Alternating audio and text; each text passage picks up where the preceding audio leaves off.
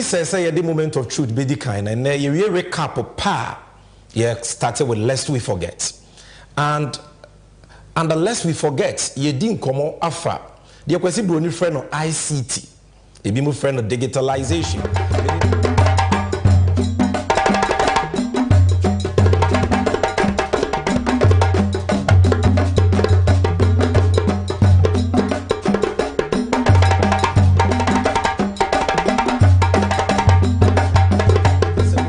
Let's say, therefore, in 10 times, any who you might want to say, yeah, you were John Dramani Mahama and this Amanyuko, yeah, the legacy of John Mahama in the area of ICT and digitalization, and on common and a bedino on lest we forget. Now, you are no pa, now you're the NDC and you not twaso tiawa, and the NDC and you never boni tell, and we are talking about the promises, the policies, the vision of the nation builder, His Excellency John Dramani Mahama, for you in the area of ICT. And what NDC has for you, what our policies are in the area of digitalization and ICT. NDC and you is for you today. Stick with me and you will be well informed. Now, here now made the moment of truth editorial now Abril. And today we are doing Corruption Tracker episode 3. And on Corruption Tracker episode 3, we are talking about corrupt payments for no work done part 2. We say the part 2 and the Kamba, which has to do with Kronoa Akoso in relation to the so-called Pualugu multi-purpose dam. Ye raba womiani MPP fwa ye di jumedi ni share wansano. O mayo mei frakadam, no mayi sika ne basamo, minor risika, kwichili die. And then I will be talking to you about 2 scandals. Ebema oraho, but the kind of people governing our country, so that you can make an informed choice come the 7th of December 2024. So this is NDC 360. In free here. Tell a friend to tell a friend that we are on, and this is going to be a power pack show. For those of you watching on social media, I want to repeat, kindly like the link, comment, and more importantly, share it so that we can have a lot of people watching. Baby, it is time for us to go for the recap. And until watch this for me, I'll be right back.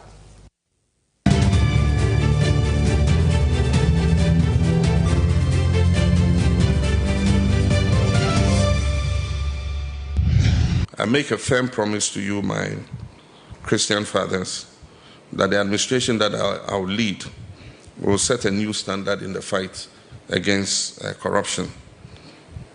We will fight the canker of corruption and defeat it. We'll retrieve stolen monies. We'll retrieve stolen monies and hold people in government accountable. But we're not going to pursue just regime accountability. The norm has been that it is only the past government that you hold accountable for any acts of corruption. But we will ensure that those in our government who are also indulged in corruption will be held accountable. And so we will not go witch hunting just the past, we won't go witch hunting the past government. If people have been involved in malfeasance, they must be held to account. And if people in our administration also follow the same path, they must also be held to account. It is only that way we'll be able to get a handle on the canker of corruption. Ghana needs experience and not experiments. Ghana needs a leader who will hit the ground running on 7th January 2025. Ghana needs a leader who will not be given an orientation and excursion through the Flagstaff House because he knows there already.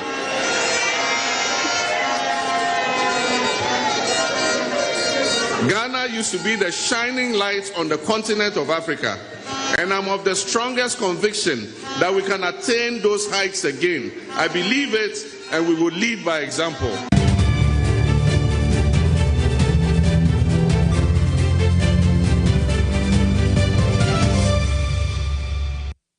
Mama, to the recap, near the Bremen, you just heard from the flag bearer and leader of the great NDC, the incoming president of the Republic of Ghana, His Excellency John Dramani Mahama. First video no amohwe ye no no kasaba katahye ne proye ene de Segana for ye mwa no nyame adom ye betena konwa so a na aban be ye afa katahye ne proye ko no was inhyiamu a one Ghana and sorry wo ha nyina kuku Ghana, whether it is the Christian Council, the Pentecostal Council, all of them asofo akuku dan a ewo Ghana nyina eye nhyiamu na nsane ne ode na niso ade hunuma oman Ghana eto wo nanim na wosre wo moa ene wo mpaibo. It was a very, very productive meeting. In subsequent segments, we'll bring you more from that meeting. But at this particular meeting, na ewu here enunti ya bro on the record, and they say katashene proye, katashene proye ya dia edi omainya, and for that reason we must uproot it, we must fight it, we must make corruption a high risk enterprise. Now the Papa Mahame can say, no one may corruption clearing agent. Or may katasumu muaso enfa katashene proye ho. Eyenem wano ba. The fight against corruption be second with no be twebe nkumetwa nifa. Na omo a ene omo bo ma yukro no omo free se omo fa omo ho adi no. Ye Papa Mahama se oba no wa be ma hwehwemu papa akoso. Na ye di omo asem sika o mawie nyina no ya gye ama oman no ne ya make sure se ye di sika na ye mpuntu nyuma e de ahoto ene nyuma mpuntu ebebre oman ni nyina na de me de kra ne se wo se enye aban a atwam ni nko a ba ono a ne party mu nipa ode omo beba aban mu omo bebo kro no so no oba ensure se emra no be ye adwuma na munim se John Mahama onkasa kwa ose a woyo na waye bi so da. We saw how he handled the Jida case when it came up. The National Service scandal, the bus branding scandal. He is not a corruption clearing agent. And if you want true accountability and a genuine fight against corruption, your surest bet is none other than His Excellency John Dramani Mahama. Now, he also spoke about the fact that we need experience and not experiment. And not the yetabo minimse. And that statement, very short but very profound. Because baby Agana Edruno, yentimi for mining much as killy, intimi for mining kosho bia, or no one casa say, and no casam cherewa, or chano wabase ujuki or yujuka baby. Such as killing, yentimi for Ghana. And more such as killing. Let's give Ghana to a serious person who's tried and tested. The new Mapaye in Ayahu Bida. And just somewhere. Yakoso be share 2016 and Adane and Sohe away and so. So that was a recap. Now, the less we forget, April. My guest is ready in the studio, looking all colorful, fired, prepared for you. And when you're all expecting him, he's here, and you will see him right on your screen after this commercial break on the 24-hour economy. Guys, the way job no day this country is like, if I plead pay and they go your kids straight, I hear say brothers they do 2 to 3 jobs for that side. Oh, no, Kofi, I agree with you. My bro will complete university like 4 years this. Still they search for job. He rep application like 200. All for water inside. He for straight safe. Guys. All this unemployment where they go on for this country inside could be sorted out by John Mahama and the NDC's 24-hour economy policy. Easy. How you go do Simple. John Mahama and the NDC say them go encourage and support certain businesses, make them operate 24/7, preferably on the 3-shift system of 8 hours each, by creating an enabling environment that will promote productivity, competitiveness, and well-paying jobs for us after school. Good. But Mensa, make a busy question. We can companies and businesses with John Mahama and the NDC they refer to. The 24-hour economy go primarily but not exclusively focus on agro-processing, manufacturing, pharmaceuticals, constructions, mining and the quarrying industries, leisure and hospitality, the sanitation and waste management, digital startups, business process outsourcing, retail centers, financial services, modern markets, transportation services. Some public institutions like the Ports and Harbour, Customs, DVLA, and Passport Office are all included. What the BME be saying, there are no limits to companies and businesses who go benefit from the 24-hour economy policy. Mensa, you sure say this 24-hour economy system go few way? Kofi Pa, no be you where I you talk say menace they work 2 to 3 jobs for Yonki a day. So how you figure it happen? Word. The 24-hour economy, they happen for UK, France, Germany, Sydney, even in South Korea. So it will happen for you. See, this idea be very sweet. I'm not gonna lie, it be very sweet. But people they carry one district, one factory, planting for food and jobs, moving from taxation to production. Where these ideas all pass, here all 10 beans. That be me my problem. Trust. Guys. Make you not forget say Osiade John Mahama and the NDC we build the Atwabo gas plant. The Terminal 3 for the Kotuka International Airport. And the Meridian Port Service Terminal. We right now said it be the second largest harbor for the West Coast. Where them all to the web 24/7 as we speak. Oh, then man, if you happy no. Guys, me and they talk something no. For trust there, John Mahama they stand to among all of them. Vote for John Mahama, the nation builder, and the NDC for a 24-hour economy. Ejuma Pankwa.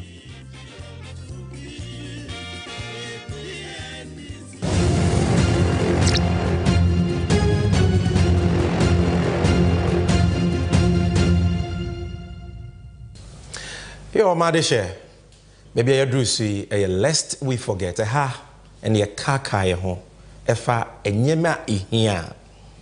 I was say a kai, Natimi Bua Maya Twaba pound come 7 December 2024. And today, unless we forget, like I've already told you, we are discussing the legacy of the visionary nation builder, His Excellency John Dramani Mahama, flag bearer and leader of the great NDC. Now, who best to talk about this than our guest today? Your guest, ye know ye Swafwa Bidieche, Deputy Minister for Communications. Emrana Ira Mahama Mampenyi from 2013 to the 7th of January 2017. Menemo Kase, he is one of our parliamentary candidates, specifically the parliamentary candidate for the good people of Eke, Abra, Asebu, Kwama Kese constituency. He is one of our finest brains, my good brother. He is Honorable Felix Ofusukwa, Honorable. Oh, yeah, the whole Ghana will be a Niaje said today you've blessed us with your presence on NDC 360. And Bacho Eki for 1 year there. Oh, be on here, Meno Kasei, Omabuchi, Etin Fidici, our Moshow. Okay. Woko Moria, NDC Rantia or Nombom, modern Papa. A year didn't show ya Ecosi, Omodio Muhajima, Omosha Via Ecotorting. Into almost in French as from and Mao. Now, almost share him say, and to Bobie. NDC. That's similar. I know that you are well prepared for us on this Lest We Forget segment on John Mahama's achievements in the ICT sector. The floor is yours. Ghana is listening. We are all listening. We want to learn. So, Sami, Madawasi. Nini Sami. One in Bayadrin say, Emre Dania. I was what I knew. Intibeye in Fika Crane.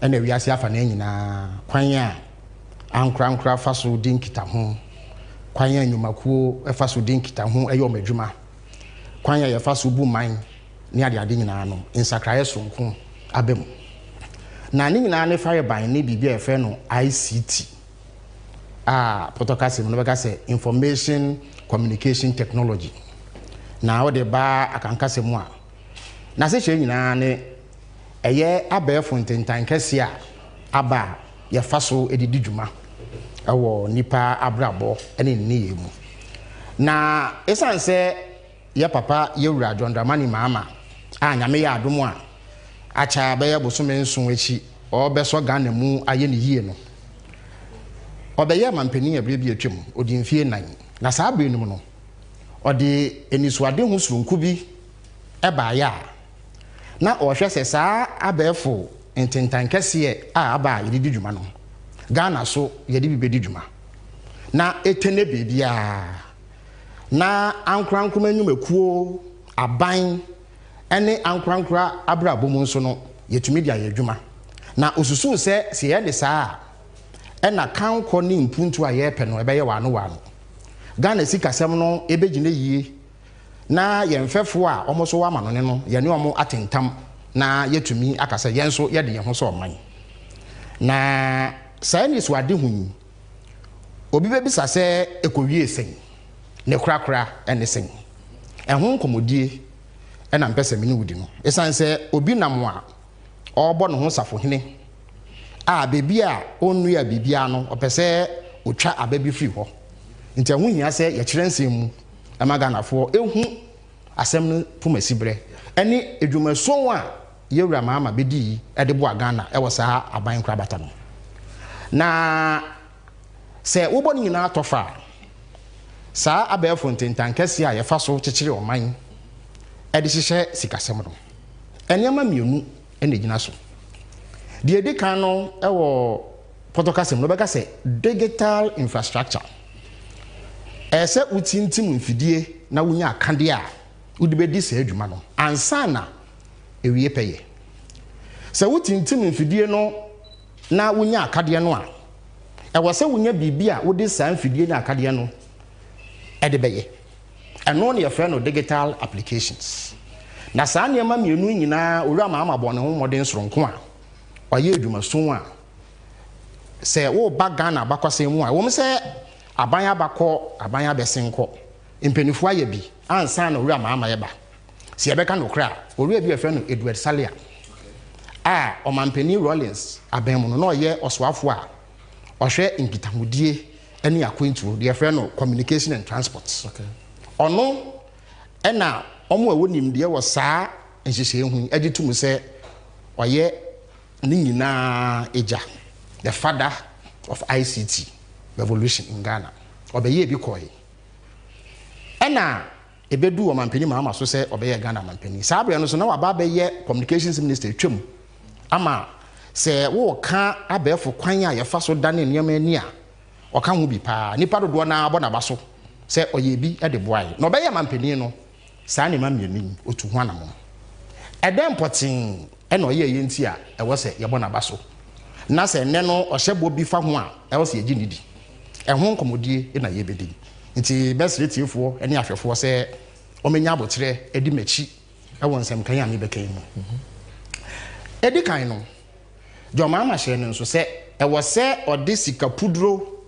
ewura eye infidie ni akande a ye hia ye de beye saa ICT ho adwuma enu nti no o hye ne nso se ade ba ko a eboa ema ICT hu kitahudie no ekọ wano ne wie peye no ene de efe no fiber optic cable eye ahome bi a enam nsu ase ana asase ase a enfa ne se eye kanea ho odin bi wo mu a eno na eboa me ye disa nkitahu ni nyina nti oye Ghana mampeni no ohweye edisika hyemu ema saa ahoma a ye fe no fiber optic cable no ode ne tenten beye kwansini apem baako 1000 kilometers na we no oye ma sabi nkuro nketwa ene nkrase na saa homa no etwemu fi nkran kuromantam ekopie boku efa mantam maako nsia eye 6 regions eye nkran pompini mantam eye fra mantam oti mantam etifi mantam etifi epoye mantam ena etifi atoye mantam efa mensini ana districts maako eduonu nsia 26 ena afi nkro maako oha ena echire na yedibi ekowie eyesu apon kese a yewura mills ne mahama ebo modern echechere no eye ho ahinkro aye fe no yuhas nti ho no beko no omo abefo ngitahudie no ekọ wano pa esanse yedibi ekọ ho enu echi no ase waye sabi nkurasefo ne nkuro nketo ade a awase otwa nani hwe nkuro akese nti Ghana so ne hu nkuro akese bi eso sene nkran ene tema nti ho no so no ode saa homani bi eto fom a na se wosese ne tentene a etwa nkran ne tema ho ehia eye kwansini ahamiensa 300 kilometers na we no boy ema se wo pe internet connectivity a utumi nya bi e wo sa nkura kese mu enu achi no enye ba bia na sa fiber na edu Yasan so wa be for kwan sonku bi a yefa so eye bi. Eno no ene ye frɛ no LTE/4G. LTE na yepoto kasa long term evolution. 4th generation. Just sa abe for kwan yefa so no. Emu awo nto aso 9 ni. Nti na ya abe for kwan so pa ye modern. Aba foforo. I hear phone so I beda so no LTE no wasem na. Na ne tie ne se esan se enye baabia na abenya saa fiber optic anase internet connectivity nti. Enkanka inkron ketwa no. Na wo se ye tintim infidie e wo meamea hodo bi. Nti omampani ma hwe ema ye tintim we no maako oha ene dunkun 119 LTE sites. Na no boa ma aban mu meku a na ewo wo saa nkuro no nyina no omutumi e kan ho bo mu wa abefo kwan so edi nkita ho. Nti se ye ka internet connectivity anase fiber network a djuma omampani mama edi ye no. Now sami me si me boaka se aban die ni wa se djumedie wedi bi Ghana bakwase. No minia I had there was also mame because they were king asem kese. Are you saying say Ghana beto ho from Kwame Nkrumah penso be seen aban bia ni wa in terms of investment in fiber optic why we be aban bia ni wa we kuchiri Ghana sika e de ahye saa dwumedie mu esene mama aban ba Felix me ba o na say omampani abedi akire a wotu franka ama MPP odin sembia tudwa say ba saa de wodi hu komo fiber optics ya MPP aban ya tisui aye bi kese chen aban bia because also boduam na yetie de okan na me ba we ya no ama me. It was very interesting when the data was provided. NCA has provided 6 fiber optic licenses. 6 since Ghana began. Just 6 fiber optic licenses. The first was provided under President Kufuor, which was Voltacom. Yes, 6, right? Of all the 6, 5 were provided under Nana Addo Dankwa Akufo-Addo and the MP.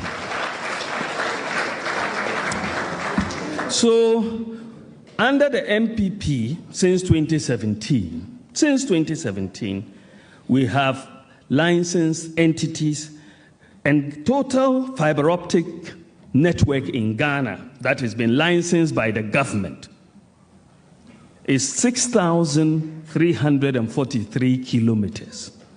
6,000, that's total.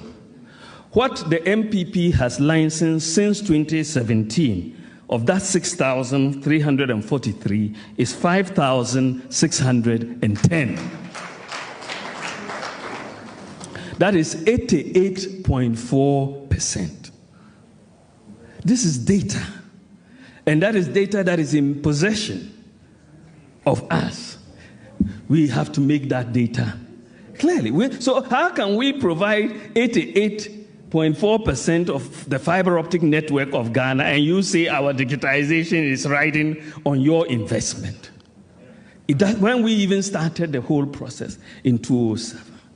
So you have the data in your respective entities, and you should come out and let the people know when there are issues. Don't leave it to party communicators alone to do that battle. You have the data, and so let's help in educating the people. Otherwise, the propaganda will take over. Minya, Sami, omampenya be de chiro no say o data eba fiber optics o mo aban ya 84% enti de ya ka ne de Sami baumia okasai then so anka hwe asem o kan no eye hodo rather sim eye boside mu ka no kre ba ko kre nim enu nti na MPP communicator bi entumi ni sankomo no you see MPP no aya dodo na afre no bawulaya em say ote dase abra na no ama no kra so na okeka nsem basa eni nyina so bia onim asem wo ka no na bakwasem nti ene no meto mebo a kire Ghana fu mu no mehu bebia no kra ne da ne atie ne say enema mensa na esi e wo san kasa ya kasa odi atudwa no edi kan no ono ankasa asset ne question e na wa mark no ho question no kra weti Nkɔmɔ a yɛdi ne sɛ aban bɛn na de sika hyɛ saa fiber optic cable yi mu dodoɔ paa wɔ Ghana ha. Aban bɛn na ɔde ɔman ne sika ɛyɛ public investment in fiber optic cable. Yankasa aban bɛn na license companies. As nkɔmɔdi aba ɔmo yɛdi no pɛ sɛ ɔkyerɛ sɛ sɛ mmeka sɛ mema tɔ kaa. Nyame aboa me ma menya baabi esi ntima tɔ kaa. Wosi o won so we adwuma DVL nti obi de ne car ba mo license nti ne me yepe saa anansese me yeto ne hemfa me say John Mahama e de aban sika ahye 1300 kilometers of fiber optic cable both rural and urban. Wo say NCA a licensing companies nti why you be sineme nti we adwuma DVL na wo license obi car wo ne obi a wato car yepe nti mesre etiefo se omomo sa asem ningu no muntie no kure wo etoso mienu no enye no kure se eye nnwumekuo nsia pe na wo fiber optic Ghana ha enye no kure nnwumekuo a ewo fiber optic Ghana no omo ye du miensa 13 emu du baako fiber optic ni ye adwuma se me no kase emu mienu bi de chimato bi aba ho nti wo ne se enye operational. Saa companies no ene na malese ne ha no Vodafone, Glo, Scancom a dodo no friend MTN, Melecom a chire ye Tigo, LTE Tigo no omo ne company ba kon kabo mu te be ye one company. Espresso Ghana, Comsys Ghana Limited, National Information Technology Agency, NITA omo na aban 1300 kilometer fiber no omo ye ho adwuma. Wei ene yede aban sika eye no ba wo mia ne na ban omonfa 1 cedi nko share fiber optic cable bia mu enye no kre ba ko so the internet solutions ba ko so ye C2 ba ko so ye main one Spectrum Fiber Company Limited Ghana great company so ba me aka bi about Vodacom e chire ni machirem omo so wo bi ena edwumako bi from Vivendi Ghana omo no ECG de ena nansi yon abeto na se me chire mu na mado. Let's just say out of this, you know. Now your operation, I mean, Sapena, your operation. Mienu, espresso for, and now we when I feel on my chassis, as your mom record. Now, some yet here say, me too, me actually will see. Okay.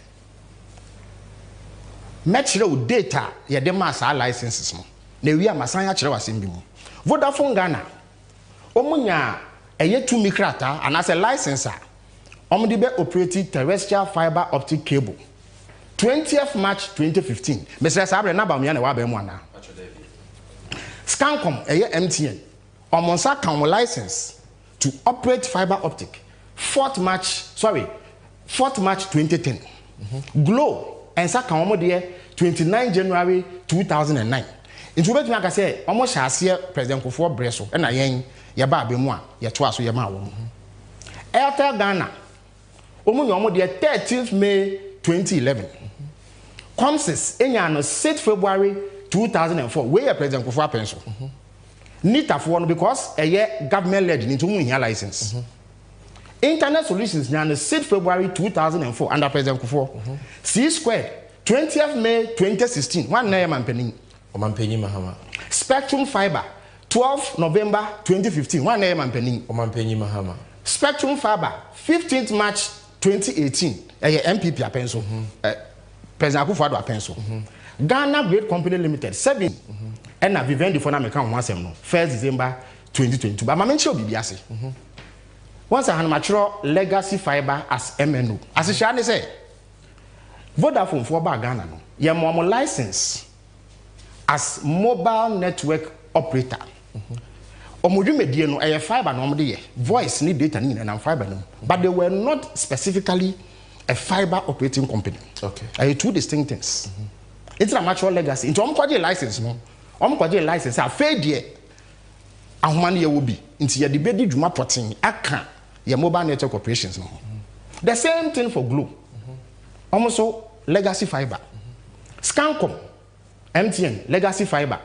Melecom legacy fiber. Airtel legacy fiber.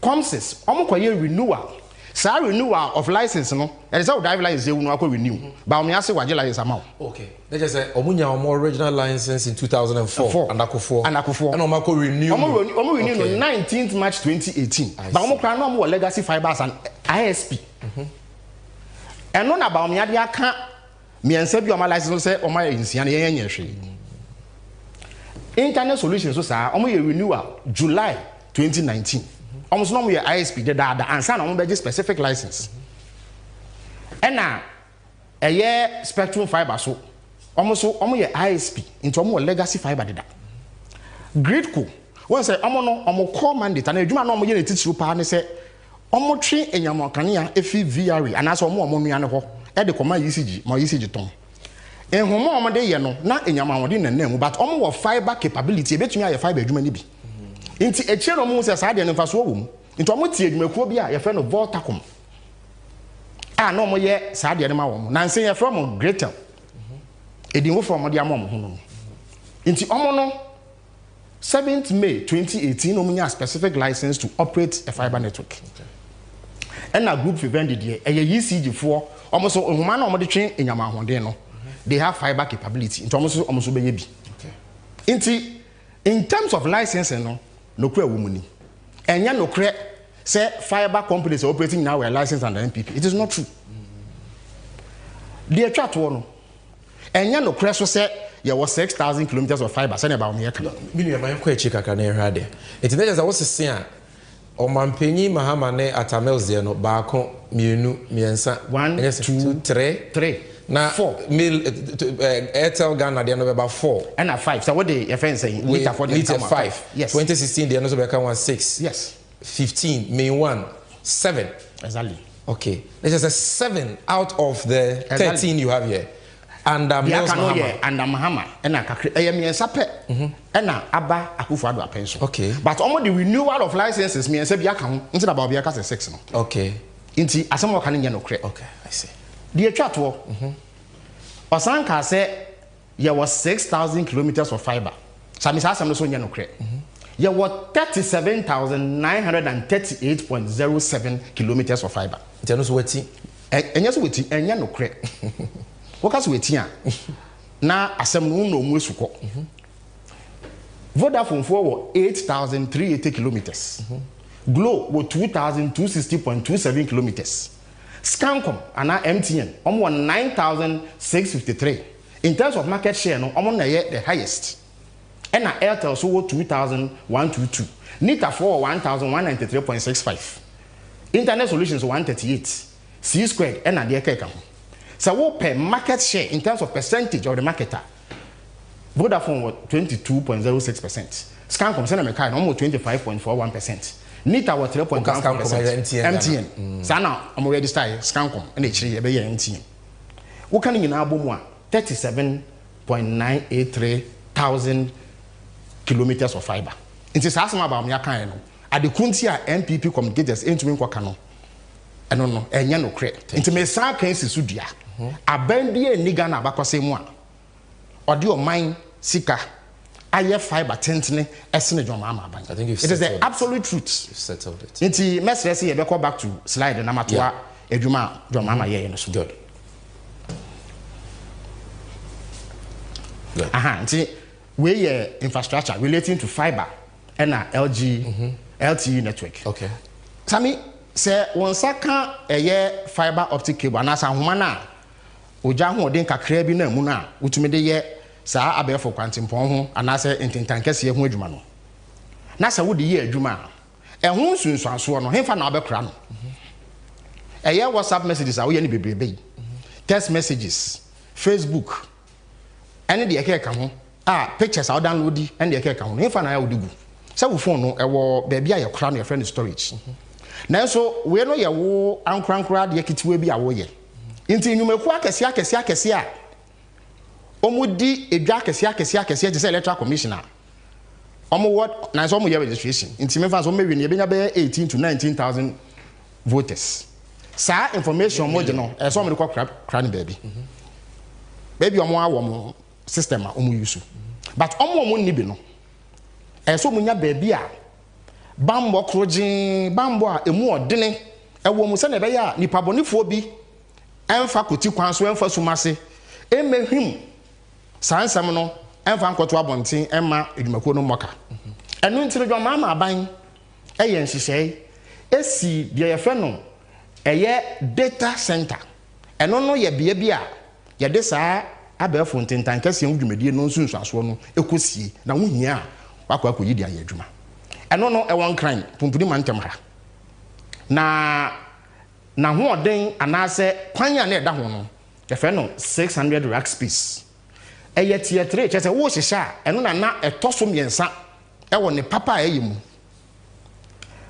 na ɛsiane sɛ wode wo nkosua nyinaa gu kɛntɛn baako mu na sɛ kɛntɛn no fitɔ a ɛbɛfi wo nsa nti no yɛsan yɛ deɛ yɛfrɛ no ɛyɛ backup ɛwɔ menu mmienu nyinaa school Kia University sɛnea ɛka no school deɛ no ane tech nti ɛhɔ so no 45 rack space yɛyɛ pɔtɔka sɛm yɛfrɛ biribi single point of failure sɛ ɔkyena bi atorɛnkyɛm bi si na mefa sɛ nsuo kɛseɛ bi bɛyiri ɛyɛ data center na sɛ ogya kɛseɛ bi tom na ɛhye a hemfa ne yɛfa nti deɛ wɔ Kia University no yɛde nsɛm ɛwɔ ɛyɛ data center wɔn kran no yɛde bi ekosi hɔ na daakye bi bibetu yɛn a yɛtumi akɔ akɔyi wow ɛno so dwa mama ɛna ɛyɛ nti data center no anu ni ɛwɔ nkran red ya ɛno ani wokɔ aseɛ ha omutu amna donko bɛyɛ abrosan bɛ mienu miɛnsa dynase no aseɛ hɔ wow ɛhɔ na mfidie nyinaa wɔ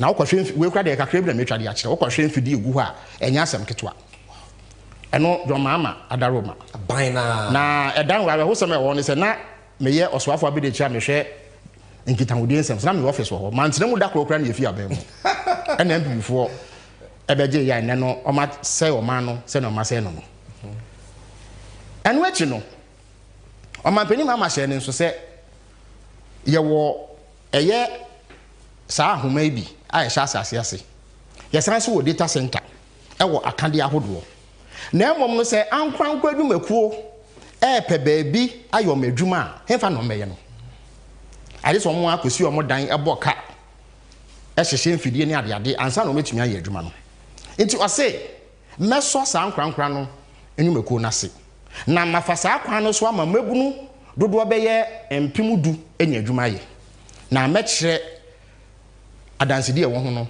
sɛ yɛkɔ yɛnim kakra nti ɛno so ne yɛkɔfa Accra Digital Center ɛde bae Accra Digital Center no pɔtɔ kasɛm no yɛfrɛ no grade A plug and play facility asekyɛ ne sɛ ɛyɛ baabi a yɛsiesie nti sɛ woyɛ Accra do sɛ wopɛ sɛ wo han bi na wotua ho ka na de di udwuma na wabɛhyɛ wo mfidie na wode mfidie na hyɛ baabi a ɛsɛ wode hyɛ nti na yɛfrɛ no plug and play wode wo mfidie ne baayɛ a wode hyɛ baabi a ɛsɛ wode hyɛ na wodi udwuma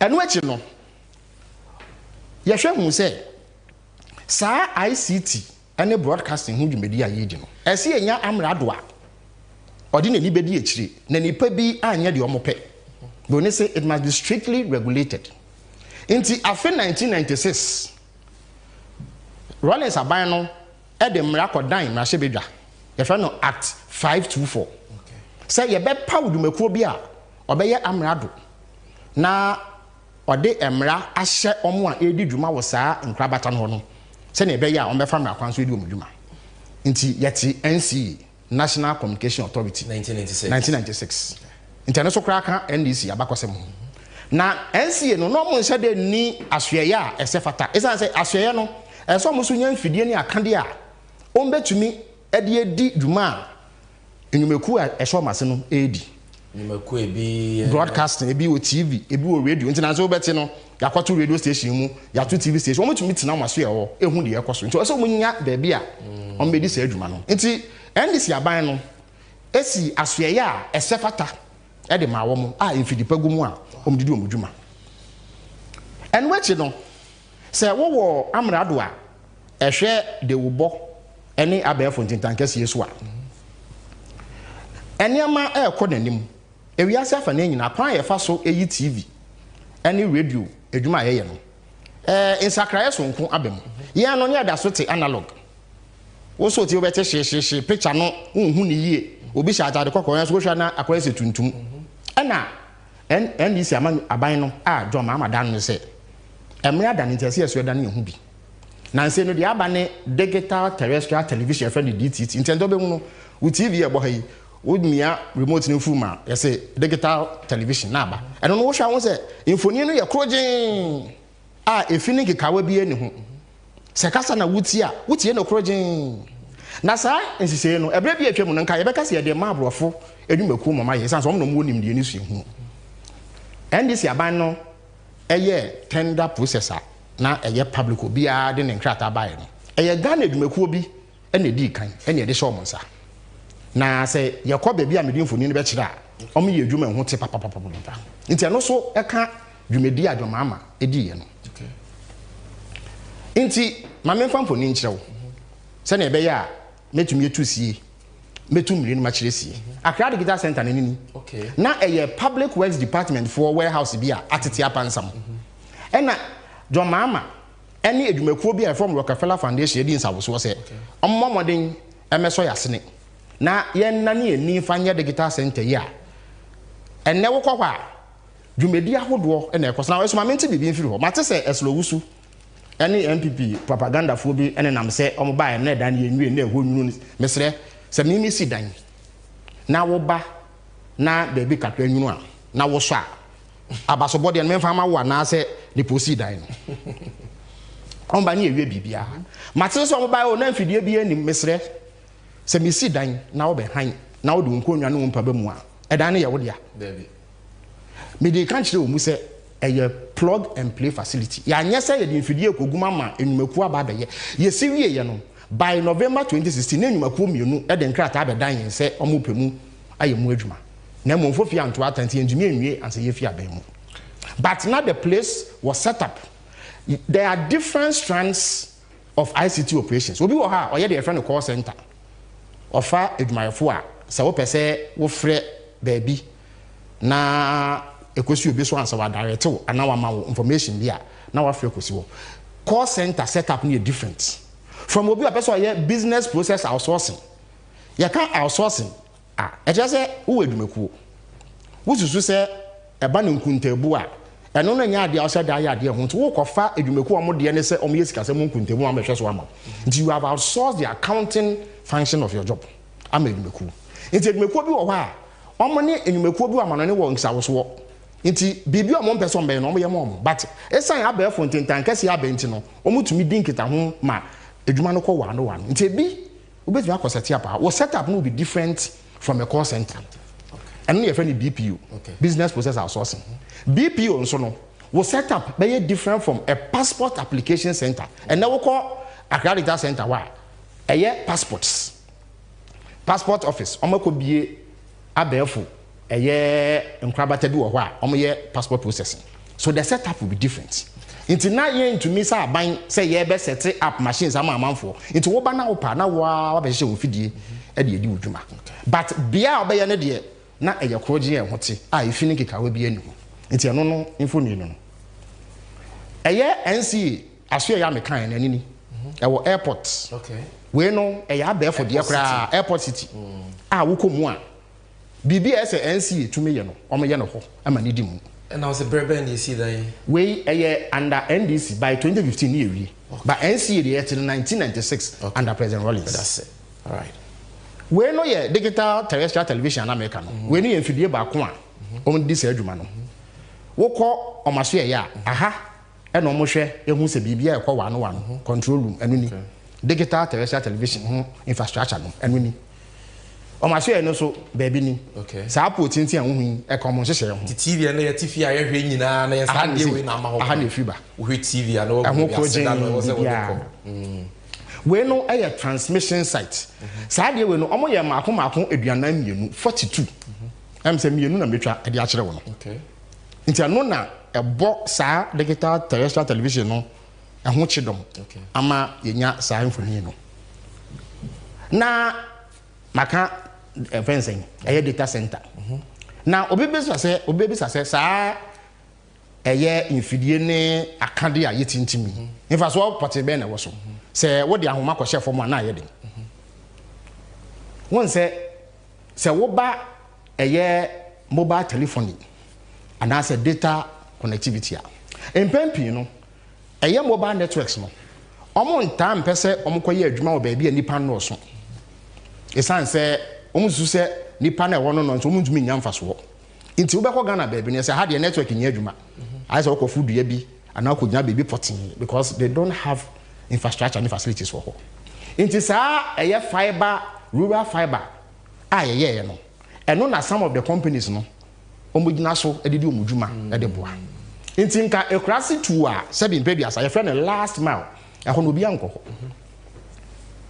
anka omo de omo nsusu se abefo ntintan kesi omekọ so bi no esan sa nhihye adwama ma ye yi nti no ene omunya bi omo data connectivity kwa ye fa sese wo de awode ti akra ha enu nti no nka eye ekuafo schoolfo akyerɛkyerɛfo ɛne ɔmo yɛ ɔman kasa adwuma nkakra nka ɔmo nie ni da so bia so mbenya internet de adwuma no ɛne ɔmo tumi nya bi internet in 100 communities 26 districts 6 regions yɛfrɛ bi ISP internet service providers ɔmo no so edi yɛ ntamugina esansanya baabia na mobile networks no kɔ nti ɔmo so use saa eye 4G LTE sites any rural fiber me kan ho asem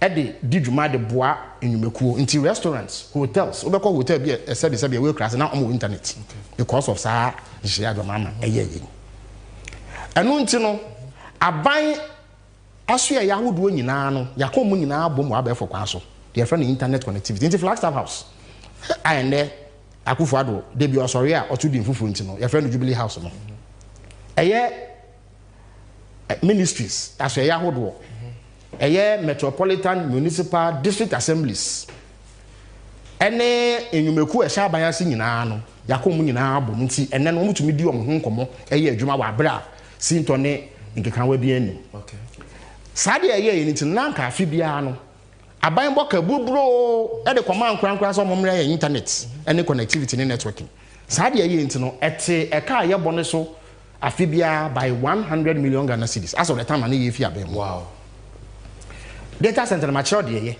into what the wonsem ekosie hɔ a bambo mapa wo ho obetumi ada asɔre ehu sɛ ade ne hyewa efi ne kikawa na sɛ sinto bia emba ye wo ankwankwa adwuma bi a ɔmo no sikasɛm dwedie no mudi nti ɔmo so saa de abo ɔmo papa amomo de didwuma ɛna afei so enkra hanum sɛ edu baby no saa wifi ho asem wa ye saa friends urban fiber ye no 300 kilometers ninti no 2016 ye pilot bi ukogina Accra Technical University terminal 3 wa airport anatema station won kra hana na wunya wifi free wow because of saa de ye nti and also eboa papa na saa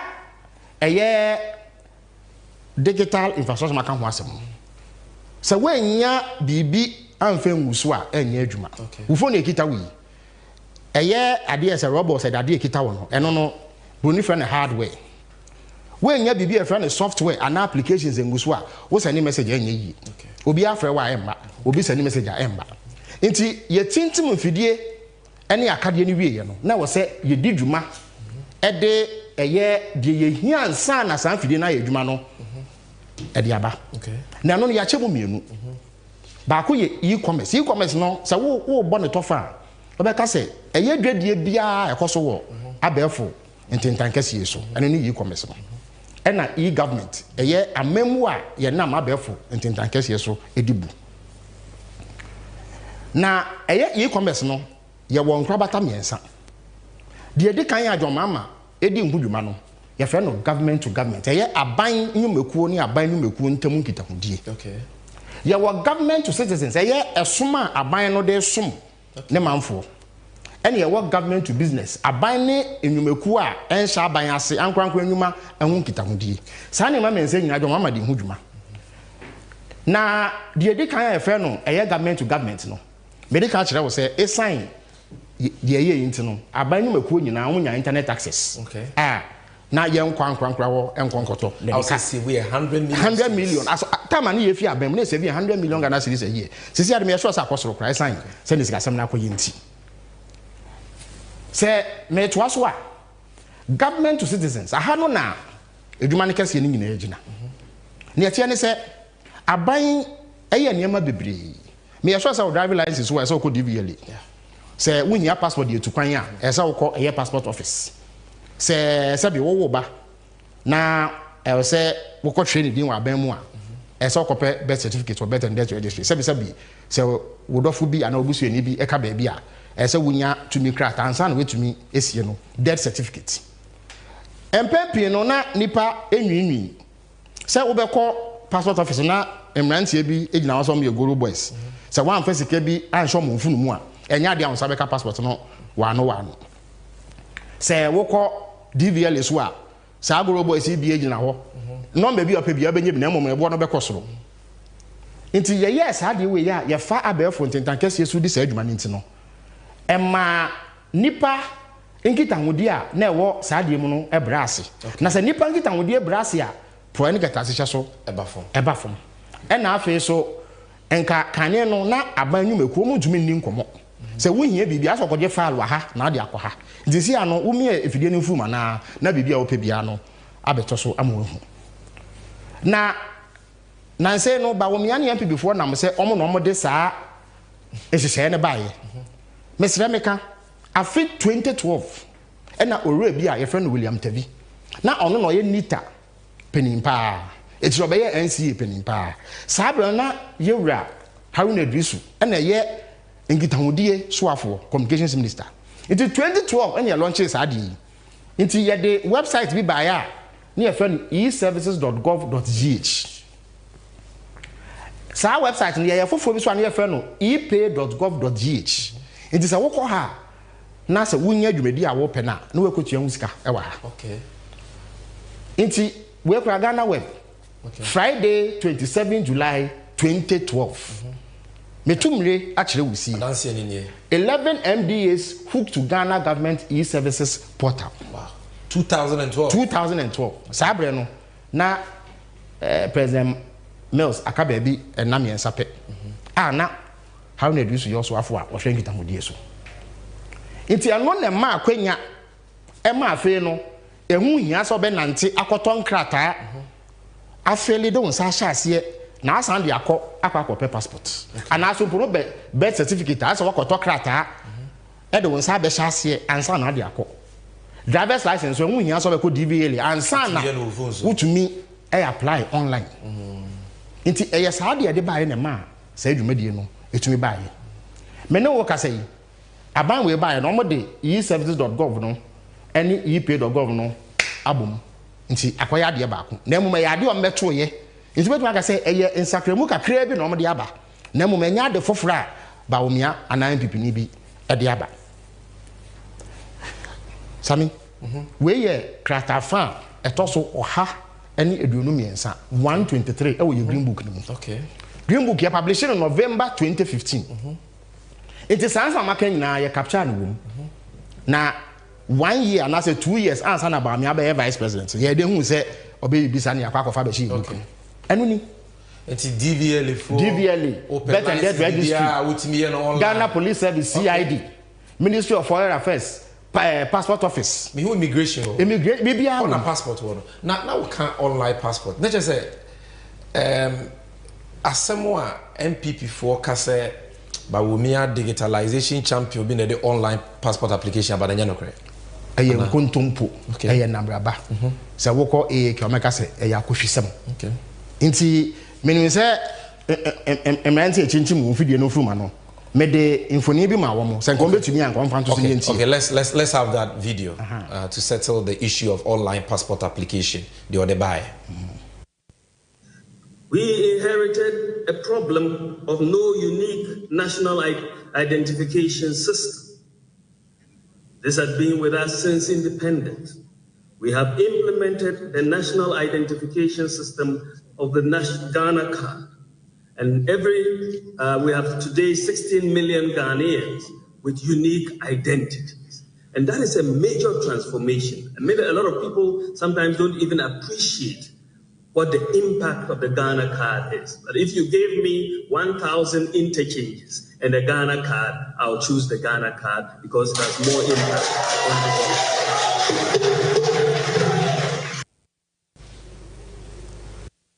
Ministry of Foreign Affairs and Regional Integration has launched the online passport application service in line with Ghana's e-government strategy. The service is seen as a solution to the existing difficulties bedeviling passport acquisition in the country. It is also expected to ensure efficiency and reliability in passport acquisition. The online passport application project was introduced in 2014 through the National Information Technology Agency's pilot. The introduction of the Ghana biometric passport replaces all non-biometric passports by the end of 2017. The launch is a culmination of the process adopted by the government to reform the delivery of travel documents for Ghanaians across the country. According to the technical advisor of the Ministry of Foreign Affairs and Regional Integration, Ambassador Leslie Christian, who doubles as the chairman of the Online Passport Application Project Committee, applicants can make payment for the process through EcoBank, Zenith Bank, GCB Bank, mobile money transfer via Vodafone, MTN, and Airtel, as well as their payment cards. Foreign Minister Ms. Hannah Tete said the system will help the ministry deliver the highest levels of customer integrity and international standing of the Ghana passport while improving on the security and issuance system. Depending on a range of factors, we are aiming for the following delivery deadline: a maximum of 15 working days for a standard application, and then a maximum of 5 working days for express applications. In due course, it is anticipated that the ministry would introduce a premium 24-hour passport delivery service to cater for the Ghanaian business community and frequent flyers. Ms. Tete said the service will be expanded across the country by establishing passport application centers in 6 regions. And I'm optimistic that given the amount of progress that has been made in that regard already, very soon we should see that every region of the country has a passport application center.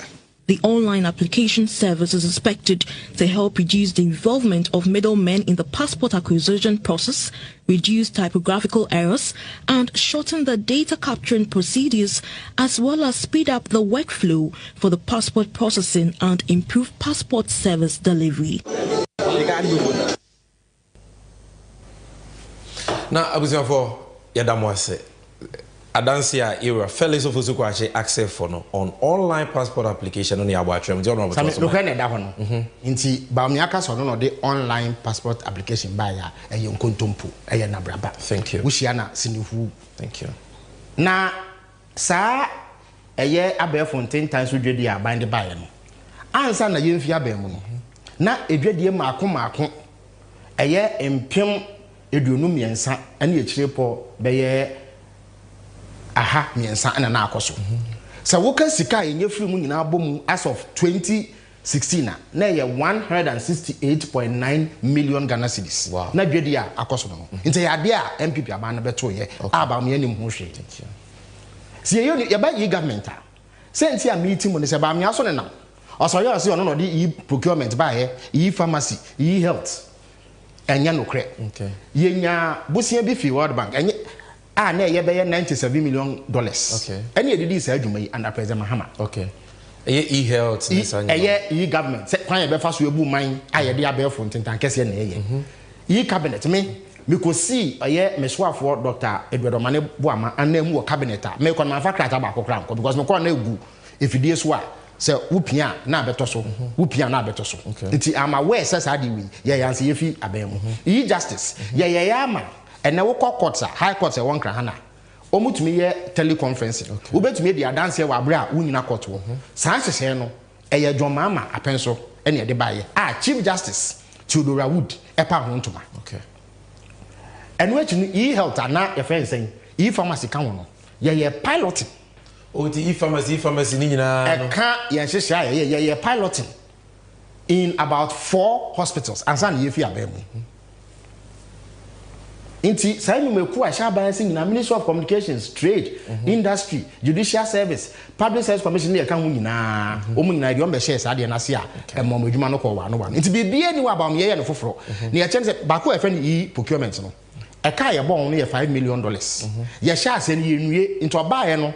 Ena ye wie ya okopa ahuntum no no abeje ho fa say ono na ebinu so ye champion dem e ya de awaba beto enye na daye so anase na niso ade hu semi free wa hospital na mekan no Kolebu teaching hospital Kolebu polyclinic wa regional hospital ena Zebila district hospital ye pilot is health no by 2016 okay yi just na mekan wa asem ni okay e ya de wo ho deda okay e parliament woko parliament ye de omokrata no gu envidie so ye de friend of software requirement specification document any hwehwe mu se be ye ansa na ye fi aben mu nti o meto aso keke okay se eno free wa na ha no na me pese me bisa sem because ye ba no me hwe o slice no o man penya be de akiri wasanso akasa bi o se eye ade na ye friend Ghana card Edia dance so be a Ghana ni no. Omo na ye eya ben ye te akonwa so MPP Akufo Addo ba wo mia ben na ye ban omo ye ne kofa bai. Omo na aye ne de keka ho. Me pa cho famu nchire mu maye. Eno so no okasa ye so wanka hwe. Eno so ye bosre mu ka enye nokre. Nokre wo mu ne se eyo mampani Akufo na te National Identification Authority a. Na botaye te akire ne se ye behwe enya de efe no National Identity Registry. Obi o Ghana ni bia na so obi o ti Ghana bia e be hye ne nso. Okay. Omo hye adwuma se. Fofi antoata ena omo fi aben mu. Omo fi aben mu na mills ma ban ne so bae. Na ye bae no. Ye niye bia e ma Ghana card ni tintimi ansa na ye fi akonya no so. De edika ye ne se ye de mra bi bae a ya to din se LI 2111. Eno na hye Ghana ni ba bia kete se wo pese ye hye won so na wo di sikasem hudwa anase bibia ehia hyenso de a ade se Ghana card nya sa enya de obetumi di se adwa no nti this is what made it mandatory to possess a Ghana card ansa na wetu ya bibi a efa ahyenso ho en wechi no won se otofo no se me dance ni wa abuchire ba me aba ekonwa so no eni nanu ani nansa ena ote ba so nkuo bi se omo hwe adwuma a NIA aye no na omo ntu nofo eno nti no eye March bosome 2017 ba so nkuo no na nipa bi eye adwuma o ba omo aso eye ka ho no omo de omanu December 2 dwa na omo ka se eye esumasem confidential report na nini the friend no executive summary eye baby a ya bo nsem no tofa e de ama mpanimfo no me be kan asem bi wo ha kire okay we no ya shase we no kire say in February 2017 o betuma zoom in kakra mame okay ko no say eja abefo enti tankasi ya e bia amususanso ni bia in February 2017 His Excellency Dr. Mahamudu Bawumia, the Vice President of the Republic of Ghana, set up a technical committee to develop a roadmap for the creation of a single central database of biometric and demographic information of all Ghanaians living in Ghana and abroad, and all foreigners legally resident in Ghana. Specifically, the committee's principal task were to determine the viability and advisability of either A, building on data from any of the existing biometric databases to develop a national identification register system, I beg your pardon. B, building such a database from scratch for NIS. Say, me to us what? It's not your brain here. Say, meba. Okay. Yeah. Committee no we ni hwehwe mu no. Omo de nsam no kwa dan ba wo mia no. We no omo kan. Omo say the committee undertook a complete tour of the premises of NIE to apprise itself of the capabilities, deficiencies, and level of readiness of NIE to successfully carry out its mandates.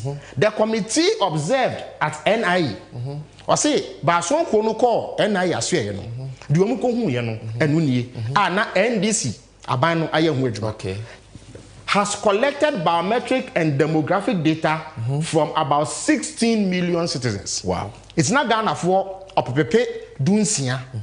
Ena yaje omo widie mu asenso de e de egu mfidie so ye de beye sa Ghana card no na sa Opepe Dunsia no emu Opepe enkron de na omo ye ho adwuma omo de egu ɛyɛ de friend CDs so a omudisie na da chom de aye adwuma enu achi no na woyi apepe nkro na emu apepe enan ni echire ponson 4.7 million de na oma ye de friend no records and assigned unique personal identification numbers number okay oma mo bia ahyenso de a ehye se wonamani 4.7 million enu achi no na omo a process 2.7 million cards out of 2.7 million no na omache emu 900,000 e di amanfo afa so na omo wo cards na yem print hwe wo so ada bibie ne so no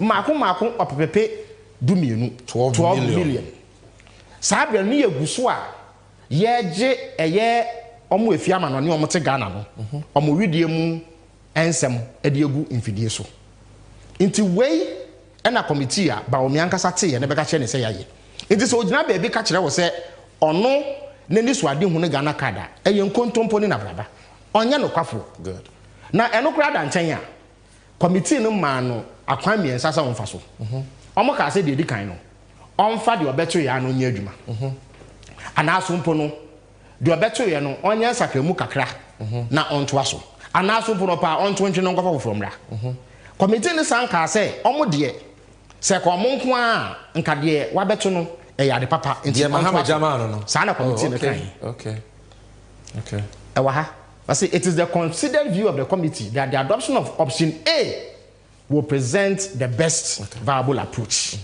Nti omo say the ombeto ye no say e ko mo nko a onfa nya adwuma enu ano de aye na wokọ eye NIA for website a omo ankasa enum nsemuni omo say by a policy directive dated 22nd May 2017 government of Ghana directed omo say NIA to engage with identity management systems, a subsidiary of the margins group, to ensure the efficient rollout of the identity management system is amo betray yen and ana ya form adwuma so mo ye emre ni ho nka me den krata edi mu pa be kire wo amo na obi a wo pe no san krata mbe ma wo na odi ato 364 mo website amo obi akan bi good na me dase me free say enkomo no ne fe di kan on the legacy of His Excellency John Dramani Mahama no odi ya domo suko yama entiase aye adwuma obi anim say John Mahama stand store meje will tell your concluding remarks on this first part na ya short break ye ba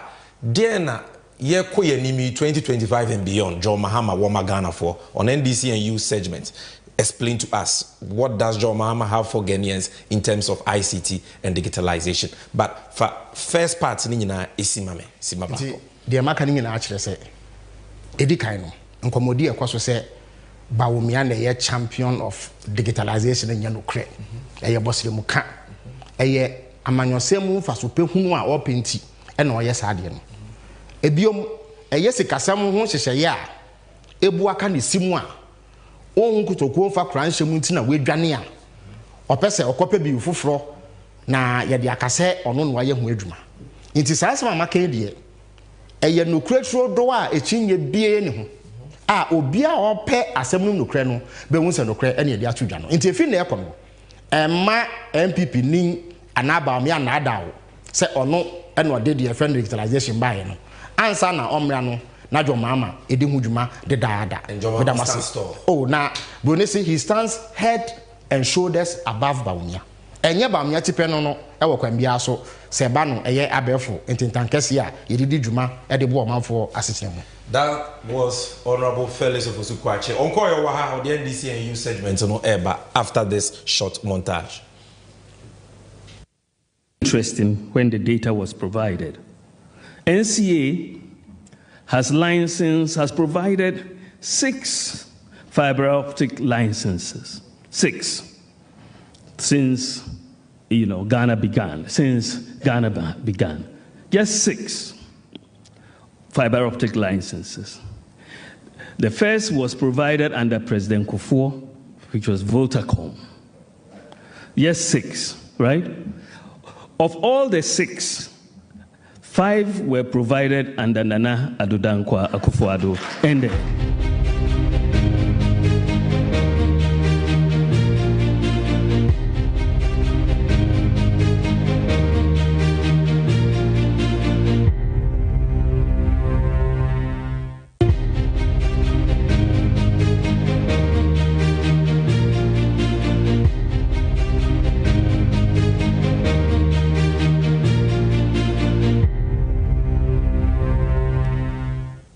Yeah, we for NDC and you, Honorable Felix Ofosukwache, the parliamentary candidate for the NDC for the Abra Asebu Kwabankese constituency and a member of the national communications team of the party is still here.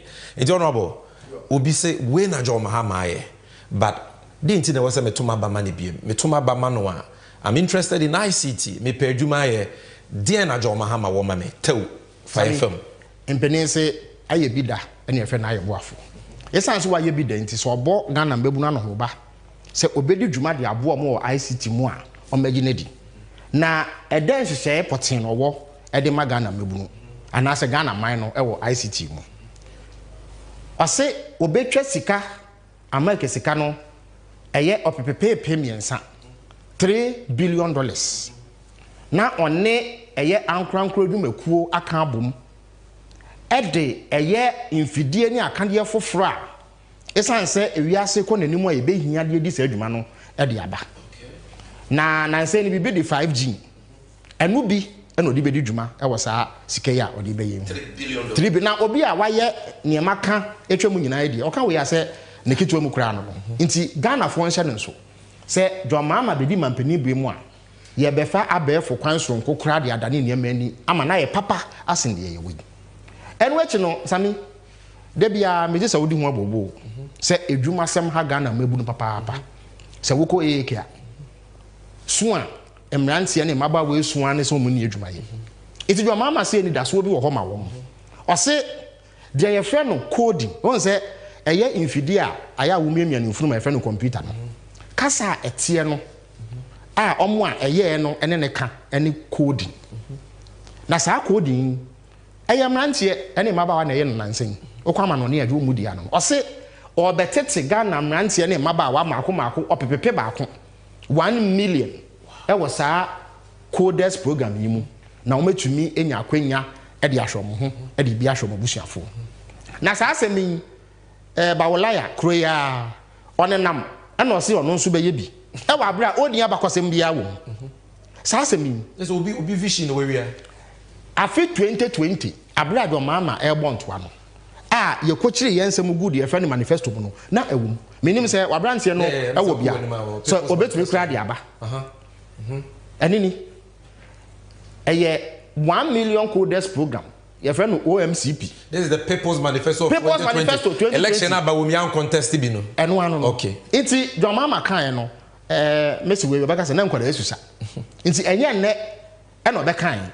Inti so ka kire so obeya e ya de obeye. Oni kwan obefa so e de so edwo. Na sami de atwa to ne se.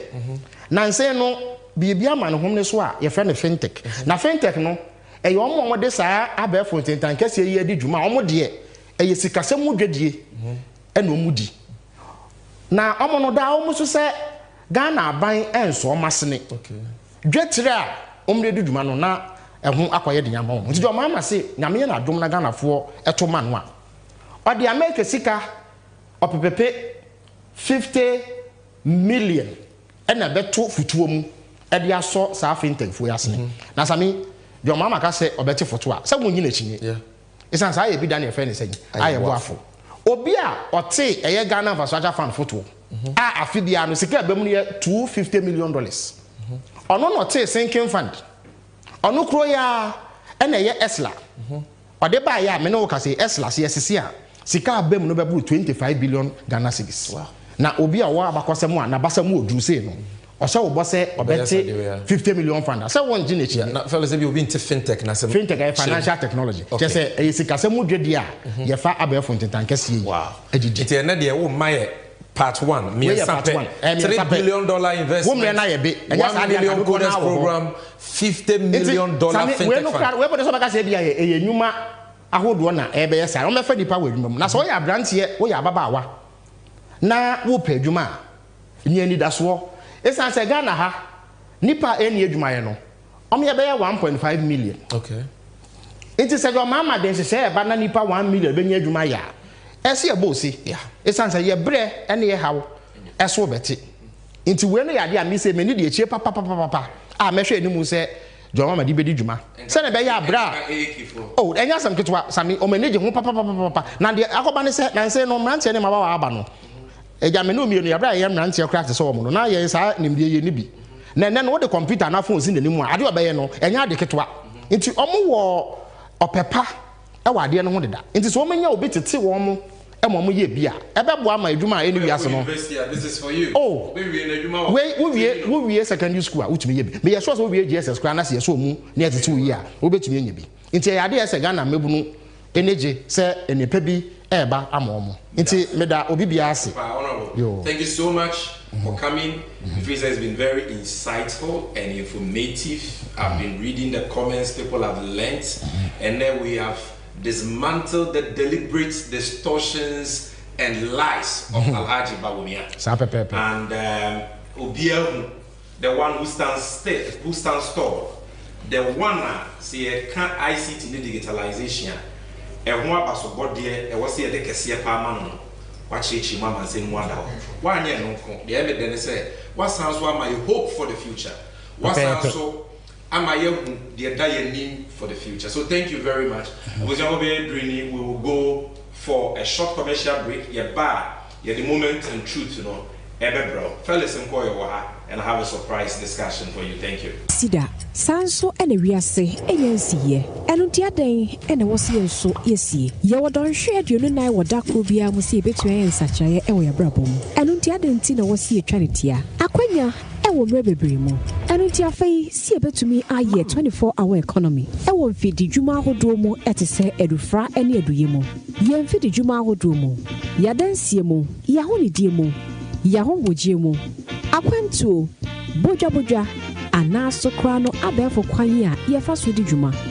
What dear one Cassagene home, but in Nimeko, outdoor, ya, one more and war customers here. Every bia ye what she and one, as a sea ports, and ye harbors no, your customs, your passport office, DVLA, any dear Kekan Hua.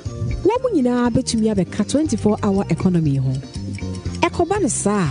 Ya brabo ewo micro ganemo ebe sesa na sesa ewo yeyo emo we eya kwanya kese ya bedawa ebeboa ami improve nyuma afro konanim enu nti brenu anie se wo sie som se kwan ni ahwese ebeye adwumaden aboa amase ni swadi hunu we abemo na sada yesoi NDC amanyuko no ene betumi amana bemo e woni ma hodo a ye ede aboa se o my Ghana mpunto e betumi ejina ne naso no 24-hour economy edimu akotene na beboa ama eni swadi hunu nyina ewie peye pepepe eba ya densie affordable housing enwumesua entity ya pomodin ene de keka ho ni nyina ebe wie mudi enu nti beka NDC ene John Dramani Mahama memwe ho ni anse so my Ghana emo my Ghana ni swadi ho o my Ghana dai so entumi emrem emreni ho emo da sanibia enu nti breni nie fauntuma ebe boje ene NDC dia.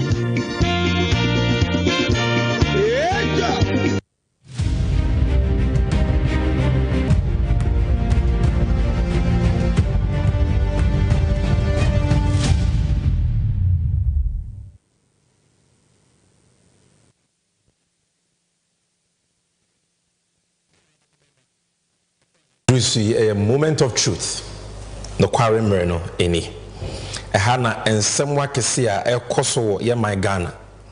A mamubonia a koso katashan proye and won't send ye dimunchi muni brow. And you know, as we do on Moment of Truth, we serve you with nothing but the truth. Ye tumre, ni achirosie, ni amaobiede. And ne, mi moment of truth that you told me ye tia yen chekra. Because ye be na enkomo bia akamene enua philosophy kwacha sanso dia bro. So stick with me. What are we talking about today? We are talking about Corruption Tracker episode 3. Yeah, episode 1 on Poalugu Dam, fraud. Yeah, episode 2 on the rubber we miani na busuanfo a omo fom omanga na sikenya funyafo. This is episode 3. And on episode 3, we are looking at Ghana sika twitwiri dia. Abai we etuyama nipa bebre, etuyama contractors for no work done. Chese companies nipa abai efa menu mienu sika de ma womo no. Omo nyanya adwuma pa bia o man na nya so mfaso bia.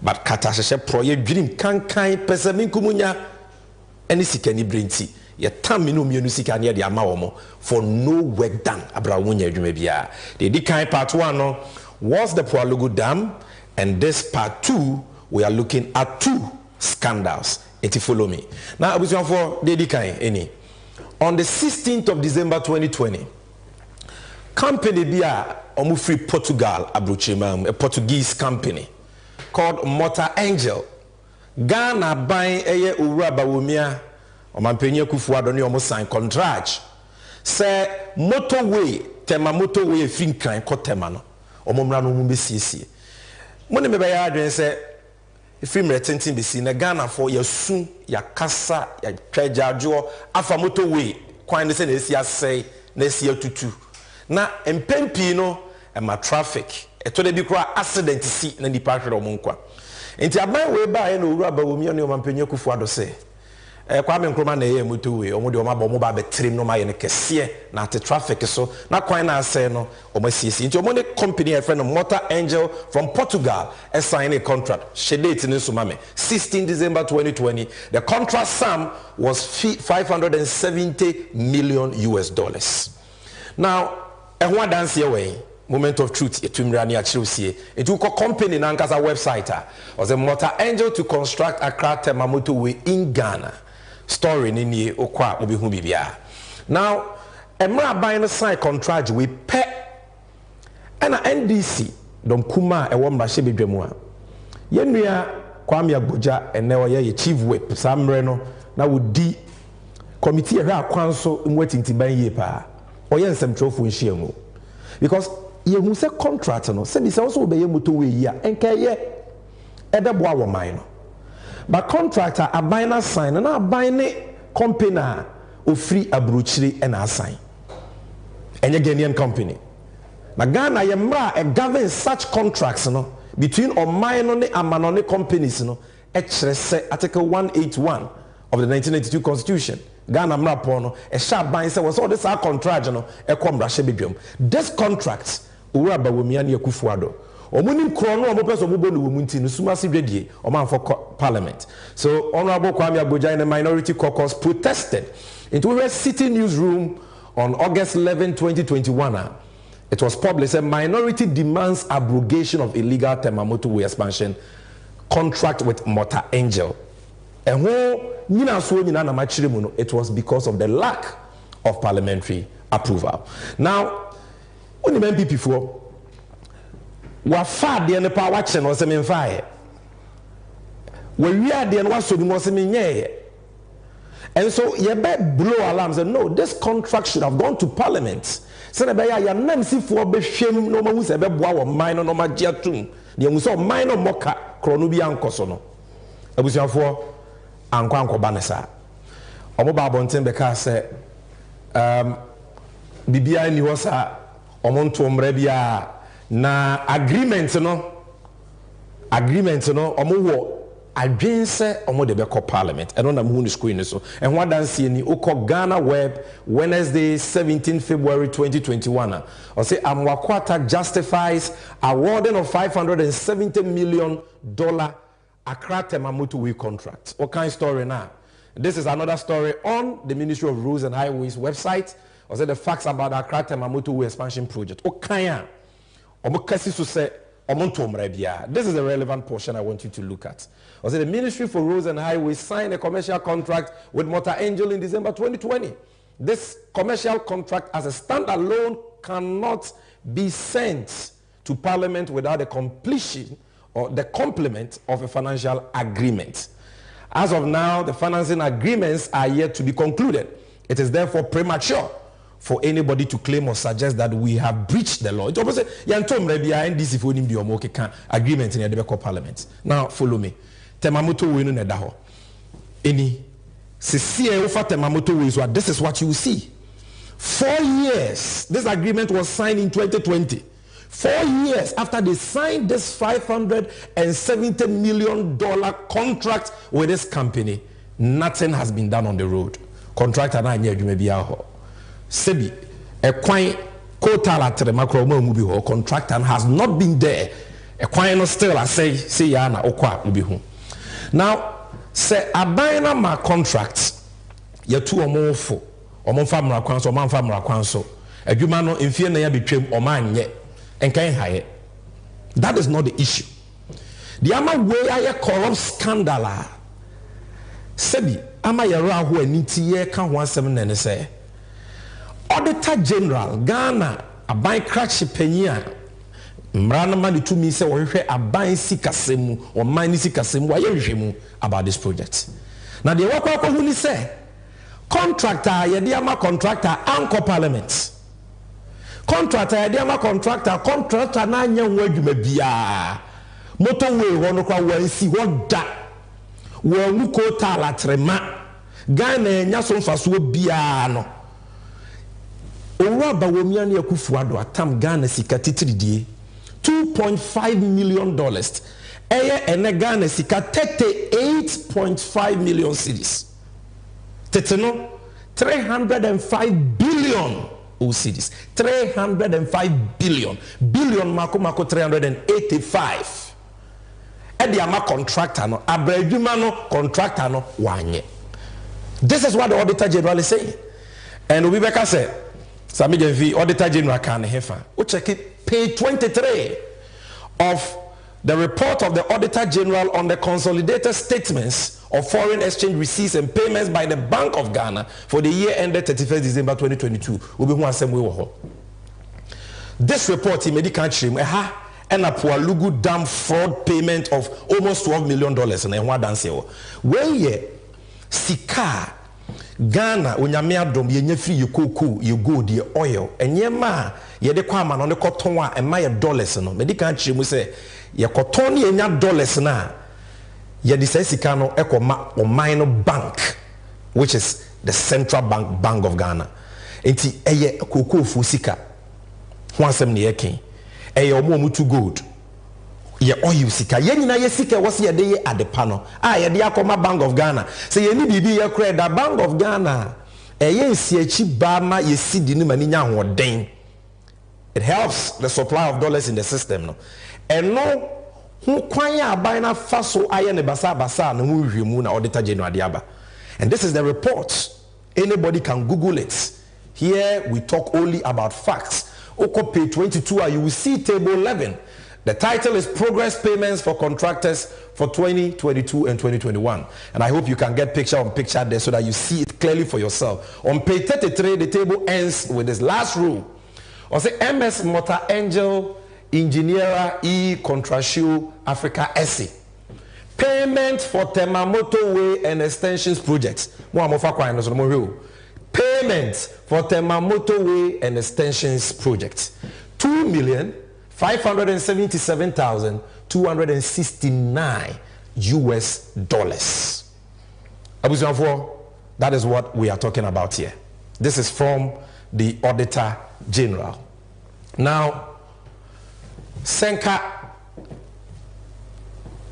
medical chemu say abayno ama contracts and a contractor anya, we will not be angry. But how do you give a contractor anchor parliament and pay this money 385 billion OCDs?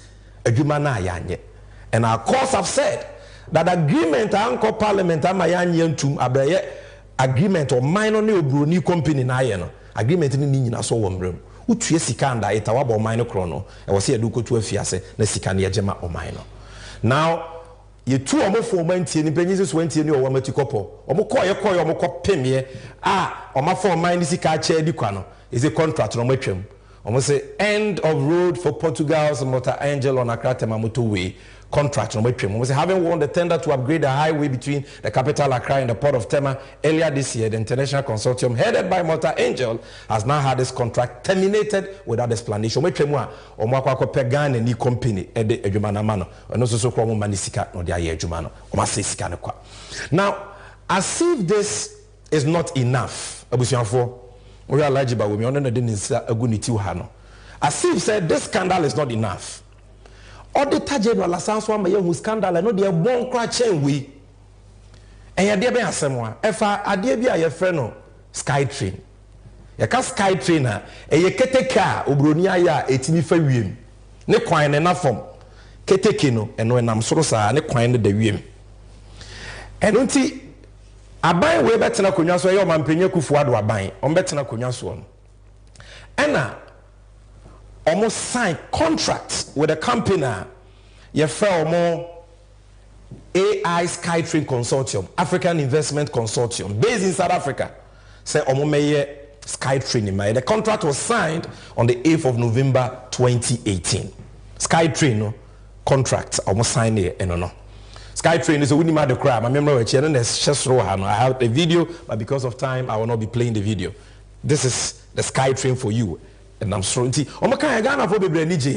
Oh, but we the Skytrain but we the Skytrain ya sign contracts ya fanfare obi ani age MPP communicators obi adi dwo manum ye nyina ye say ya de pa keteke na miwemu de hwan empa de panti aban no nye. And in fact the omoka che ye kra man ye de ne say enkran trafficker e de ahokyere be ye nyina no. This project eba solve traffic problem. So you can see it on the screen. Was it the Minister of Transport at the time, Honorable Jogate, stated that the Skytrain project was the solution to the ever-increasing road traffic congestion in Accra.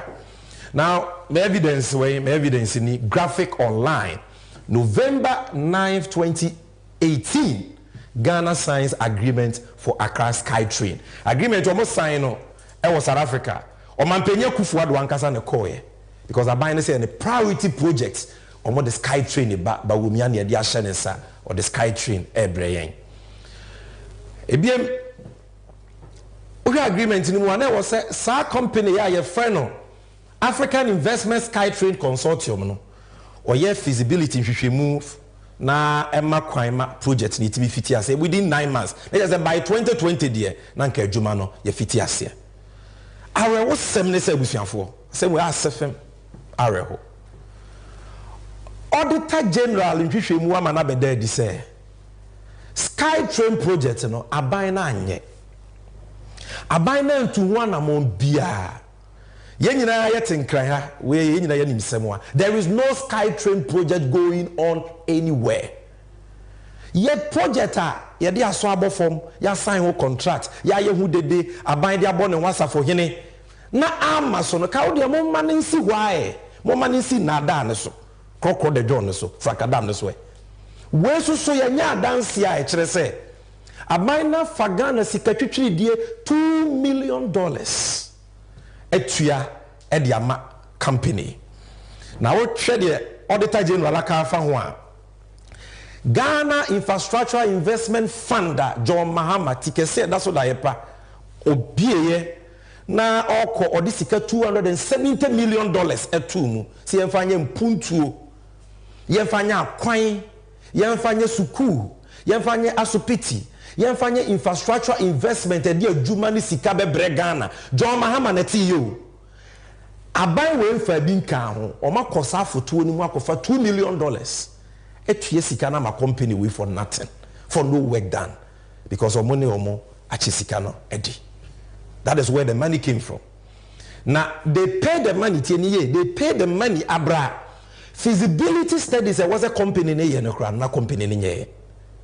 No feasibility study had been done. No cabinet approval, no parliamentary approval, nothing. And yeah, no license, also be my Skytrain now. What that means is there was a company, no. Only one license with me they run Skytrain. This is common sense. It is also investing in that company. In Hwehwemu a chese adwuma na wo de she company ni nsa and fa so betumi abam adwuma no ye adwuma pa no e was so ye feasibility to determine the bankability or the viability of the project. That was not done. Company no so basic check was so ye say license say adwuma no ko timi bia na. The Auditor General says this company didn't even have a license to operate a Skytrain.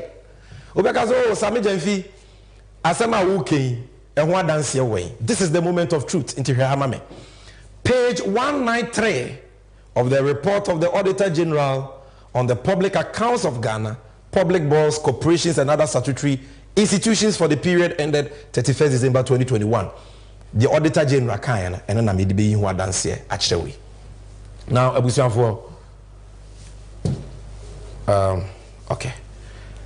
Paragraph 921. I say investment in AI SkyTrain Consortium Holdings, $2 million. Also, Section 90 of the Public Financial Management Act 2016 says that the governing body of a public corporation or a state-owned enterprise shall establish and maintain policies, procedures, risk management. The Auditor General say, "Emrasha buying and buying juma yukobi as a investment for kwampaso ye no mine and kohrisika." Into can obechro Public Financial Management Act the Kenya. Oba paragraph 924 no say, Africa Investor Holdings Limited incorporated a special purpose vehicle on 11 December 2018 in the Republic of Mauritius for purposes of establishing Ghana SkyTrain Limited to develop the Accra SkyTrain project through a concession on design, build, finance, and operate arrangements. Paragraph 925 and they say, the fund paid $2 million on 25th February 2019. The fund here is John Mahama Ghana Infrastructure Investment Fund now, or CMFA Numapa.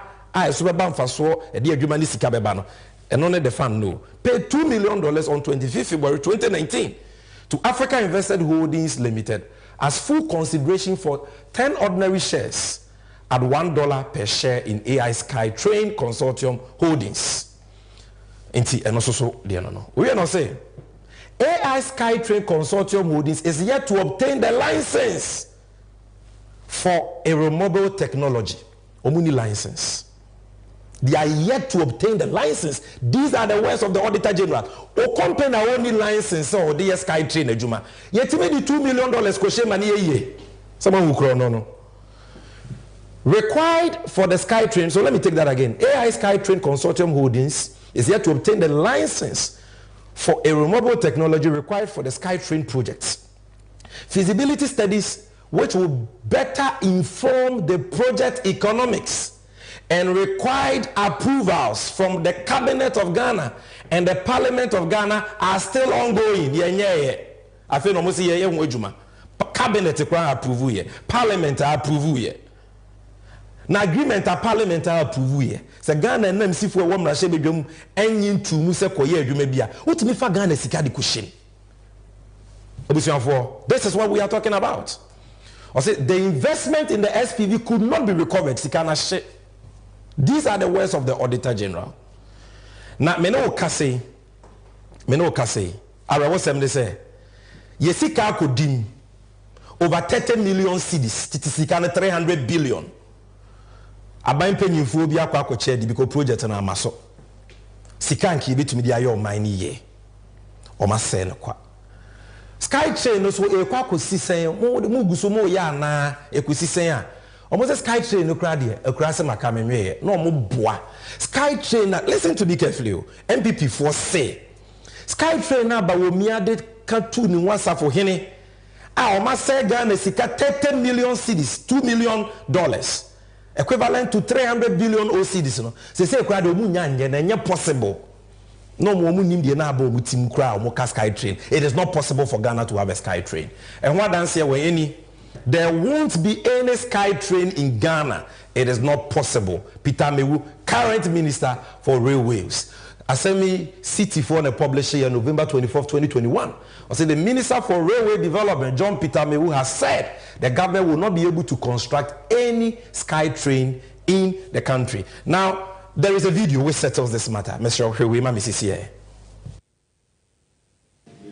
Since he's brought this up also, because I know there's a next payment for Tema. In Ghana, in Accra.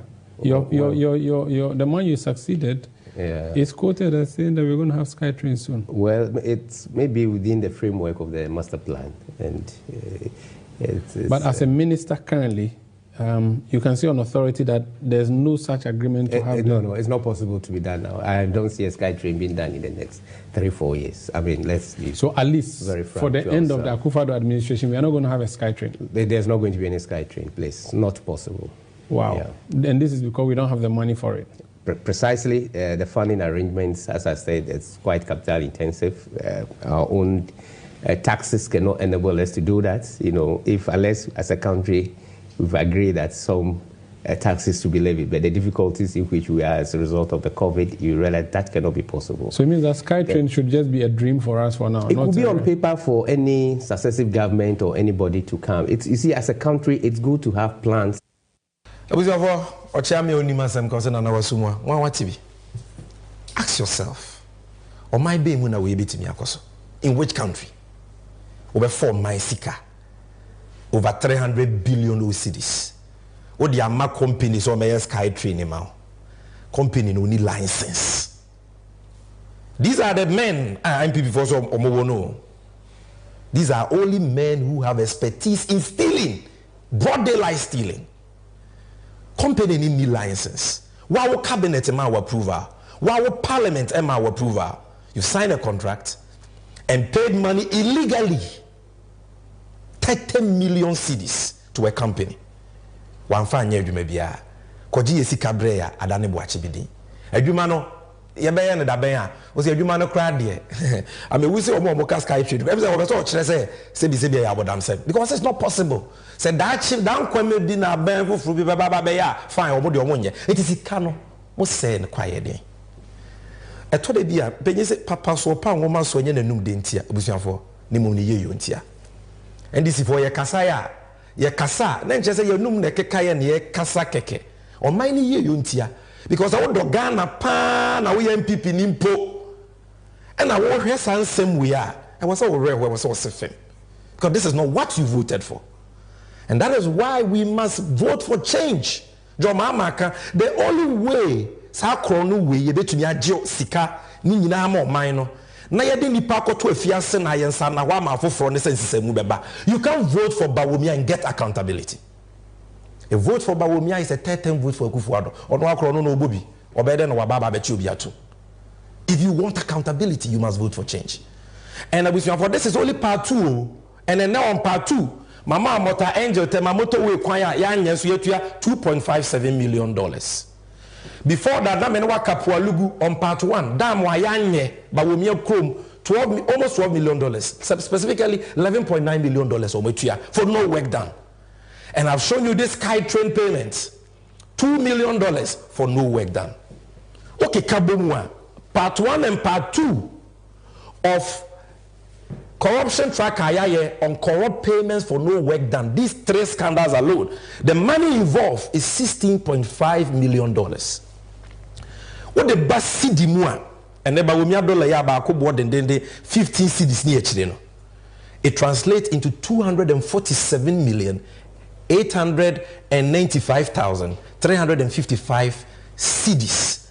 Titisikano 2.4 trillion, not billion, not million, 2.4 trillion. Sika omedia sen kwa for no work done. Ya nye du mebi ama omai no oma sen kwa. And you want to vote for these people again? You want to vote for these people again? They will auction this country. Because we say, you say the year na anya wo ya ye nya fire. Say so me you. And that is why we are telling you. Say sika we ki ebetumi dia ya kwan. Ukrom kwan na say no ki ebetumi dia ye ne ye. Hospital na open no ki betumi asibi dia ma o ye betumi dia ye schools nka ye betumi dia bia nwuma magana maba wa ne memmo a ene omanu titio ko munsem no enya adwuma ye betumi dia ye nyema pa bebre ene unemployed graduate nurses and midwives omutifie for 4 years 75,000 of them no job. And now me no can say unemployed trained graduate teachers omutifie no job. Abusuafo, can we continue like this? And that is why His Excellency President Mahama, we showed you on the recap, he's promising to prosecute all these people and retrieve these monies for us. And we are calling on you to vote for change. And this brings me to the end of our moment of truth editorial for today, Corruption Tracker episode 3, corrupt payments for no work done. Next week, the episode 4 now. So we are going for this commercial break. Bye. Many honorable fellows of Uzukwache, Ebedim Komo, Tiawa, Namakai, mo messages no Ediamamo. Stick with me. This is NDC 360. Since he's brought this up also, because I know there's a next payment for Temamoto Way and Extension Project. And we know we recently, as Parliament, approved the facility for that purpose. And the project is being done by a Ghanaian company. I see here some payment for MS Motor Angel and Jiheria E. Contracao Africa SA. If they can add that one also to this one in providing us the details, it will help. It will help. It will go a long way to help.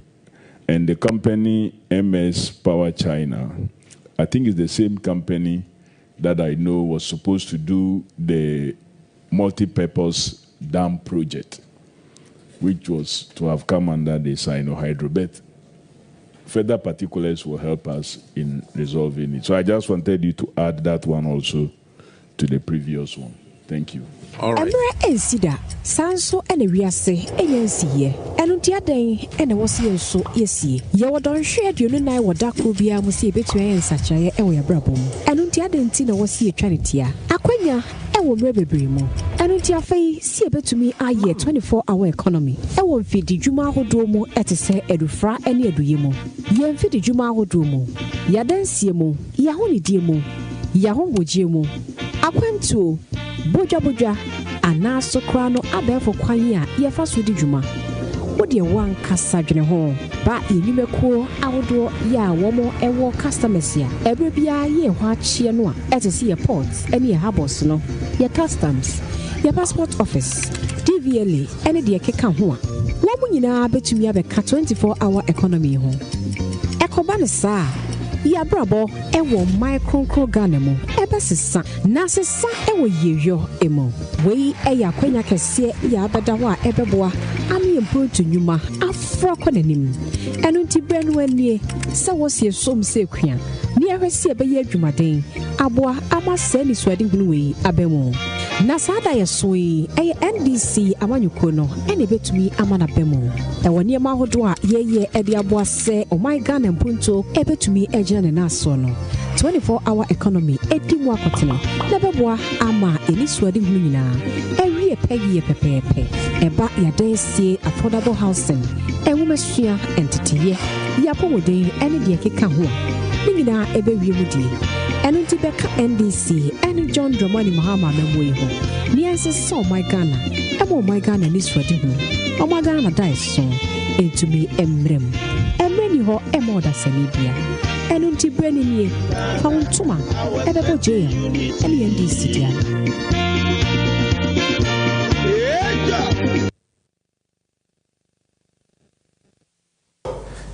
Madam nyina masese matwen ye Yadikai Ede NDC and you, lest we forget moment of truth editorial.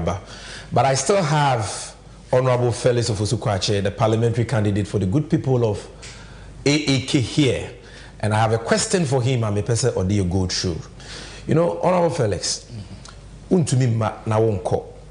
speaking about digitalization and ICT, if one might a certain education, a certain context about this discussion within the broader framework of the economy, because what maybe say digitalization, it is all part of the economy.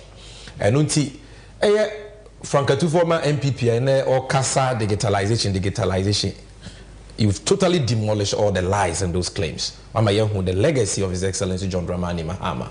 Now between these two people, why and beyond digitalization, who say ye pese ye koye nimu a ye wura Mahama na was ye de hye why ne ye pese o mine sikasem ejina brane na adwuma impuntuo ni ahoto ba e was ye de o mine hye nsa sami ye wakasa bi yakasa book no like won say sa digitalization madam fubi na semi o kan say enyensem na me soso bro ne say eye empty sloganeering eye safohene aba wo me ye bo no ho a nyinaso bie ni ye tie ne say ye de omanis kasem nsa wedi ntwo enimguase aka no ne modern man so ani we hu kutoko amfa kra nhyem onim sɛ yɛ kwa abatoɔ bu na sesikasɛm nhyehyɛe ɛne asɛm a Ghanafoɔ ka wedi nkuguo nti ɛsɛ ɔpɛ bi fufuo bi ka ɛno nti no di mirika tenten akɔakɔgye maama adwuma abɔso sɛ ɔno yɛɛ no nanso baomia odi gari bɔtɔ makra esikasɛm ho hyehyɛe susu dua ɛne yɛde besusu no esan sɛ ɔyɛ dede dwa nenum ɛwɔ abra no wɔ position sɛ ɔwunim deɛ na sami ɛyɛ emema mienu na egyina sɛ yɛnto ɔmo so aba Ghana ha ɛna me no wɔkase akwala ɔhyɛ yɛ funu mu kura nim sɛ asɛm ehia yɛ mpa ne sikasɛm bibie ni ho biom nti sɛ wo po bi dis Ghana sikasɛm ahyɛ ne nsa emema mienu ho na ade bɛhyɛ ne nsa saa nsusuye no enye bosire mu ka ye wa asenso de poten a ye de hwe wan na ne modern mo no ekon kan nti me de susu dua na ba okay abai ye de ball ba no eno na de botashi sami o mampeni mama di mampeni efi 2012 kopim 2016 o fi ekonwa so no se wo susu na se wo hwe o man ne car ne ye de a eye 120 billion Ghana cedis papa wei ba wulaya ejina simpie so ka say 120 billion no edo asododo ebi nsida nti ento abentia mahama ama Ghana fo ne ne ya adwene nti ane no se yesese na me ne wo kase ye de ka 630 billion sami 630 billion no we ye 2023 ana April 2024 dollar na ho den ate aba fom be ye ohanche mu oduonu eno nti amano ne de ye ka ho no akosoro nti bisu sese ya de nam 700 billion se wo sese ne na okay mesre wo 700 billion any 120 billion so what the kasa de na ye papa eye wi nti se ba no oman ne ka ode a mahama ana yesi eto abama no sabe no na mama owo fan wo bia ba ko pe ena odidi dum odi ye ni nyina no ba me awo miensa sika mama nya ya ana NDC amanyoko no nya na efie wotwem edibu oman no eye 248 billion ba wo mia enya 925 billion na so hwa ho kira yetim na eka ye de no what it to yesikasem kese ye ho a de fe no debt GDP ratio na eye fa pepepe nti ye nya 44% e de boy ye ho akoma enne so we sansese na eka ye de nyina no ye tonga na nyina entumi ntia ebeka 4% bi we chire nti 104%. Okay. Panya enya maboa fa so kosoro wa no ye fe no inflation no na ejina 15.4%. Eye ohanche mu dunum ni echire pon 9 pe mahama breso ene ejina 25%. Infie mienu ntem no na ejina 54.1%. The friend hyperinflation the see Zimbabwe ni bi. Woko dwaso a anopa ebo no sen de ebo ewia. Na dollar wo kita 4.2 cedis onya dollar ba ko ma penso. Ene we nya 15.3 cedis. Sikasemo ni ndifo a kire se anhwe yi a afenko na ewe ni ejina 20 cedis. Eye eka ye de no insihu no se na yetumi tua eka no na mama otua ne pepepe se ma ba kokra mpa ho ene abeto dwa se ye ntumi ntia kapele ba ya bɔ mu tokrokra ye ni biede kotua ka e ba me na di se adwuma no na amanfo susu se ye de ka yetumi tua ntia ma ye B- wo fi bia na wo ko e ba me apenso mama na ye B-, ba me apenso ye se e junk e ye nwura okay me no wo ka sei eye budget deficit anase akomesika ye dima ne bro so no mama na ye nsia ene eye dumienu mama penso na wo de odeka otia nti ya nyi obi esika mfa ba omia age amanfo 100 billion Ghana cedis osi oni bi nti ontumi ntia na emebunu ani adwuma ye Ghana no wuchemu a eye ohanche mu nwotwe ne echire pon 9 ene eye ohanche mu du 9 ene unemployment rate a double enuni omukofo mu unemployment MPP mebunu kwate unemployment guard association na 8.4% ene a double eye 14.7 na saa in fact one me ye sa wo ya omusi o ba me anye omampenida nti we ya ne saa na oni na ni yi nti sa me ye nhwe ahyensode ne se ne tie abra na mama eye vice president sa me de tie ne se ye ma wo praye ba ko no wentumi anhia ye mfa ti manhia so at masi sisu ma biem sisu me se ye ma praye yi praye ba ko sei e de hia na wo te hwe esanse mu oduma wa ye ntumi mu ti manfa nhia medase nti why vice president ye discuss ma hye won sa na wentumi anya ye ntumi fa mampani mpio so obi ani wiase a ne bɔ ne monso ani a ye bɔ na ba so minti bi da ese de ofudu apa ne piano na wafudu abɔ ne an mi piano ese me wuro wusi se ne be ya wonwo man no ne tie ne se Mama D vice president and no share Ghana sika sem so direct but no say no your head of EMT economic management e can here there up to 2012 na office ade bia no 35.1 billion ba me ene 630 we kwan me dey say 700 billion it's $100 akoso yes na mama wo one oil field ba me awo miensa so nye sika wo oil mu che mama kra e mo ho miensa mama sika na bedi ni nsam nyina eye to ayetua ne sika yenya fifa anwo ni bibia mu no 16.6 billion ba me nya 925 billion na so ontumi ntia ka wo de debt to GDP ratio na enu 50% kra che se e ka ye de no na se wo kanga na sika sam nyina abomu a eye fa pe ami enya 52% e de hwe ye ho ene ba me aka pe ba ya bomu kra no oni bi a o de hwe ye na inflation a single digit 9%. Ba me e mani hwe ku na 54.5 we ne de e wo soro pa ba ye mfie du asentemu ni ene 25% be sa akosoro bi dollar na wo nya 1.8 cedis per enu 2 cedis asa 2012 wo de nya dollar ba ko satana mama na hwe ga na sika sam so direct ene wo nya 15.3 me sense so bia sika sam wonim before kire se enta ma afenko na wi enu na edu 20 cedis mama na odeka otua no 20 cedis no mo person mo de break here no okay mama na odeka otua no wano ya nte da se ontumi ntua ka na ene ye credit rating se wo boy ebo si etumi tua no ba o mi apenso no eye nwura okay we no B-, interest rate wo ko bobo sin a insiwu e down no na eye ohanche mu dunum ene echepo num ene eye 50%. Bosia na wakobno sika ni nyina no emu ohanche mu eduonum na ese wuti a ensi ho edwumakuo bie no etumi tua sa de man ye yenti na edwuma egu no growth rate oman no sika sam kwan e fa so nyi no 9.2% ene eye 3.1 budget deficit na ye man sika ma ma okra ne yiem ye nya bi e de hwe ye ho ene ye de ma ba omia no edi nyina na asan akoye ka ma ye ba ma wanye obia 1 cedi se odere countumi ntia ba omia se ene pensioners emrewane nkokro mu kita foma o musika yakwa mde to ho e de no musuo twen ope no ba me ase wafa oni bi ene oni tia wo no unemployment sada na 3.23%. Wow. Na Ghana mebunu ni edwuma ma so edwuma pe edwuma no emu wo hanche mu miensa ene echire podio no miensa pe ena na ni edwuma ye ene eheka ko o hanche mu be yedo nti se wo ye Ghana ni ba na wo ye wadwe se okoto aba mama me an redi mampeni na wo hu sa de wo ya na me hu yi mama na nabasam odura na bakosam ene ne ye kire se owo nimde ewu sikasam tutu ho wo Ghana obetumi aye ni yi the matter is settled. The matter is settled. These are facts and figures. No we'll put it on our Facebook page. We'll put it on our Twitter handle. Book no lie. Facts and figures. We've done the digitalization. We are doing it. Catch it so bema ochina onyina simpie so no nka dollar ho asem. Okay. So ka sa de na obeto abama no. Yes, me sure say Richard and Yagba mo na de bi omo hwe NDC 360. One of our good. Na Yagba no fra ni din wo ye abatookrate man asem. Me hu ni ye. These are one of our vowed ye can say viewers Richard and Yagba ne naboafo no. Omo hwe ye true challenge no mo nka nche Iwuraba wo mi an nka dollar ho asem. It's answer man sika sem pa na ye de ahye nsa as chairman of the economic. I say ene dollar no.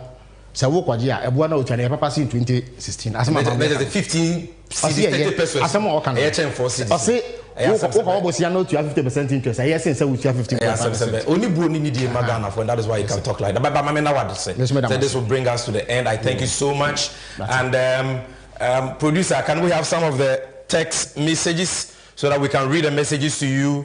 We thank Obi Awahwe. It is now time for us to read your messages.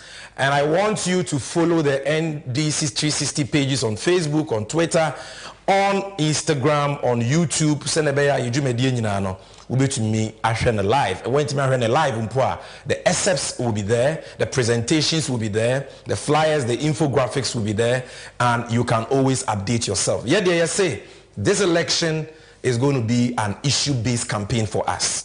Atem didie bia nim ye ba ye ni obi atem ye twa obi ampoa ntwa obi adapa no kre no facts and figures no na e kasa no eti Before Jamin Chen wa hani enkai no okay, I say Bawa Zakaria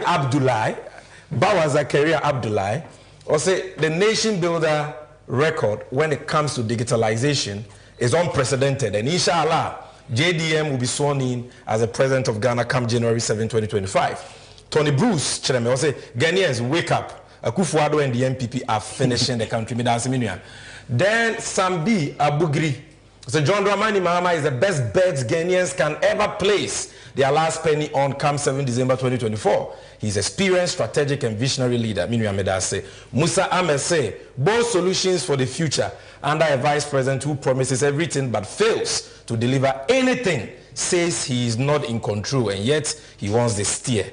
MPP must go with Bawumia. Medase Abubakar Ibrahim Musa say, watching live from Iswatra in Bono region, Bikrum. Now that Bawumia has been exposed with respect to digitalization, the dude has no straw to hold on to. JM, the audacity of hope, and thanks to Honorable Phyllis Ofosu-Kwakye for that.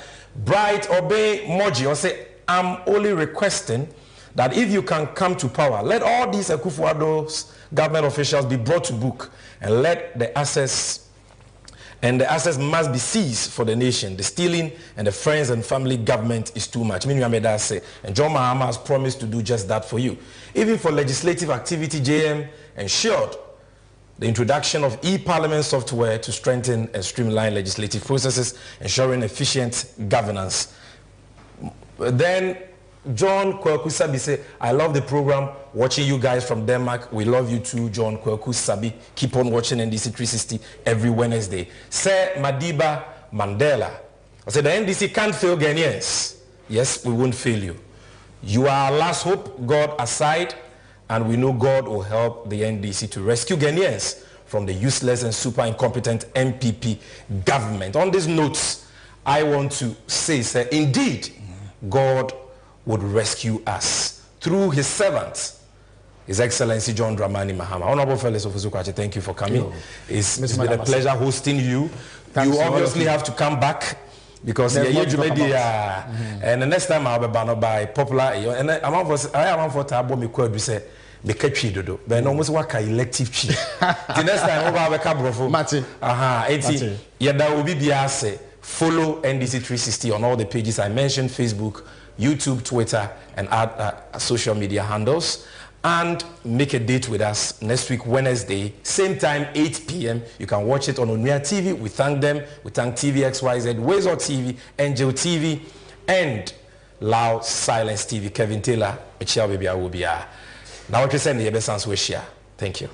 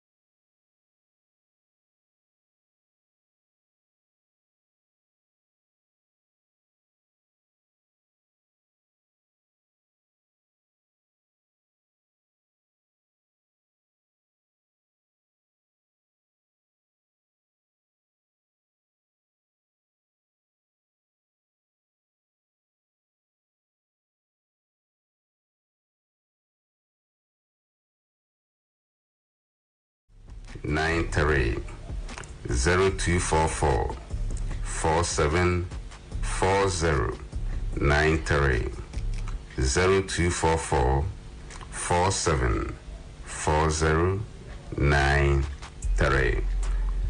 Tom Brown and so you better said you prepare no workshop as bread making pan why you better program as cake, meat pie, donut, pizza, shawarma, brown sugar, nina and brain tea, you better near our workshop as biodigester so your penny the phobia on better quania faso affection so simple a yabra na besunsua bi CCTV camera so your better quania faso installing our workshop as quania faso yen fish, catfish, tilapia and also your better again type program a chinese a being shira a diamenipa ebia na opedjumache bibinti unye binya a yabra na besunsua bi o nuabi o baby o adamfo bi o pebribia ya anomra workshop bi na be yen shira pa enwa yen snail farming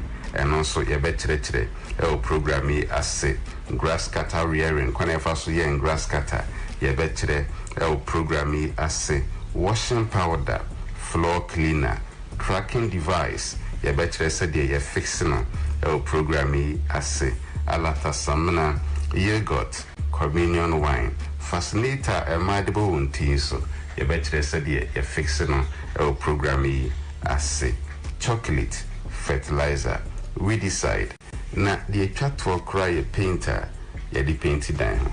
In your winum, a radia doma, we more and a network for societal transformation, a bremono, ye church near. The patro kai say, date no IBM a Saturday 10th August.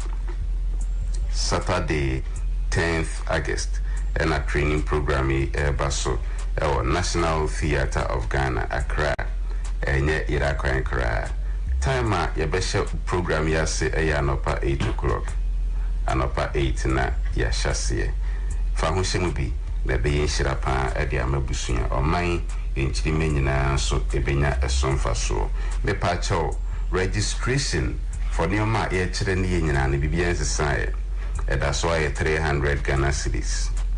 300 Ghana cedis. Secretary bien kan ho biem. Bibia en kan ho biem. Nemum menye mobile money via David. If you ne create shasi save. Erade adom na dane Bruce na oba program yasia. Now the registration fee of 300 no aba.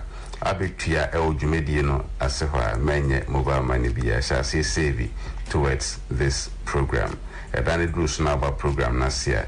Now the registration fee of 300 no aba abetua program no asehwa na essence review honti enema ya boboso a ye be kire ne ye no ya eni nyina videos e de ato pen drive so a ye be chama obi a obeba program na se nyina okofia na o video no wo TV so o phone so o wetimi kra hwe o laptop so na e kai o se de ye kire enyima nyina video no ye nton ye free Nina 300 na oba whatever no emu ya ehun books nso a e design na kama procedure ni nyina wom sabe obi ni makenkan pu na de book no kofia o maybe onananom ebetumi ahweso aboa ama wa ye niema ye bekyerɛkyerɛ ne ye no enyina ya ehun certificates nso e dia dance ye se obi eba adwumedie asibie eno nso me pa cho ye nton ni nyina 300 na oba whatever no emu me patcho betumi afa number ne bio a network for societal transformation ye ho asem na wasugusu awutie number no ebiem 0244 474093 0244 474093 0244 474093 na ya kyerɛkyerɛ nyuma wia ensae ya hyɛda so ɛbɛkyerɛkyerɛ baabi a ɔne a ɛbɛyi ebenya raw materials ne nyinaa bi ato containers ahodoɔ chemicals ahodoɔ gallons ahodoɔ kwane ɛfa so register adwuma aban mu yɛbɛkyerɛkyerɛ ne nyinaa baabi a ɔne a ɛbɛyi ebenya raw materials ahodoɔ ne nyinaa bi ato program netino obi pese ode na adwuma okopebi na ode ahye na adwuma ase fefefe bia na wapadwuma che bibi nti onye bi nye ya training program a ye fa ho hyemu bi bia na oye adwuma ope business bi aka de oye ho me pa cho ya me you home free training program bi emu bi nso a na wadrum penny fee so akọ pension ope adwuma bia ya me pa cho ya brabi na ebe yenhira pa kai say date near Saturday 10th August. Saturday 10th August. Venue another big media ne Kosuya National Theatre of Ghana. Enye yira kwan kra ewa Accra Central Novotel hwa na wo ubisa bofra kra obechiro ofu Accra Central ka na Ositema station a ewa fichire hwa ofu Accra Central ka na Osi Novotel nso a ewa hwa ubisa bofra kra obi abechiro a very popular. Enye yira kwan National Theatre ya popular pa enye yira kwan time a yebesha ase ya no pa 8 o'clock. Registration one at 300 ni bibia nka ho biom nemum menye mobile money bia edani bruce na ba program na sia now the registration fee of 300 naba abitua el program no ase hwa menye mobile money pen drive ni enton ye free books are dema enton ye free participation certificate dema enton ye free fa ho hyemu bi na be yenhira kese e dia mabusua me pa twa mo ma yentia dance kakra enipe binom erade nam dwumedie so ye edema wo mo yentia dance kakra emra momi ne den do ba ne ensa no dwuma ya na de me bae na mabam mani agi pa kyese eno me a ennem me besua na ebo ma adwene me ntia ase so na momi den na obi hwen ya obeka kire no se metma kan bibia cheni papa de meka kire ontuturu mika amane nasinya ha no mesua ensa no adwuma wo besua ye de ka de nyame asem nwura wo mu die na wo say yes ensa no adwuma pa na wo sua no ai ne bo no so fo ya sa to so amai o ma dwene ya ho si e bia school eto bo di bia furu so me nua wo pewe na apade ye mommra ene ye hu ende ne do ba ha o am say training a mo training enkrofo fa kwan omefa so menya adwuma aye ene de me edura eti oba ye dance and what nation wanga sa hwa betimi you show abrabo okay bibi to say senesi eye oye wankasa paint afi so fa tracker ene nyama bebre me hwa sika mo bosso mo de kan 350 and so actually mo so sikasem mo sa teso and so e be hwe nema mo kire wa me ankasa me ama be sua me am de mani hu me gusu asua yenya nkwa ma wie ye kora no enye ho sika na mo je no am se eboa ye pa ebeboa ye so e me fi asetana menim se adansi akasa kire kakra kai se jumedi baso on Saturday 10th August fa ho hyemu bi ebekoso ewo National Theatre anapa 8 o'clock na ebehyasie eyabra na besuesua bi na sadia yemfa so me binom no onso ba ebeyenhyira ediamawo me patch of number ni biem abrame j kasa fidie emuyi number no ebiem 0244 474093 0244 474093 0244 474093 number back when you see 0534 148186 0534 148186 0534 148186 ye be chef manim e wojumedi ase ye damase erade nshirawo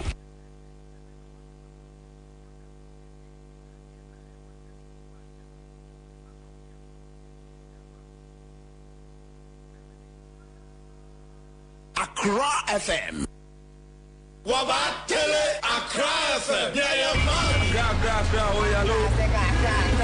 Gra, oh, yalo. Accra FM. 100.5. 100.5. Accra FM. Nana Kwabena Bobie Ansah. Berema be meti gara furu kube punti mpuna si sokode. No wakachira katabin say you. What you unkensen. Kwabena, keja guma mani anko.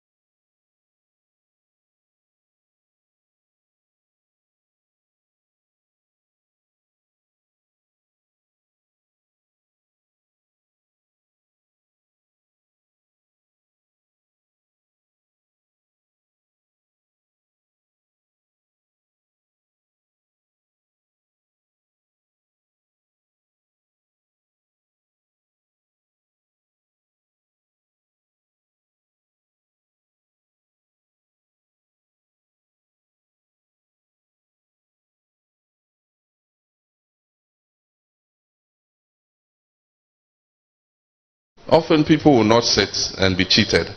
And so let's advise all of us, including the government. They are in government. They control the police. They control the army.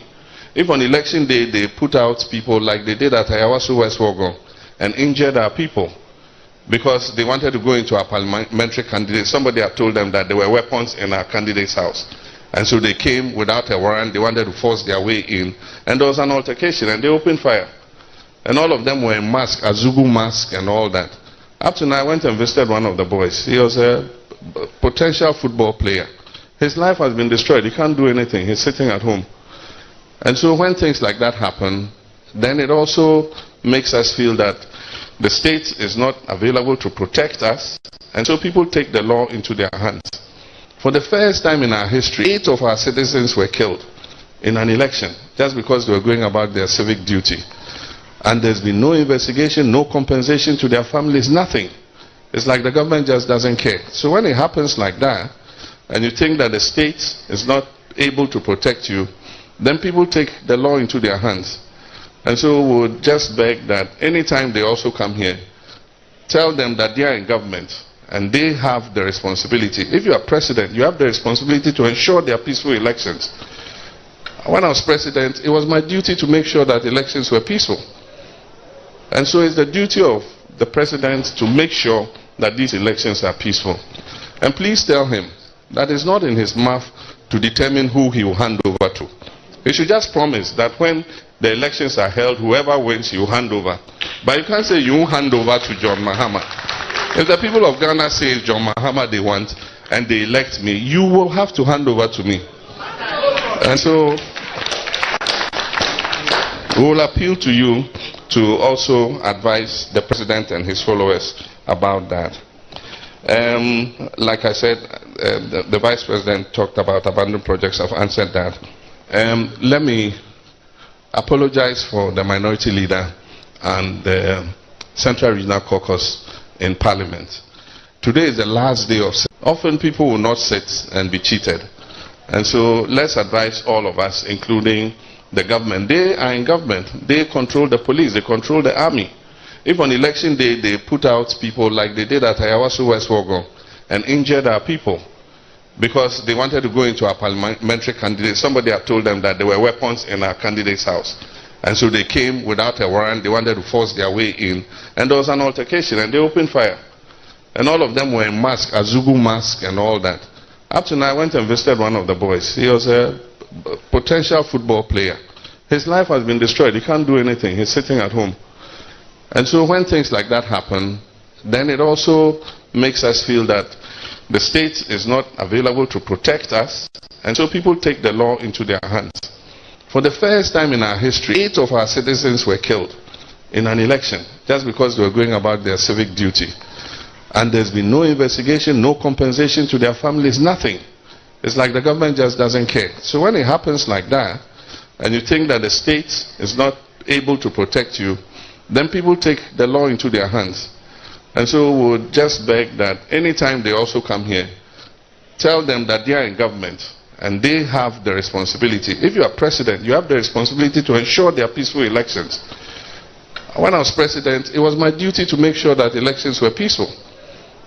And so it's the duty of the president to make sure that these elections are peaceful. And please tell him that it's not in his mouth to determine who he will hand over to.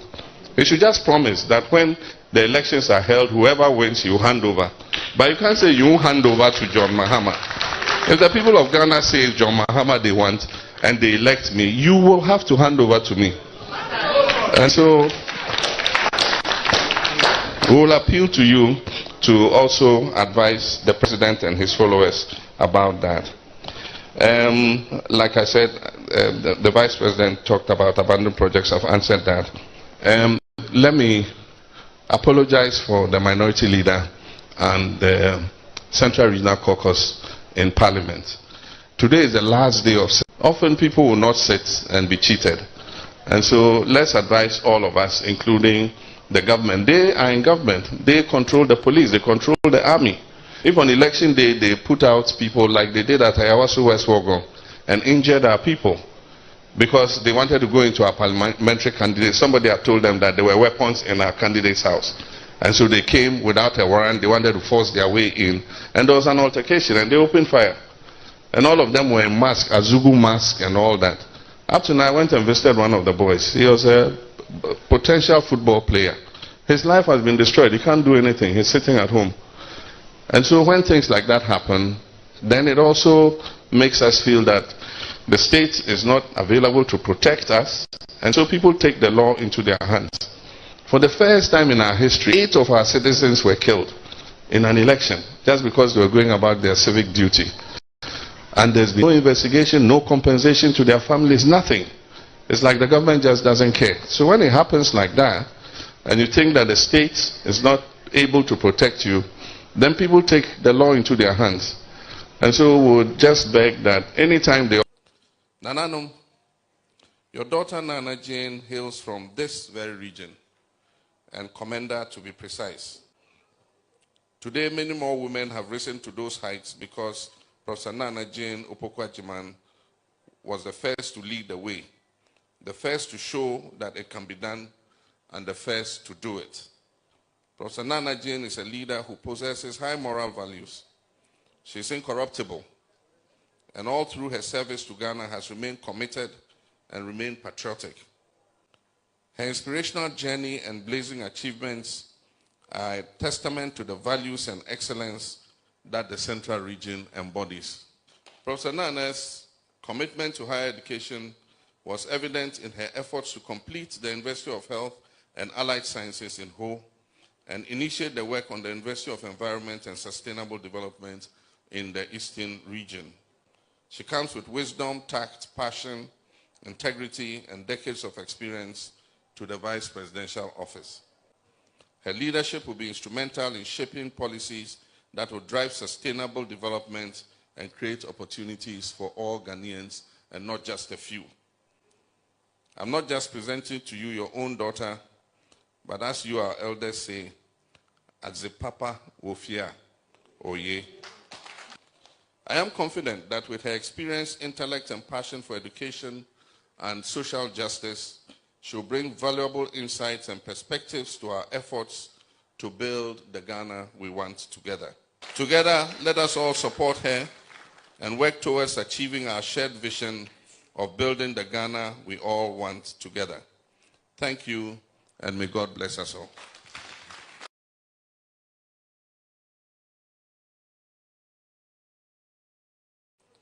Nananum, your daughter Nana Jane hails from this very region, and Kwabena to be precise. Today, many more women have risen to those heights because Professor Nana Jane Opoku-Agyeman was the first to lead the way, the first to show that it can be done, and the first to do it. Professor Nana Jane is a leader who possesses high moral values. She is incorruptible, and all through her service to Ghana has remained committed and remained patriotic. Her inspirational journey and blazing achievements are a testament to the values and excellence that the Central Region embodies. Professor Nana's commitment to higher education was evident in her efforts to complete the University of Health and Allied Sciences in Ho and initiate the work on the University of Environment and Sustainable Development in the Eastern Region. She comes with wisdom, tact, passion. The NPP cannot be underestimated. You know it, I know it. They've been in existence for a long time and have been changing their names up till this day. The nature of who they are. Listen.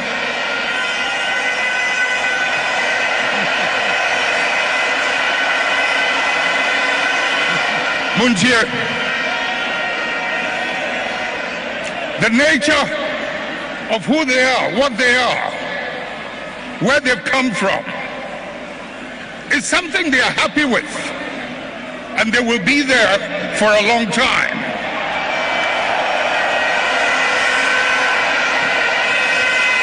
Let's not mimic their behavior. Let us reach into the principles and the values that emerged out of the circumstances that gave birth to us. And if we can hold onto those principles and those values, we will move way into the future and no one can ever defeat us.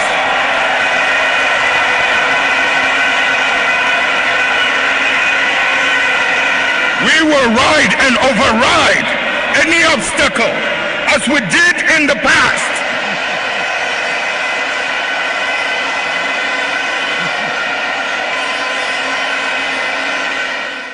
The NPP cannot be underestimated. You know it, I know it. They've been in existence for a long time and have been changing their names up till this day.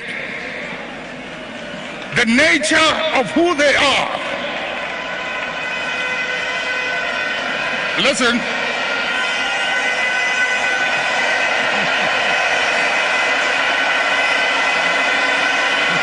Munjir,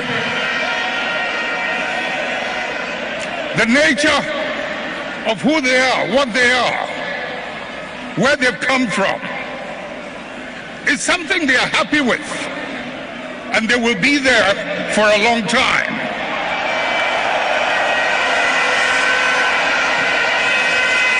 Let's not mimic their behavior. Let us reach into the principles and the values that emerged out of the circumstances that gave birth to us. And if we can hold onto those principles and those values, we will move way into the future and no one can ever defeat us.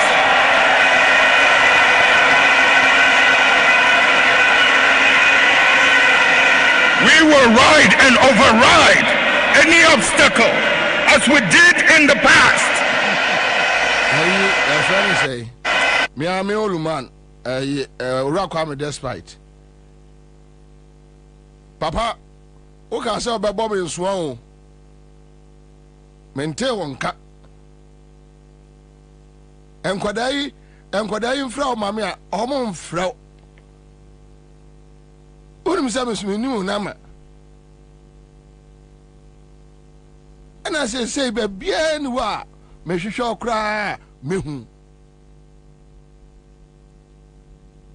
eni deda na meye Joluma mo how I don't go anywhere. I dare. Thank you. All right, so I think that Nankomo bebre ho. Enra Radia Dumara kwa.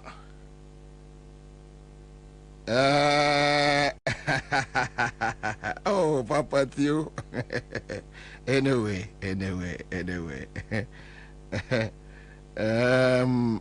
Wait, and you way me want the tracks be free. Back at the origination of this song track at them.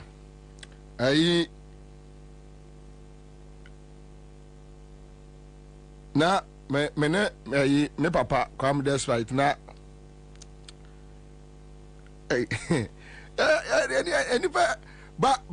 you did milk chroma that time 24-25 years and Charlie to say energy day. You got it? Energy day. Energy hopa.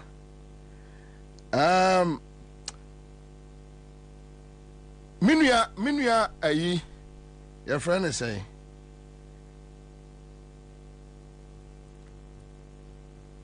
Nidin di say cry. Aha. Upon or minuya upon brinya. Minuya upon brinya.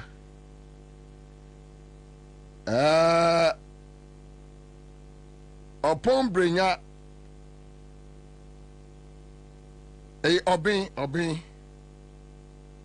Obin Joseph Obin brinya. Yeah. Joseph Obin brinya. He's a brother. But I think my brother should do the needful. And I mean, Kashi, me ya jumebi ewo nip na enche meko stage, the next stage. Chale fa minu a picture to amame.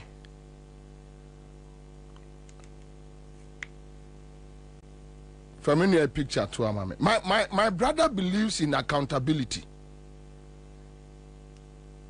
Or a media practitioner. No, a reporter multimedia. Pachofa to amame. So, and many upon him come and upon him say the issues I'm going to raise from next week, is without analysis. But me person me prompted Ghana for. Me person me prompted Ghana for. Pacho ma onya ha Mr. And then me wajuma bebre yenti ma delay me sir. Paul Adumochre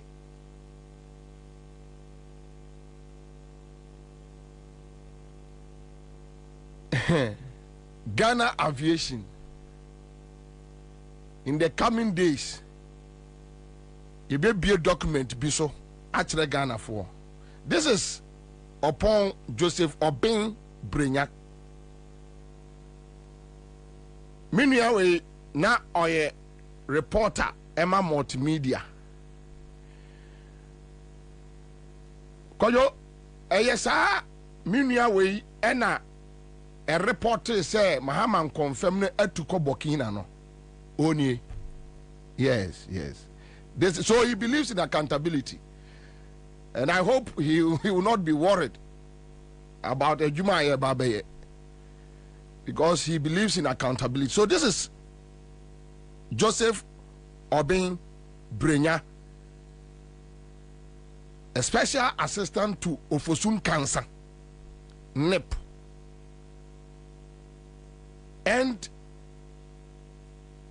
I learned say our Flagstaff House, whether he's part of the communication committee or whatever, I don't know. Me di kai ka same way chiremo. Me among for personal relationship matters. I don't talk about it. Yeah. Yeah. Obia ko dikwe, obia ko twempna, obia ko yandi. It has nothing to do with me. Charlie.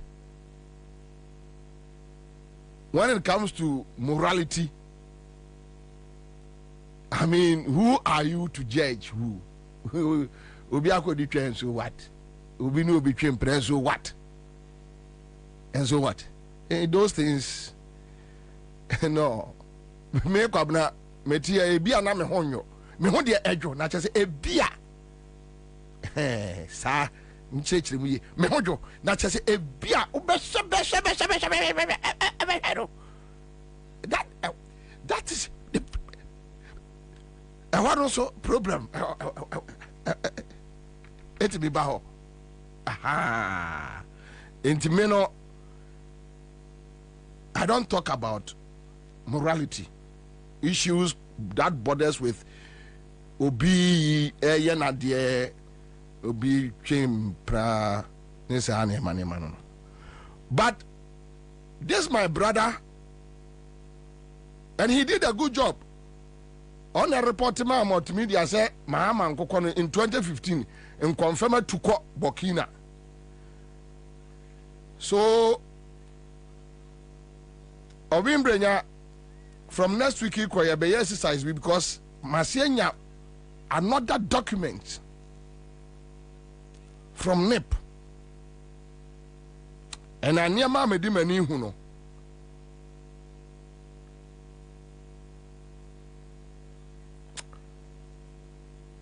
I hope sir my brother be ni obligation nyame ya adoma week we ending.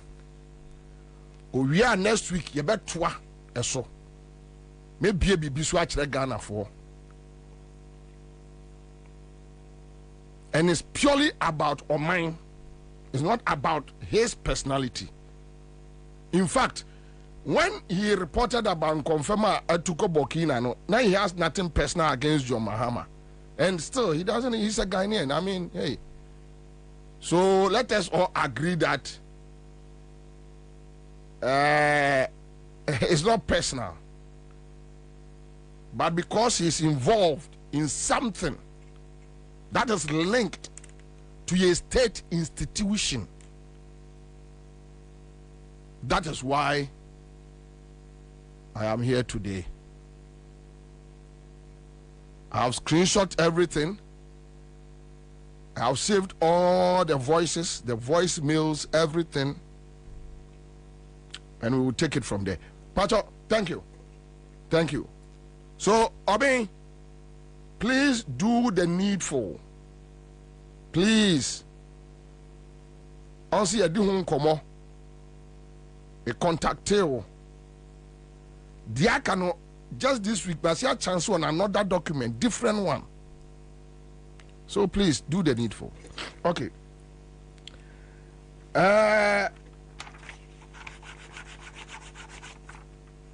Enra, me call OSPO at the document become a special prosecutor. Documents ni free. NIA.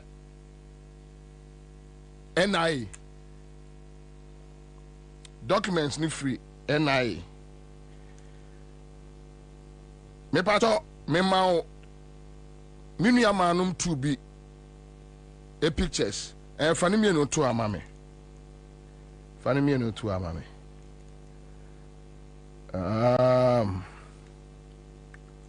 Fani mi no to amame.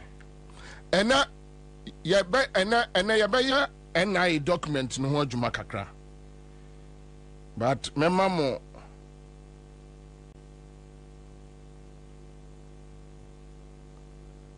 I have another 2 documents. Be a so free NIA and I'll work on it. Okay, so There is this lady at NIA.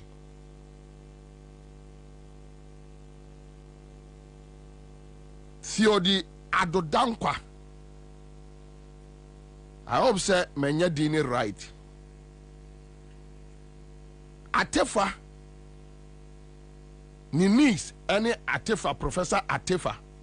Okay, so this beautiful lady on my right is Theodi Adodankwa on my right. On as a white, or NIA. Yeah, they made me taxpayers ni Trianeka, so I have every right to talk about NIA. Then I will say it's not about a person. A very nice person, a very beautiful lady. And yes, we committed crime bia. When we talk about state capture, then they come out to argue about state capture. Theodi Adodankwa, your Professor Kenatefa, who is the CEO for NIA? Ninis. Miss Sister Way, on a assistant officer. NIA. One more assigned as an officer for training. Meanwhile, the NIA training should be under an administration unit. And that is why I'm talking about the NIA. So please don't get me wrong. So far as yadime me taxpayer ene tua wakano, unim minti min kwa nkofa your friend say min ko busa special eyes said was running a company. It has nothing to do with me. Minti min kwa nkofra kempon say kempon why am day. He's a private man. He's doing his own thing. So far as Mugana Mraso and he's doing his own thing, as to how he does it, it has nothing to do with me. NIA is our institution. Yay Ghana for there. Get it straight. So, and yet anything personal. And yet anything personal. NIA is our property. Enya abusuan bia a property. Nobody can claim ownership of NIA. Okay. So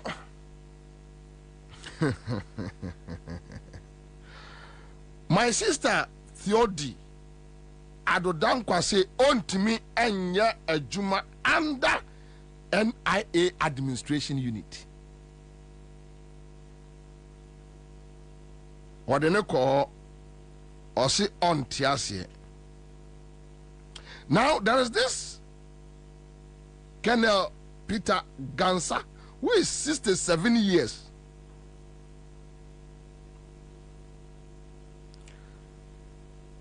This man too, I will show him. Me de never to tremo. You see, me person who want the cry air cost NIA, and the reason why the workers union, no sorry, I say Atefua should go.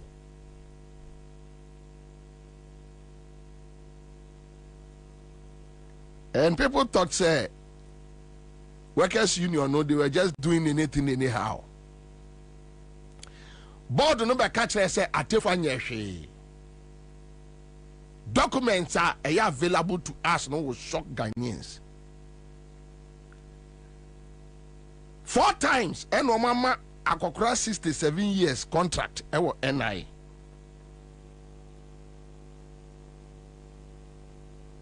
Now, this my sister on my left.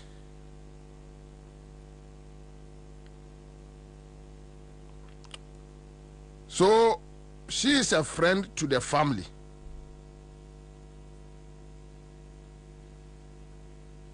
She is a friend to their family. What catch them say your friends and family state capture, they tell you it's a lie. They tell you it's a lie. You can't prove it. Any baby and my catch no. Ye a year audit queries ya omodiama kenatefa. Maybe be so afa a year the existence of my sister Theodi and her friend at NI. Maybe so at the achrem. I have SIC report to be from the NIA there. We will deal with it. Yabe kakra yabe wie exercise we no Ghana fo nyina be hunu de kra ekoso. And I'll show you cars that they have given to a year yenua maya omo rejected so omo cars no, and the cars are sitting there rotten. Our NIA, because they control what goes on. Our NIA, they control it.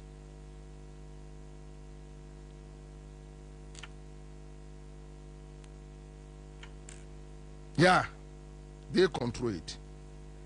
What catch them almost say? A state capture. They come out to come and tell you, no, and yes, state capture. Mudia, the Akosu Nigeria no Munjai. You see, me say, Akufo-Addo no be kofi. Ghanaians will vote them out. E hona Ghana for nom di besi ani. Ebe soke Akufo-Addo say Ghana for ye odi na busua sa. Ebe soke wo mo. Me won say man for sending me videos from BB Koso Nigeria. No, me I don't pray that those kind of things, attacks will happen now. No. Yan share your message. Yan go into the elections. Yan to abanwi. Ye to abano wia. Now fade your dust na settle no. Then we can have one-on-one with Akufo-Addo and his people.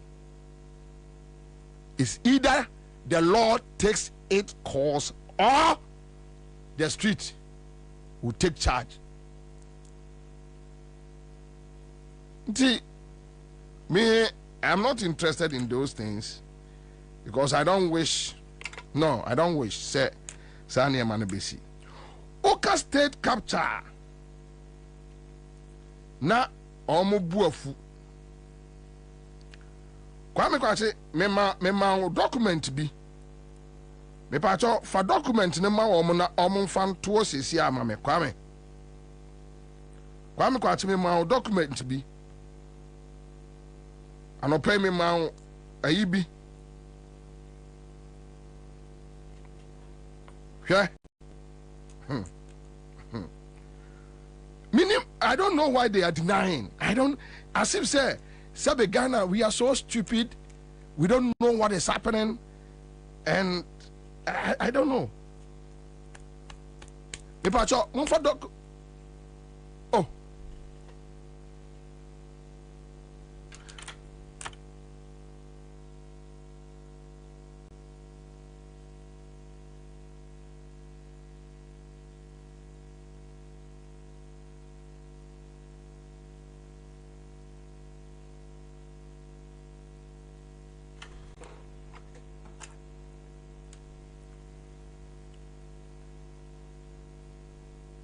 Almost a new state capture.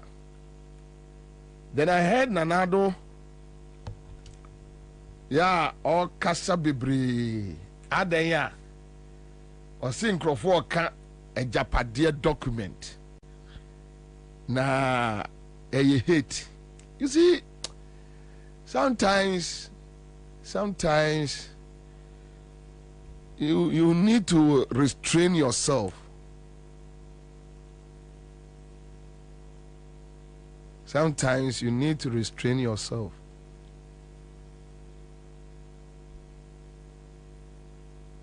Just for national cohesion, national peace. Na watobo. Because the way these fools are provoking Ghanaians, these fools,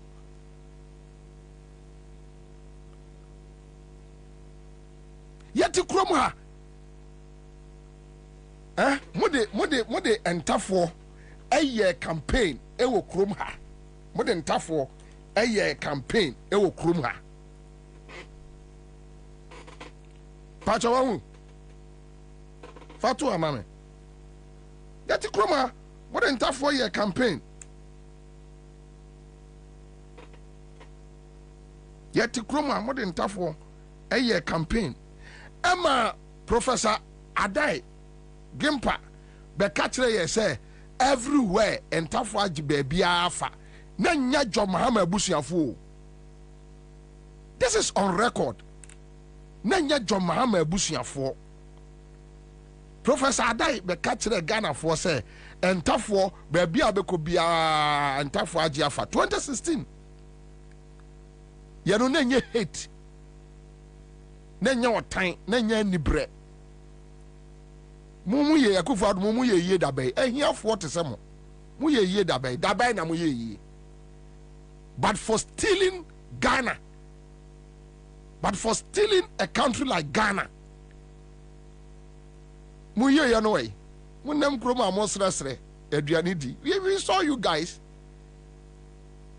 So nana obi an time ana musika mo afa no enkwasiafo ebeba mo abesere sika na ebeba mo. But majority of Ghanaians knows that a filthy money, a chronosika.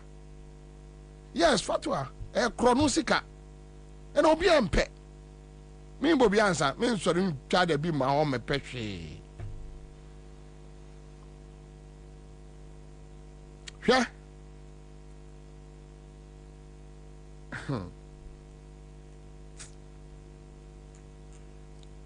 Professor Adai be catch us entafo agi Ghana afa.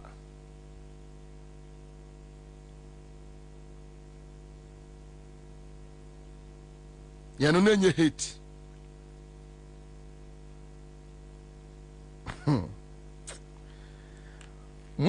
One sa de we o ka state capture. Almost obua. Akufo Addo abusuafo appointees. We bedi atuo na typo na Asante bedi atuo one Asante bedi atuo Akufo Addo cousin omde ne koye executive secretary Kofi Daako Asante Asante bedi atuo papa ona no ya chairman of Gimpa Council Vida Asante bedi atuo emaame ye maame Vida Asante head of president household we Kwasi Kutu Asante member Ghana Hostel Board Asante bedi atuo enua Loretta Ochre Asante bedi atuo sister deputy director general at Senate Ewana omode no koye Kenoforiata minister of finance omode no koye Atachia minister works and house and ewana omode no koye Kwasi Amwakwata omode no ko Rose Jan Kroma creative arts say grade waji aboso Duke Oforiata presidential staffer say okopre MP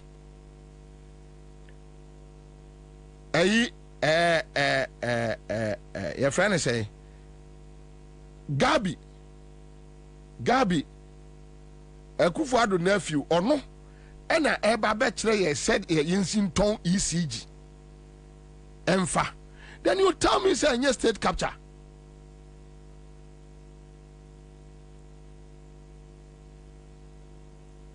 What are you talking about?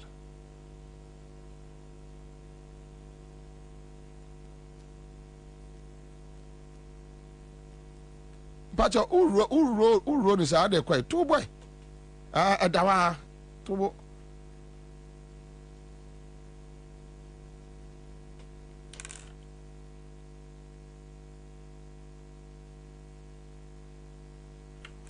Nana Joa Hackman Gabi oh GMPC board so kwajo and when your state capture area what is Nanado complaining about?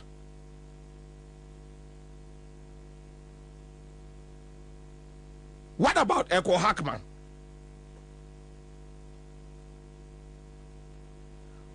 Board member Goyo Rodalen Bafojima Akufo-Addo's cousin. What are you talking about? Is it not true? They should tell us. So, oh, and you know, correct.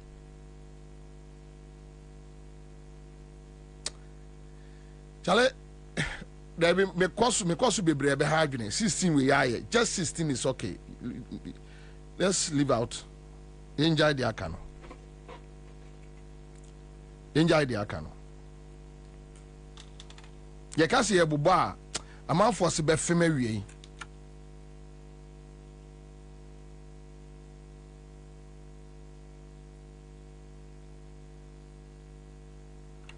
Se ye ka se ifri so. Ye ka se ebubo a ebe ha adwene. What and yeah, another complaining about what? Say asama ente saa enya saa na tie. Oh nana jaisa nana jaisa. Nana ube kofi, ube kofi. Maka Akufo-Addo with his age and yaman be all be fan ho adi because Sebita frache akokra ade na abe no. Even the society will not allow you and pay your norms. So Akufo-Addo, yeah, that's okay. But Nana, Omoma Canada, oh.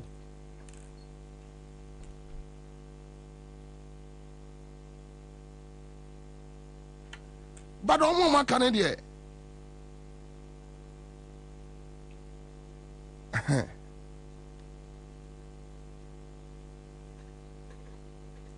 Nanado say yakoka ejapade eho asem. Sa document we ebae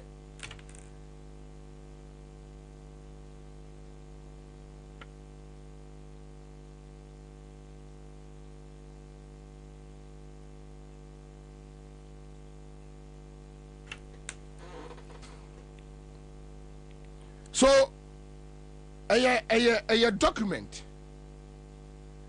a Japadia document ne eba in 2018. A Japadia document ne eba in 2018. 2018 a document ne ba no. Bibia ni wa ewo a Japadia document ni mu a. And a buy no obia and deny oman kashe. They just kept quiet. Yango tie Nana Akufo-Addo denial no. Yango tie. And Nana Akufo-Addo is talking about hate. President Kufuor was also accused in 2008. President Kufuor was also accused in 2008 of having sold all of Ghana's gold reserves. Again, the 2012 election saw false reports of my alleged arrest in London for drug possession and fabricated quotes designed to stir ethnic tensions. In 2016, it was alleged by sympathizers of the opposition that I had killed my late wife. Today, with a few months to the December 2024 elections, they are at it again. A fabricated document entitled Ejapadia is being peddled around by operatives of the opposition as evidence of a grand scheme by my party to annex the state, the assets of the state. These experiences underscore the importance of discerning truth from falsehood and the need for all of us to remain vigilant against the dangers of misinformation and disinformation. As we approach the 2024 general elections, we have to address these challenges head-on. We should take proactive measures to curb the spread of false information and ensure that the public has access to accurate and reliable information. President Kufuor was also accused in 2008 of having sold all of Ghana's gold reserves. Again, the 2012 election saw false reports of my alleged arrest in London for drug possession and fabricated quotes designed to stir ethnic tensions. In 2016, it was alleged by sympathizers of the opposition that I had killed my late wife. Today, with a few months to the December 2024 elections, they are at it again. A fabricated document entitled Ejapadia is being peddled around by operatives of the opposition as evidence of a grand scheme by my party to annex the state, the assets of the state. These experiences underscore the importance of discerning truth from falsehood and the need for all of us to remain vigilant against the dangers of misinformation and disinformation. As we approach the 2024 general elections, we have to address these challenges head-on. We should take proactive measures to curb the spread of false information and ensure that the public has access to accurate and reliable information. President Kufuor was also accused in 2008 of having sold all of Ghana's gold reserves. Again, the 2012 election saw false reports of my alleged arrest in London for drug possession and absolutely foolish talk. Absolutely foolish talk. And Obi Antosabe. Foolish talk.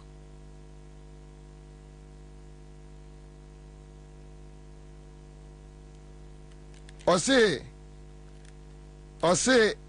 false information. You can be far Kufuor and you can be so for or no. As if say a Kufuor ne Kufuor nkwane any power Ghana. Look at them. Shano, she nipa or no any abrese. I can't want some. Look at him. She nipa ya or no see I can't want some tea. A false information. We should face it head on. Nonsense. Nonsense. What's yakika?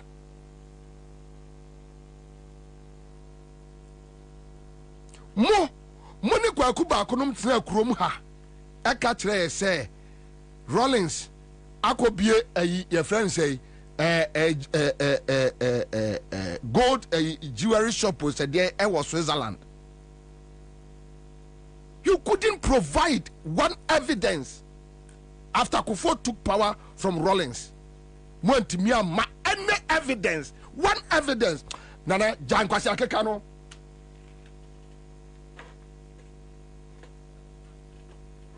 One evidence. Want me Ghana for one evidence. Musi no way. Kwakuba kun, money kwakuba kwakufa, money kwakuba kun Bombay. Want me provide any evidence about Rollins. You guys said terrible things about Rollins. Want me provide one evidence.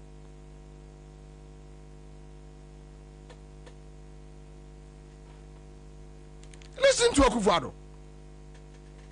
Yes, we are so what? Into Obinya Day. Yentutu from Kwasha from Ana Obinya Day. They are no Obinya. And so what?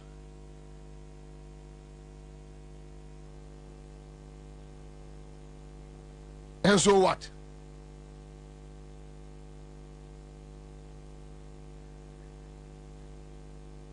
Just more politics no aye no. Mumbatimi aka obia asem. Obi ntimi nka momo asem. Momo de ende eye false information. Yet krom ha. Ana wo Akufo-Addo wonu abusuafo ade year campaign 2 say John Mahama ewo estates ewo wafa Ghana sika de akototo estates ewo Dubai. John Mahama challenge you 8 years rule no wa challenge you say muna mo power provide an evidence nana jangwasi akeka no.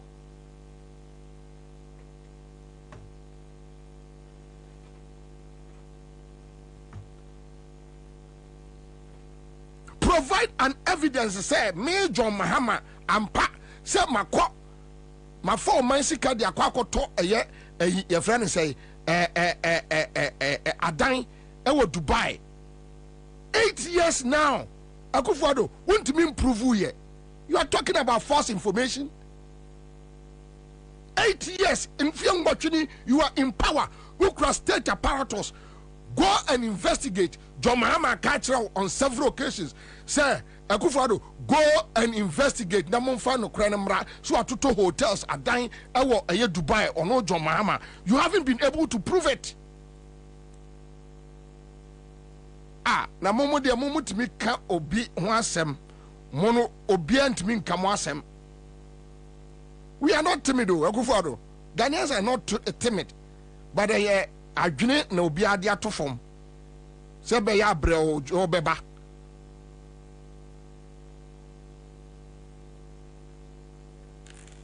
You would be ubetimi aka obi asem, obi anka asem. Wutimi twa ntro to nipa so, obi an ka bi nkyerɛ elements of the opposition. Jesus Christ my savior. Jesus Christ my savior. Hwɛ menka me ba be kakra na Jerry di asende me. Hwɛ me be tremo ntro a Akufo-Addo edito Mahama so a 8 years ni ontimi improve ye.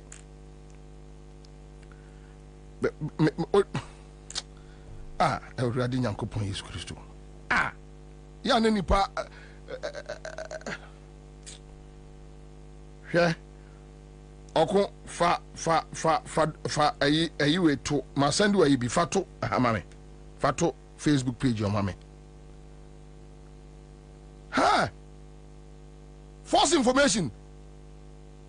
Akufo-Addo nke so ko jail wo ensem wa kan fa nkrofo ho Ghana ha wa gu nkrofo ho fi eniema wo ni kwaku ba kono aye adebone mo aye gabinom this statesman boni mo di se mo asi asmia nipa mo asen nkrofo kwaku ba ko etimi de ayi friend say ebe tro no ni newspaper mu say Paul Afoko ekosia your friend say nkrofo ya Akufo-Addo nkofa omo missionaries ya omo kofa omo ba krom ano Paul Afoko by eba meeting asibi na ode video beba also beba be prove with video eya meboa ewi ase no Paul Afoko challenge Kwaku Bakosa to provide an evidence when to me na mo penatu nintino Akufo-Addo with Kwaku Bako you were able to connive Edin Trotto Afoko so yebusa Kwaku Bako say video no ya or say when the newspaper nim na meboa. That's a fact. Meboa almost say is it Ukraine missionaries Serbia Serbia medase panana medase na mami we yase Gladys Asma medase yase na otiko jaba yo akote ho kira Afoko yo and Afoko busa and say is this what is happening? How come you didn't let me know about all this? So where are they? And I can say Kingsby Hotel. And I say, can you lead me there? And I didn't call.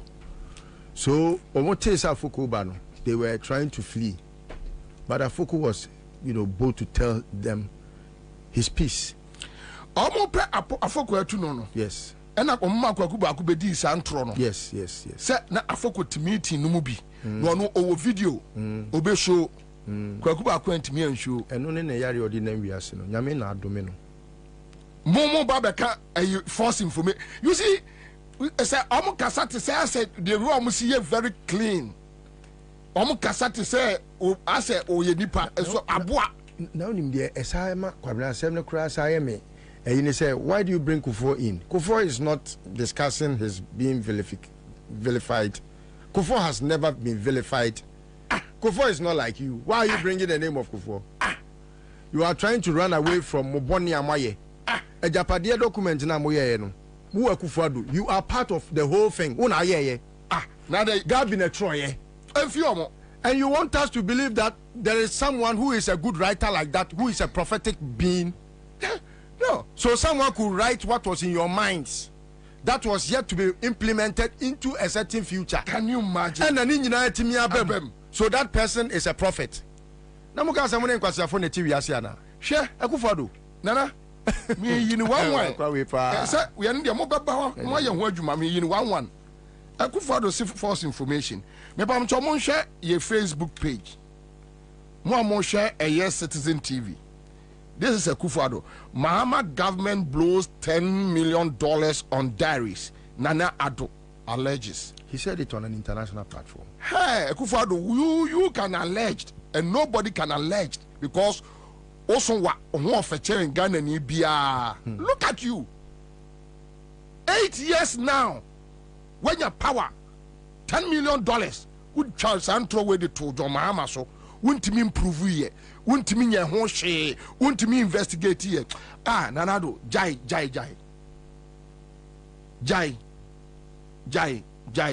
Nkola kasa ne nkwasi akekano. Do you remember what he said about Lordina? Ogu Lordina ni mu ase simple. Ogu na ni mu ase Ogu Lordina ni mu ase on party platform, campaign platform. Yes. Simple. Then Kwakubaku came and said, oh, I no credit. Later, no, and oba no be patch. You guys think you can say anything and what do you mean, Akufo-Addo? What do you mean? What do you mean? Who are you? What do you mean? Here some for Akufo-Addo kokai. What are trouble? In Sakura was so. Hey, Debbie, don't go there. Don't go there. As if say, Chesa Woody clean. Me fan and kola no. Me fan and kola no. Debbie, Oko Sasha Masia send you another story. Me fa nenkola no. Me fa Ansah your mama onka Akufo-Addo ho asem onka ba omi onin tron to omo so. Akufo-Addo ni first politician na operate the office of president to me din tro egu ni yonko president so. Cancer money. Just abranya na yonko no. No, onye president. Yes, but do there yam fa say ja ensi gurati pen. Entinka diplomatically no. Say MPP ni refraf bi ti say bia na bi. And worker say Jomama ko print diaries $10 million ah. I mean, let it go. Where there won't papa penimu no a wonnim go trim sa small can wo boa. What the year campaign we need power. This is what got you power. Misinformation got you power. Akufo-Addo. False information. And a man wo ubedi president. False information a man wo to say wabedi president abe wi ayen. Fatuo Kaswa interchange. Odi intro to Mahama so our Kaswa interchange ho. 8 years now you have not been able to investigate. Anya Kaswa interchange na okokan ya Adiomi oso Adiomi eba yo bete ne to say na we dey oditro Kaswa interchange. If you so ntimi mo na deputy minister bi Akufo-Addo there's Mahama over $172 million cost. Or say Jomama overpriced interchange no.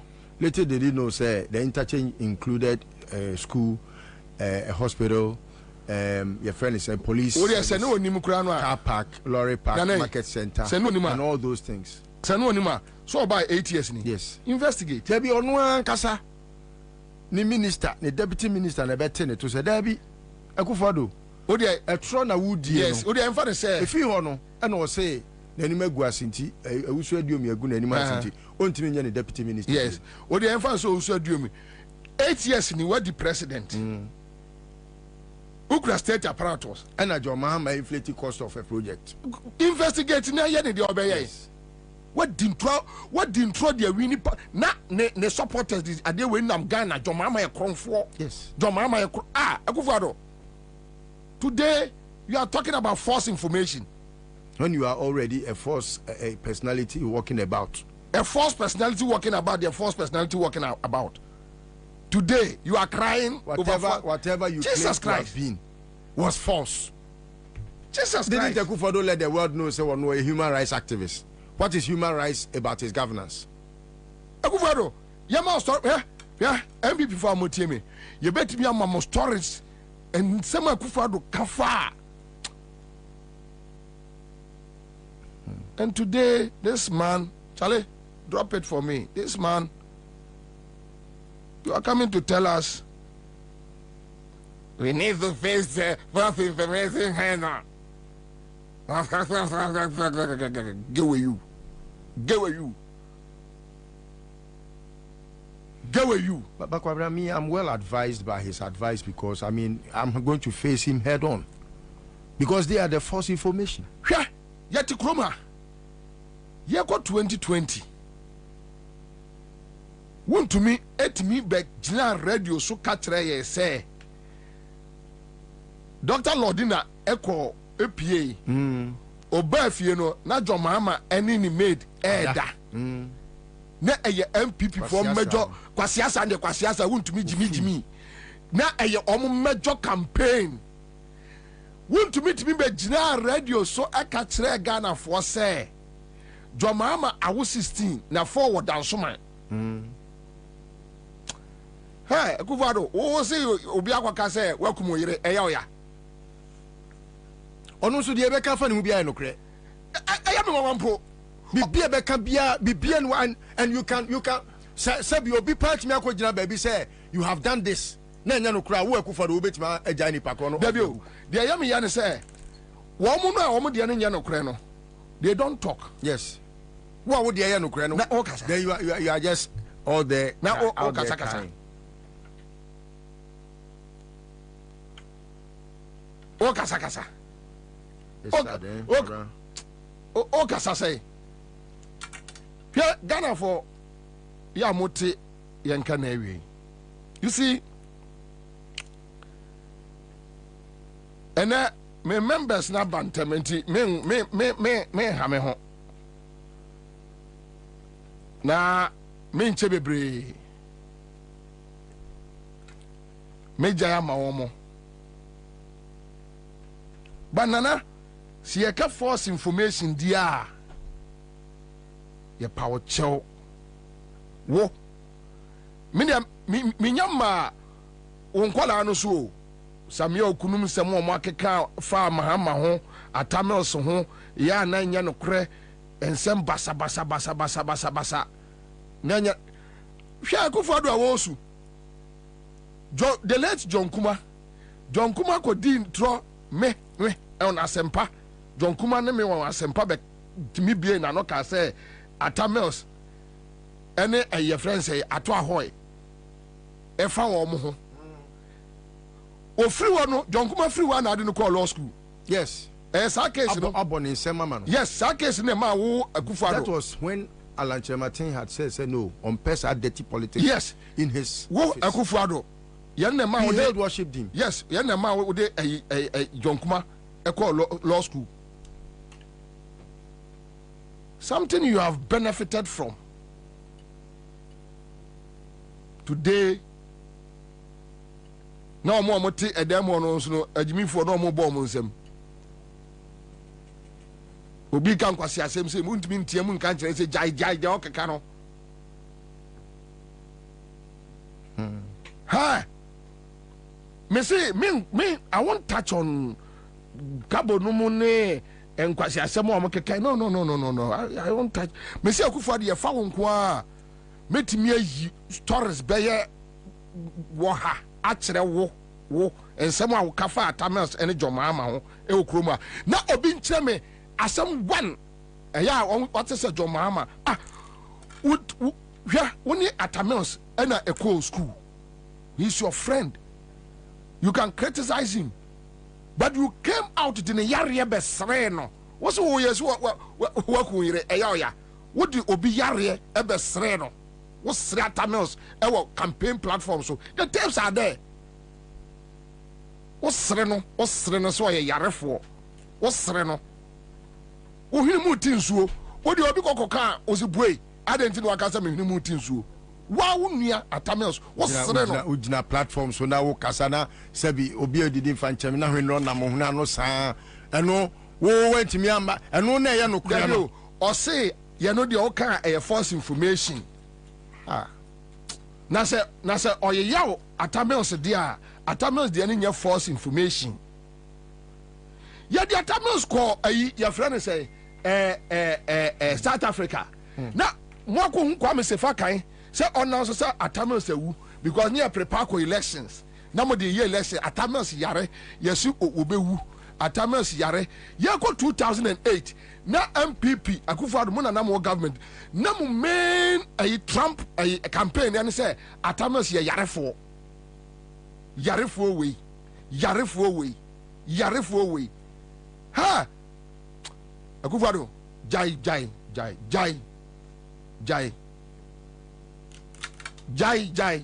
na ntimi nya hwe wontimi nya foko jankwase akeka no akwaya modi Atamels afa so okroma ye ko 2008 Atamels yare ye no na ye mu campaign o de also ya de o ire wu eye politics na wo ku ira me de obi fa home who cares wo ku ira so what obi ye de if you know say wo be ka nkrofo won nsem a enye no kura woni ene and I dare them party to arrest Akufo-Addo today say asem a wo kafa eye jomama ho no eye false information into omesne na state nko prosecute no obi and the law can deal with people and the law cannot deal with another set of people. Abronya we ya ne sese ayi ne siase te se bola so ayi nwabiri asa potobibre kwase ya we timi be gina be ye statement say John Mahama akofa nkrofo so meyeku mo ja no without providing any evidence. When you say the seriousness of that information that John Mahama Kofenipa Abagana so mumeku into Akufo-Addo. Do you know the seriousness of that information now the to Abonteno? Or can you yana Mukoya bro regional chairman now born abaso? Stupidity at the highest level. Na mo fu mo ye nipa chen Ghana for na aka no ana mo ho bai na ya mo ye nipa chen obi and that we should surrender that mo betimi aye de mo aka de mo pe bia go and listen to Won to Me FM kwasi asemo mo ti wodi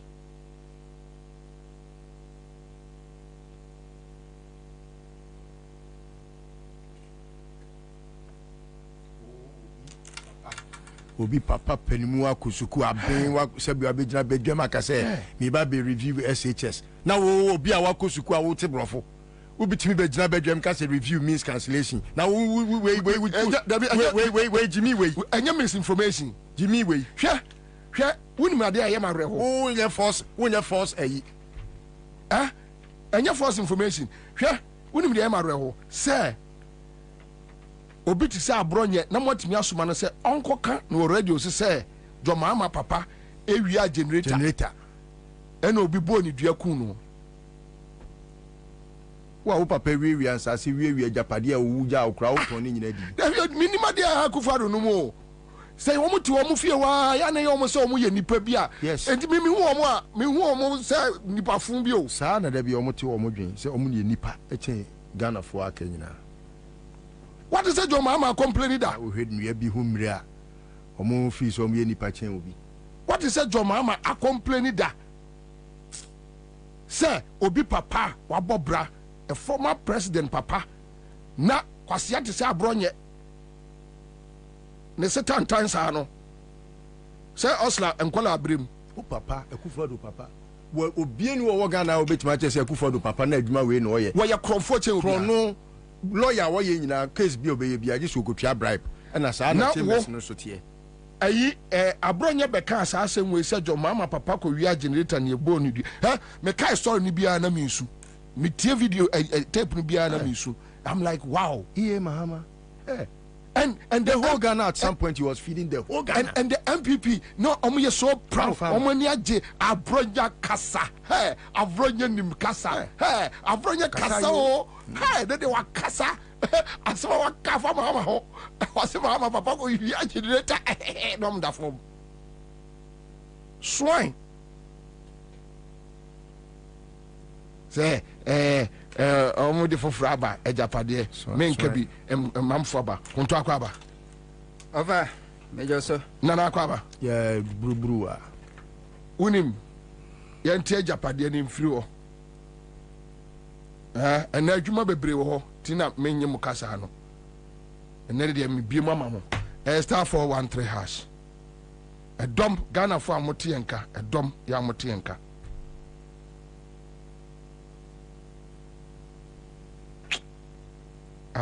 asembia flash meeting kame be catch le Akufo-Addo na nan kasa asem we biu false information hwe nan say ya unu are wosem no makofa ase edu nketia e tape no omo atwa a doctor uni mni po yesa hesu ojiri ene yesa nkwase ade no hesu ojiri kofa adwo mama ba girl ya only 18 years ade ne beto social media say akola no me ka onya no aye no ho adwuma o pedophile woye presidential staffer wani gine ho esa nkwase ade amote eye jubilee house odinti penina na adwuma mu a na mami frema pare wo share na nse me share no way na te ho asem yo na ayi hesu ojire timi apostu sa de no one na mo na ya timi misika de atua ne ka bosome ne wadi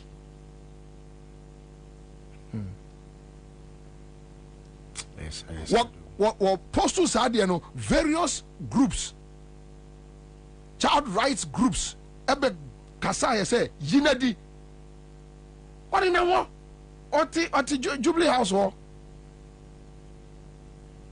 police and freno police and musan bibia akwala we politics na mo ya akwala we of awon na sabe jankroma kura no a Edwin anu a wo mo abrumu ama ajage no ono kura no sabe obi ntimi emfa no ameto social media say Akufo-Addo ba we minya na me ni sei because politics na mo ya na Edwin na ono of awon my sister say no dey here na adwuma no okon baby. They are sending bag mu ni say tie ni tenten ya se nyame dua wo o mo asense o de brum nyame dua na o mo asense na akatatwa da bia tum bai tum ya se ano pose c'est Madame Catherine toi. Masa mo ya di brebe. Brade Jacobo Yesu. Ami chaso. Hey, kai baso akanna duba. Baba, baso akanna. Duba. Baso akanna. Kajiko. Baso akanna Allah banso akana Kai. Anakaji. Kaji ko. Boso akana.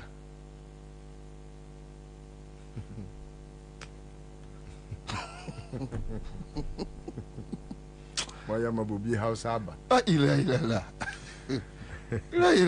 Akwabra send me be about tipa. Me see me tie. You know, you see, me said them na me ho was so. You see, and it's one of their strategies. It's Akufo-Addo's best stock in trade to divert all the attention on him and let Bawumia do what. And also, Kwabena, say, or try to appeal to a certain conscience internationally. Yeah. Say, wait, the next person also yina no straight should be either John Mahama, Esidun Ketia, or any other stalwart from the NDC. They shouldn't let this thing ever slide, because once it slides, it becomes like a cover on his person. Say he's been vilified, when rather he, Akufo-Addo, no, and they vilify Ghanaians. Whoever in this issue, Mamin Jaiman to Kwana de Japade, Mamin Fa documents. We know your Tinubu says 77. Mamin Fa Konya we so na min cheti fu na min chia same hunto na me mo abaso se na de bia me bono na Kwabena me go straight to Japade. Patch black pain show but oh yeah sure say o dia. Me amedia. Oh sure.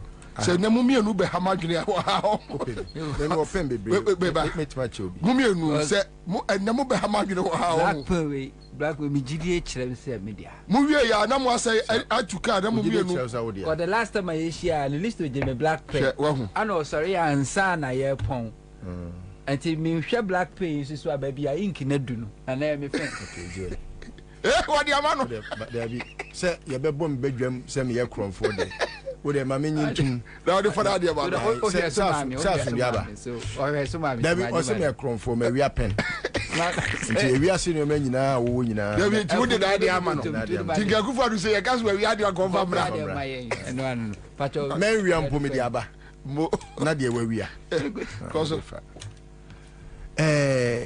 Kwabena eye wudi sem se nipa bi betena baabi abo mu tire mu po na asem we enye nne na abeto odwam ebae before the 2016 elections and ehon fa bi edikan bae. I'm sure Sami Hunto, you have the old you know maybe na mo abonten dada but obe kai document bi a maybe me de ba muntie a document that had Pakwesin Dumudin Alanchematin. No, this one is the second edition. First one of the first. First one. Yeah. Do you still have it? I have to check my archives. Please. Yeah. But media me wo. Kwabena. Yete wo yenka bi nhemu. In fact, there is this friend of mine Oye Akufo-Addo ofase. Ena emrebi oni mi di nkomo se ne wo fase de ntia opese obeye mampani in a family meeting no and they say your family be a omo Japan that family no they own everything Japan Emma according to say almost every facet of the economy of Japan no, belongs to that family. And that if se obi pese obuama nebusua ye te said the Japanese family na omo ena omoma obi beye emperor anase empress no aye for over 2,000 years Japan existed on this planet Earth. Nese omo mpese omo beboa na chese omo pese omo ye abusua na bro. This was because most of the family members of Akufo-Addo never supported his bid to want to become president. Why? Because they had seen how criminally minded he is and he has been.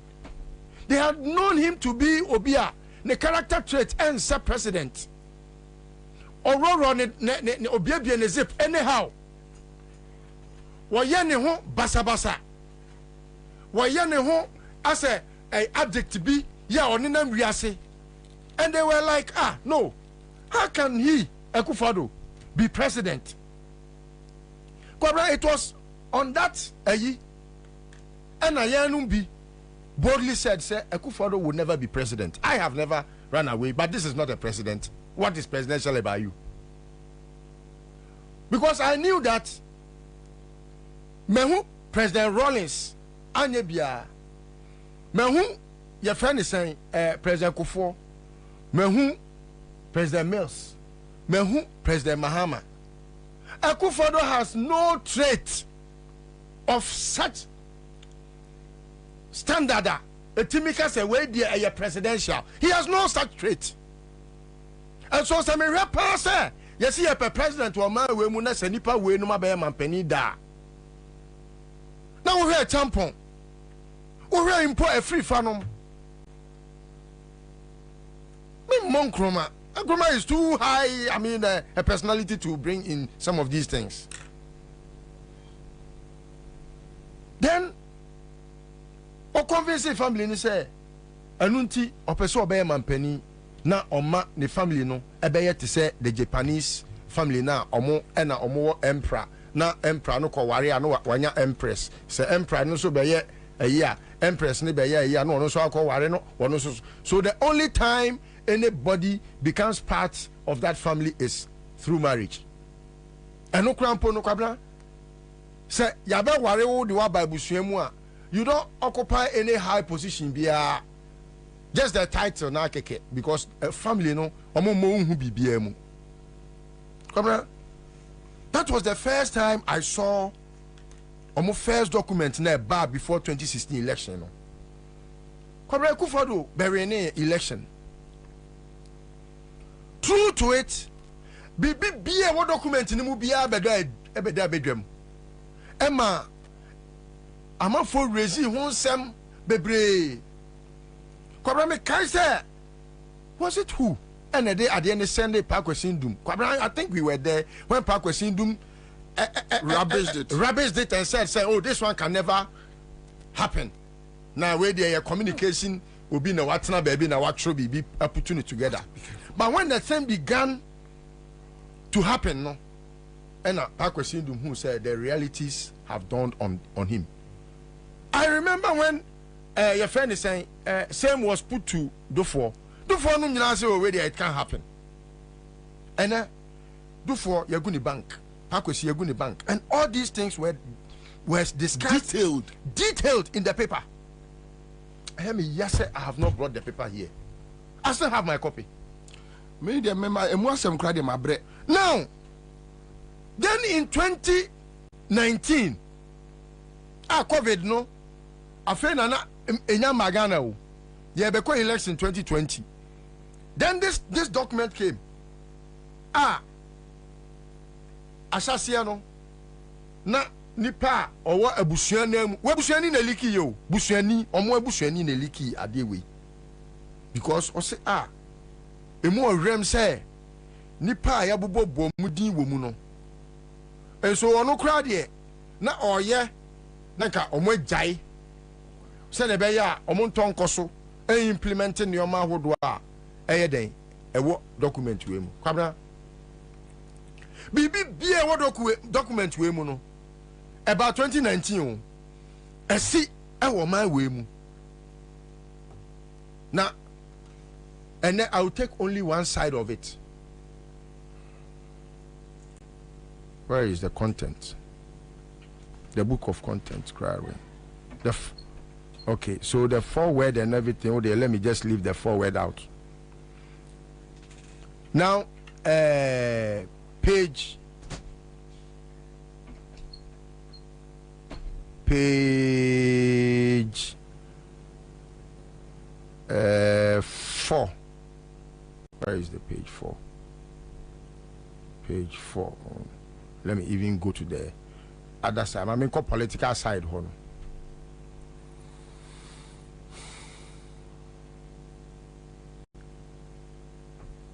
Kwabena, open cry and move on just one by one. Banking sector, banking. That be made also banking sector, biological banking sector. No, he didn't have phone. Kwabena, I could forward that yes, phone so I can tell Yaba. Near so to phone, Papa. We phone that way crowd now. So, Kwabena, Bibia, woman. Ababe toja ama obia hu say this is a manual amudi bu man over a period and I can want them we fan fabia no discuss it we fan fabia no discuss it and Enra said aben me wo hwa obi dia de send me say Gabi akopose to bibi say ebusua ben na o magimi a o mo be tro book bi sei na wo hwe ebusua we nyansa ben na wo Gabi wo nyansa ben na wo trim say o man no motive no o mo sa de be wia o man na da bi o wo Gabi wo nam we PDS nkwa kire say wo wagimi PDS e kire say wagimi wo man na wo kodi wo PDS ECG no wo dia ana na wo negotiate you are criminal. Obi a wako jail aba wu ba bebu some question we. What Jimmy? Oh, so these people sometimes I just try to restrain myself but I'm not able to. Because how? Why your book? Ade aye ofori panyin fie. Edi awodro na wo boy no. Sa nipa na o ka say in the forward no. To our future made up of the present and the unborn for whom this will of nation is being prepared to our foremost king, Ofori Penny, the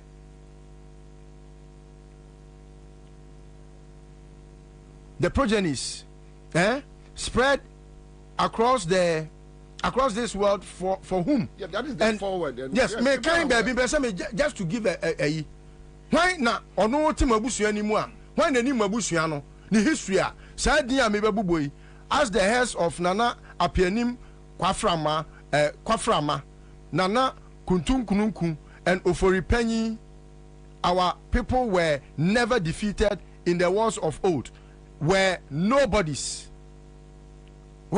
subject said Kwabena sa din ya obuboyi me me tie abusua nim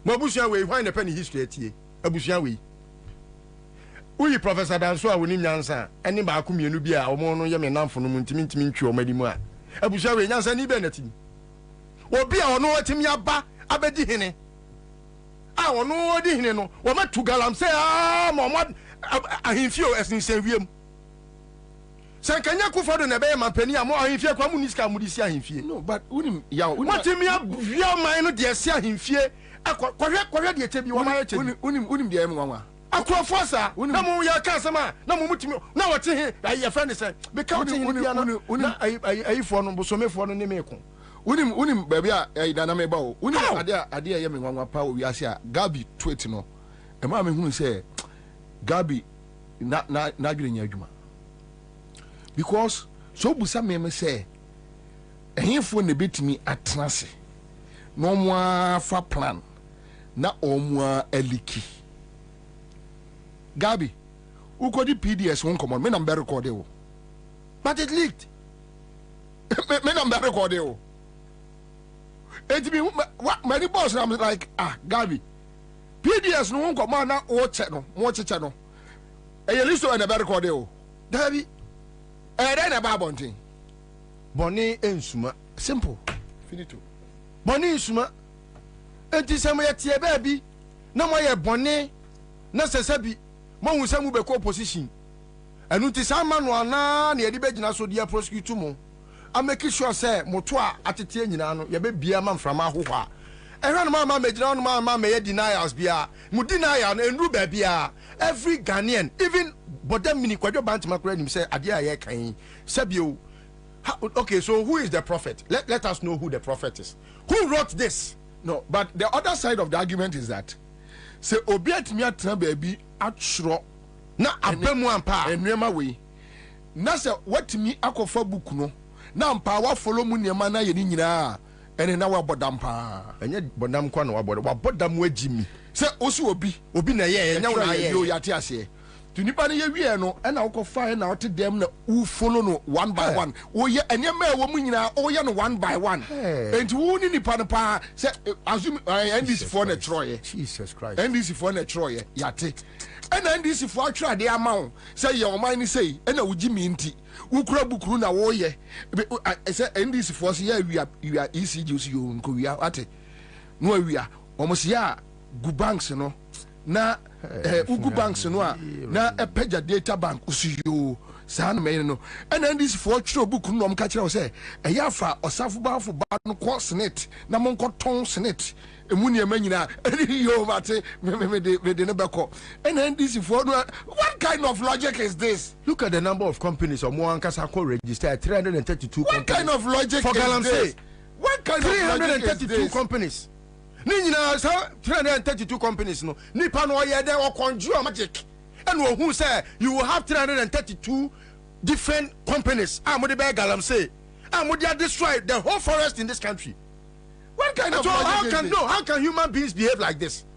That, I mean, when Kwabena, the most painful thing in my life is where someone thinks me a fool when he rather is the fool. Thank you. It's very painful. Onta kwasia hey yeah. Manu and take over that. Na menchia nana. Na menchia tiefo ne ahwefo nyina. Na menchia ya Vivian Ohima Mesika. So chia ya we message Ohima Mesika na send ye. Ohima Mesika so fa konya wesinu achia ya Vivian. Hey. We are bishop menim sa no me hwe wani monto. Mame ya Vivian minimum Ohima Mesika ne nimu. Ohima Mesika say awie menchia o Emma no onim say dwumadi ede bia utie the message is here. Hey, I mean Kwabena Mr.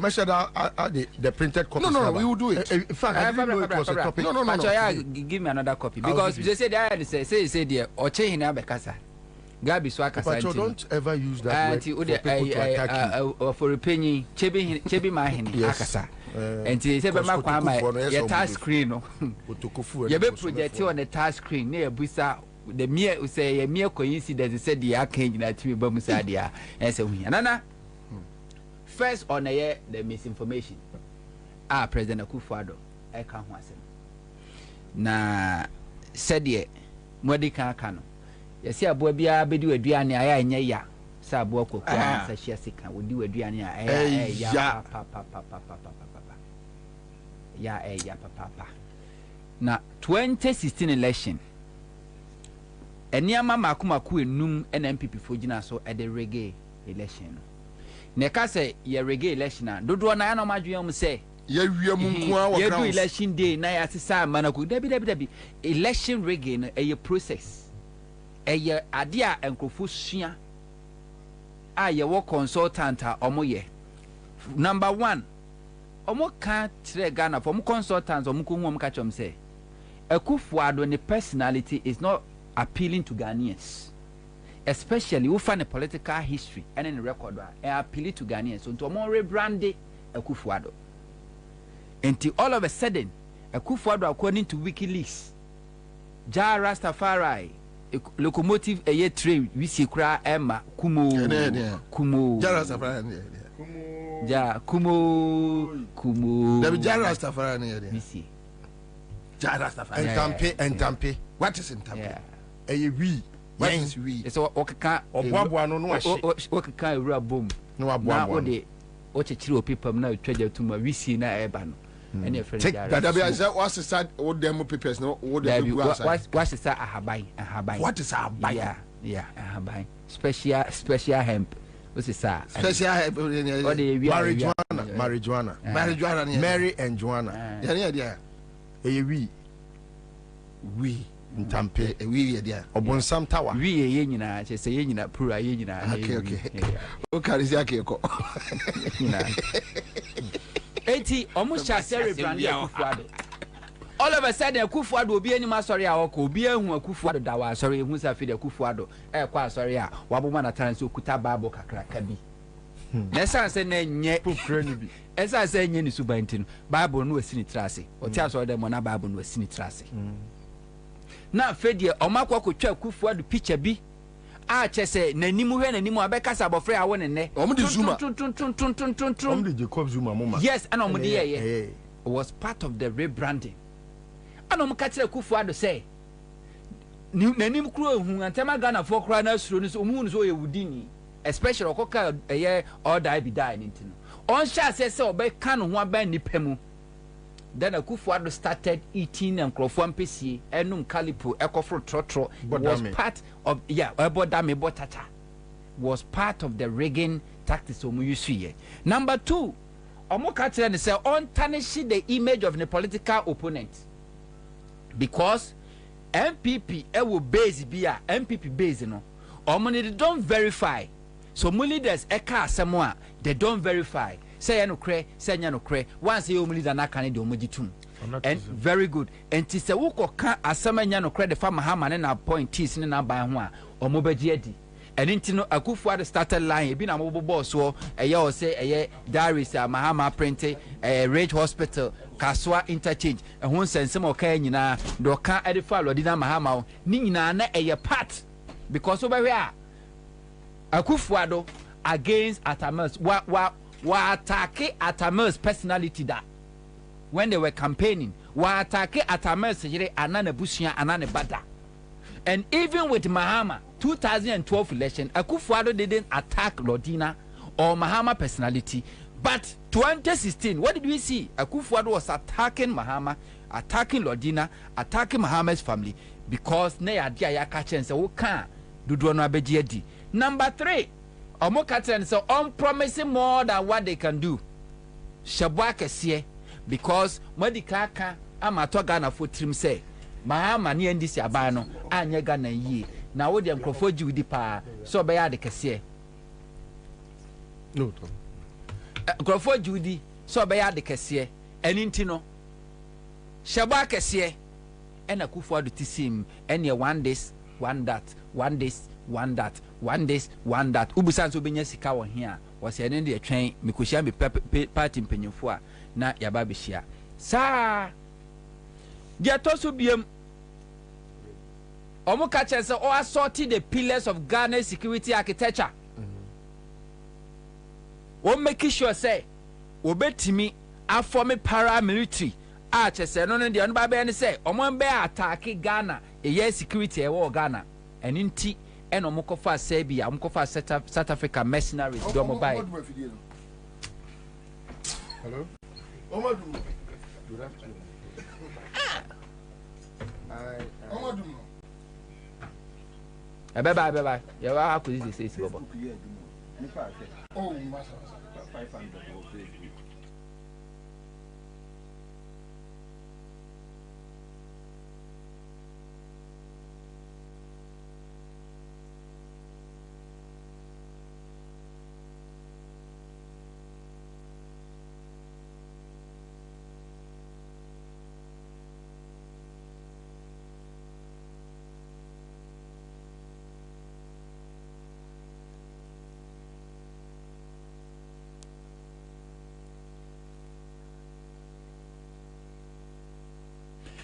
tie for mfanche ye nya ne tie say me say traditional media ne de omade but ye wa ha but Facebook so see live so all like the new media so we are live on Facebook to my mentor as omo ka chen say on assorting the pillars of Ghana security architecture.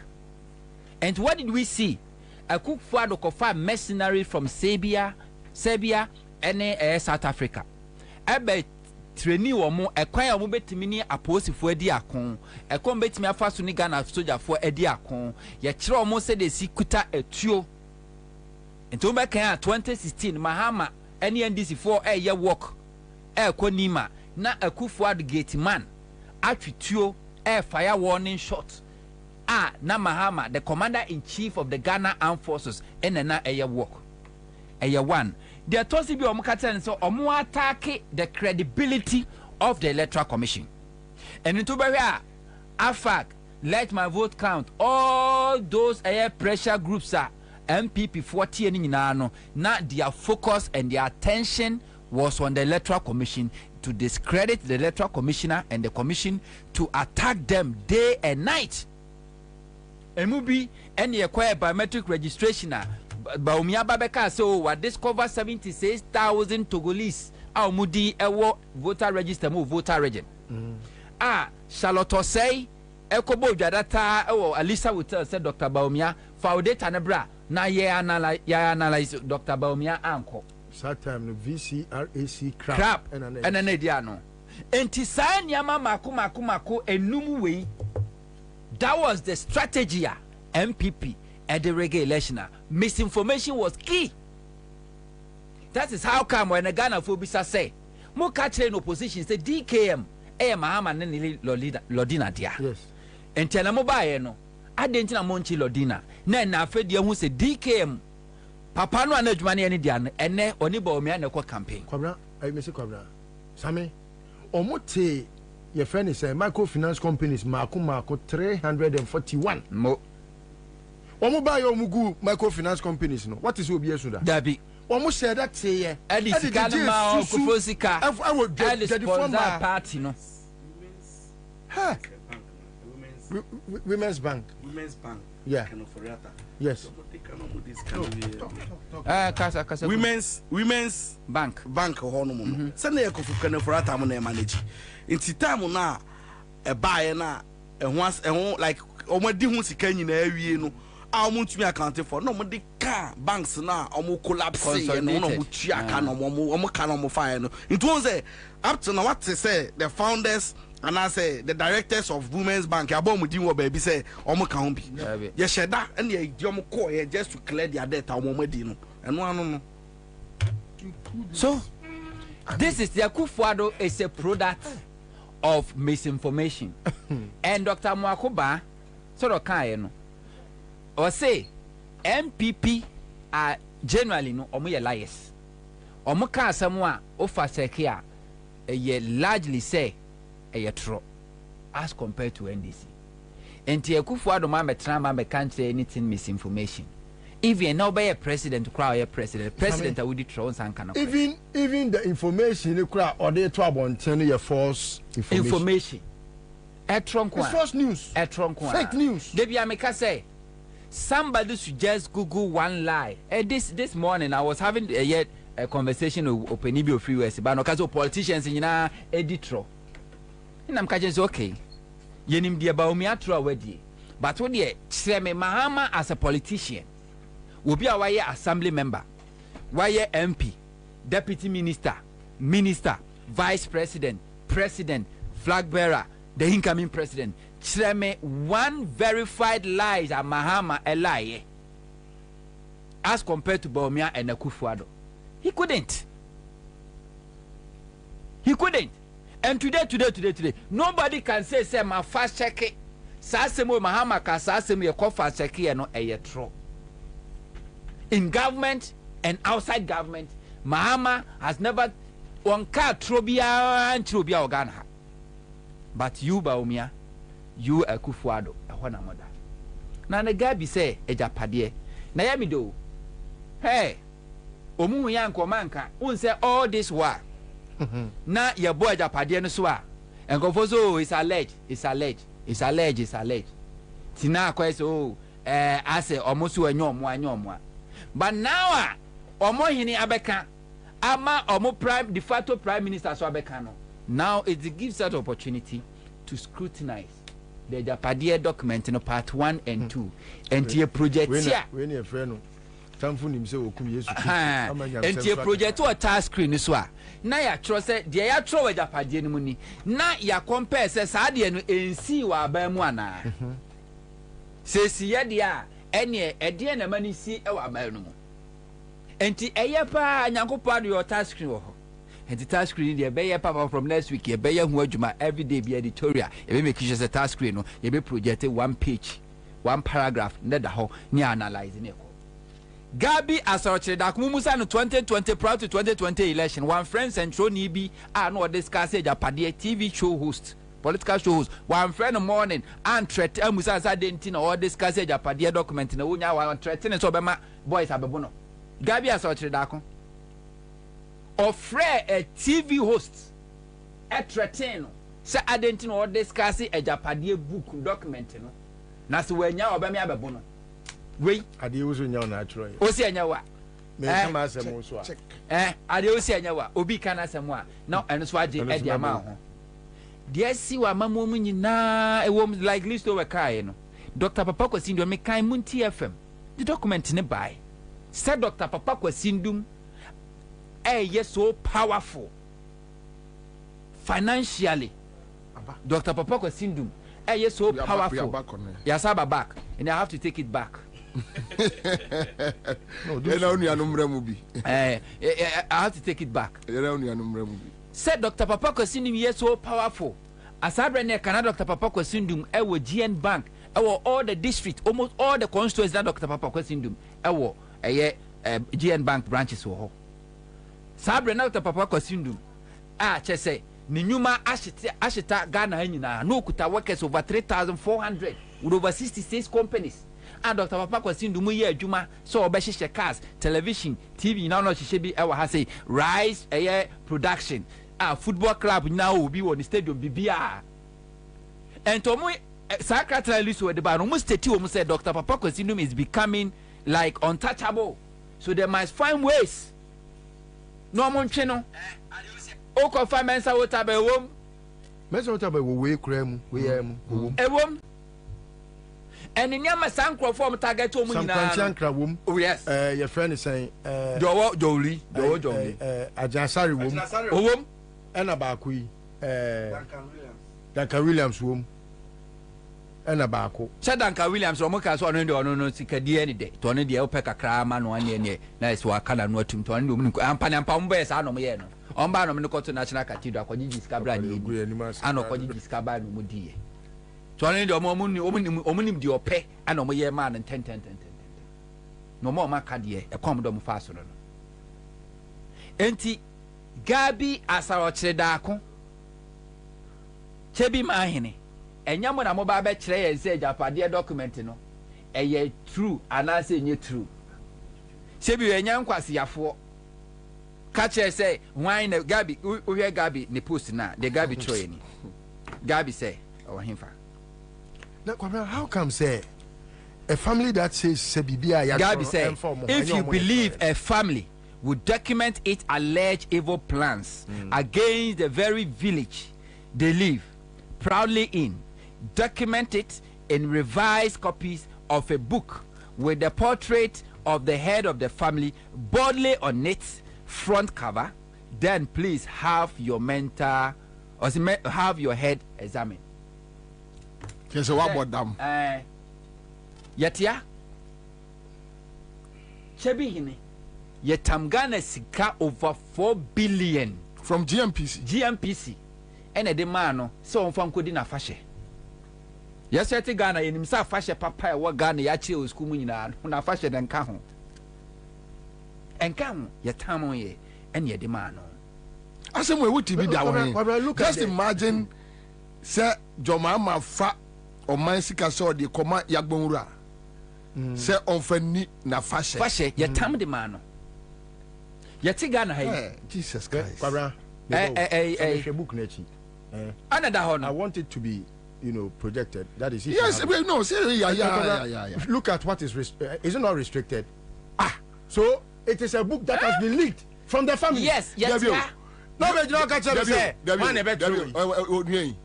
Messi and question kofa we you. Gabi any apartment sara no ni din komo no. Dabi ayi oni akwaya babai. Ayensu. Wani ayensu din komo no eliki ye. Me nam ko record e. Honto. Na ko enye ni ba mienu pe. Na te say document abusu nyina. Yeti Ghana nana. Sa ohini o kasa asemi.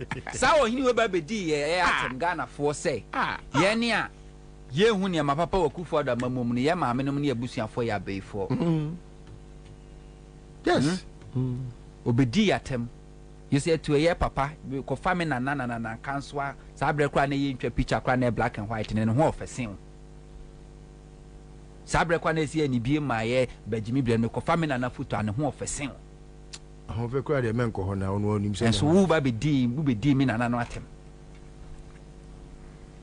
yeti Ghana ha eno ko first state housing company chebi ni akosi sadan gu ho ni pani ho yesisi dan de si ho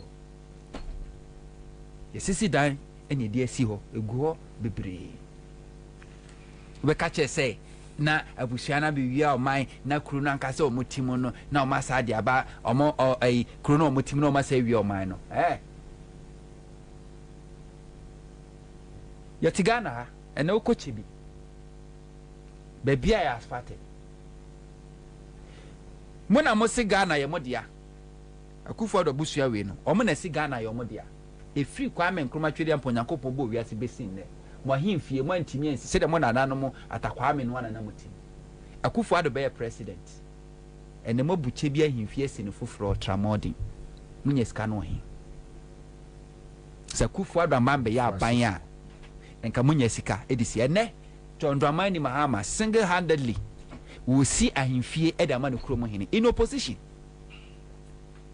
woni abamu no bi aka say wawi aman sika wono ankasa tunubotom sika yesi dan will see ahimfie a complete palace edama no kromo hene na enye opposition na Dr. Lodina SC hospital anode ama 10 key projects mona mo sora mo simu sika yen hwe ma ne nsa so no wa himfie asai susu bibi wo se yen hwe ma ne nsa enso no wa himfie asai wa himfie so nchensen etise they are always a working contradiction of their language when timian penti wa himfie mpo antese Akufo Addo be president and wo bu himfie over $600 and something million mwasi ene si ho no enya ba isika ni bia yentumi nka da bia yentumi nka because Akufo Addo to amoso na ye ni mu fete na de ni mu fete no in several years within opposition when Timian single room grand dedicate am farmer chebia himfie say me na nanom a mo na mudi akunya wakunya nie wasa sinema sidas when to me anti say Akufo Addo be president but Mahama in opposition will see palace and the Ghana ni bia betima kwa akohwe a obi ani say Mahama and nenyo on the sign waka che so do man sika and we at Mahama we can say Mahama is building the man. What about Akufo Addo? What about Akufo Addo? O man sika na mawia ukochebi and the government hospital is one see here o ba ma ba be see VVIP ward akosi the biggest library esiwa obi akura nko ho and the unya approach chebia Blue Town Wi-Fi free Wi-Fi nedem Ghana skani bia na be katre say Gabi asorochi da kwa no nutimi koku si center like event center with AstroTurf say or the ana ne mami Gabi ohie ni bro o kings bi ha adan kra untimi han ohie ni kings say or the ana ne mami ohie ni bubro Kwabena what the ana ne mami Jesus Christ Savior and the was says so wotina UK Eradi nyame wotina UK unkwa na nyina akotena Sweden edina mo abepie Ghana all these years one timi kura anto block ewo maame na so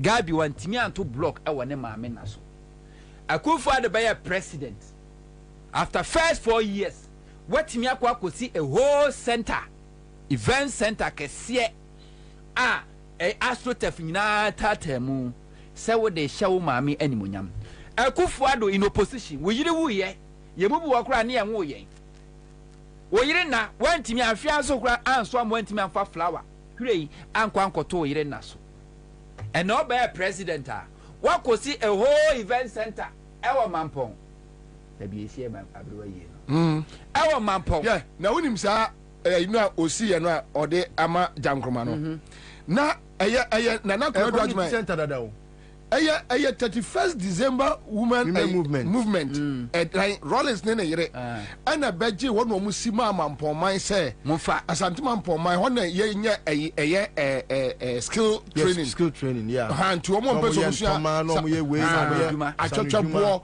Any Satan, not your crampo, dear, Church body will be a church woman, Zuma Blues. Satan, your craddy man pompano, dear, you see a pie, a Yankee. Tie and die, two titanium, and what a near now. And now, a for baby, you did for baby, yeah, a basic school ma and Koda a cage. And Wabebu non was seen or dear man, Wabeji or no, or dear man, ban was see. Just a event center. Guest house of Sawo. Which me da ho ye be oh. Obey president and now ye we. We any several years. When to me and Yashi, I'm fine, shall we any munyam. Obey president and ne, the win your scan or he, and your gun is and your gun is car. What do you not on Chauko be as ye yet? And ne, what to one now made the disco light in our boho. I should say, Marble. Who do I not, you know, in Mabeka say a nightclub? One real basic from some for Aquachele, overcurning some for Aquachele. When you scan him for a free Tiana Muslimona Musika, Mona Motisika, Musica, and then a mutumidi. When him fears soon chancing, nay, supper to Bibri. A damn one and then Musi fitted went to me and young. Roofing sheet in the pot won't me. And ne Ubedi, Sao in a king, Ubedi or Beshanifa, Kufadintino. Yet make us say, I dine a walk one who you know by him fear and chance in a sway that it me pat near Bosso. It me pass on near Bosso because a dine by him fear and a chance neither that ye modernizing the town and it's a yet chibi a modernized city town our eastern region. Meaning actually, you soon have 30 seconds now I flooded because of Galamsey. So no money about say. Now, no matter me say, no more so respond here. Thank you. Our 7 years so simple. False information. Akufo-Addo number 1 in Ghana. Me, semina me tujo mama fo. Yes, he NCU president. Come see you no. So agumanimu asese me wia $10 million. Abra wabedi mampani 8 years went me investigate yasem an ka bibia se o asema me ka fa me nua ehu se na enye no kre nti we de on fa ncheme ana se de me kan na enye no kre nti mu yem prosecute no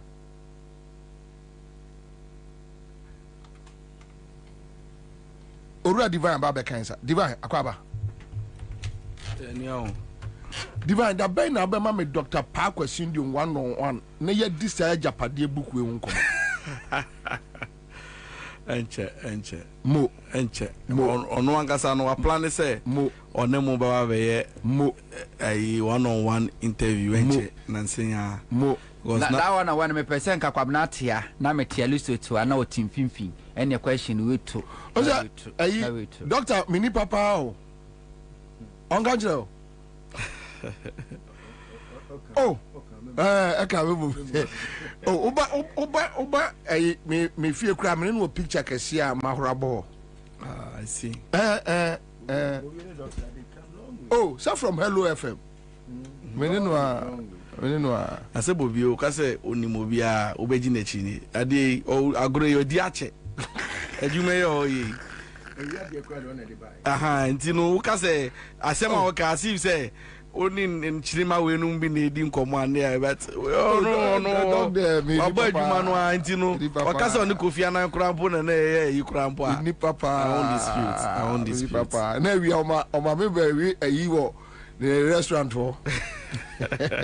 Anyway, so what a Akufo-Addo statement about talking about false information and a japade. It was a why a video no? They did kind of my minchia at T4 and Yasha4.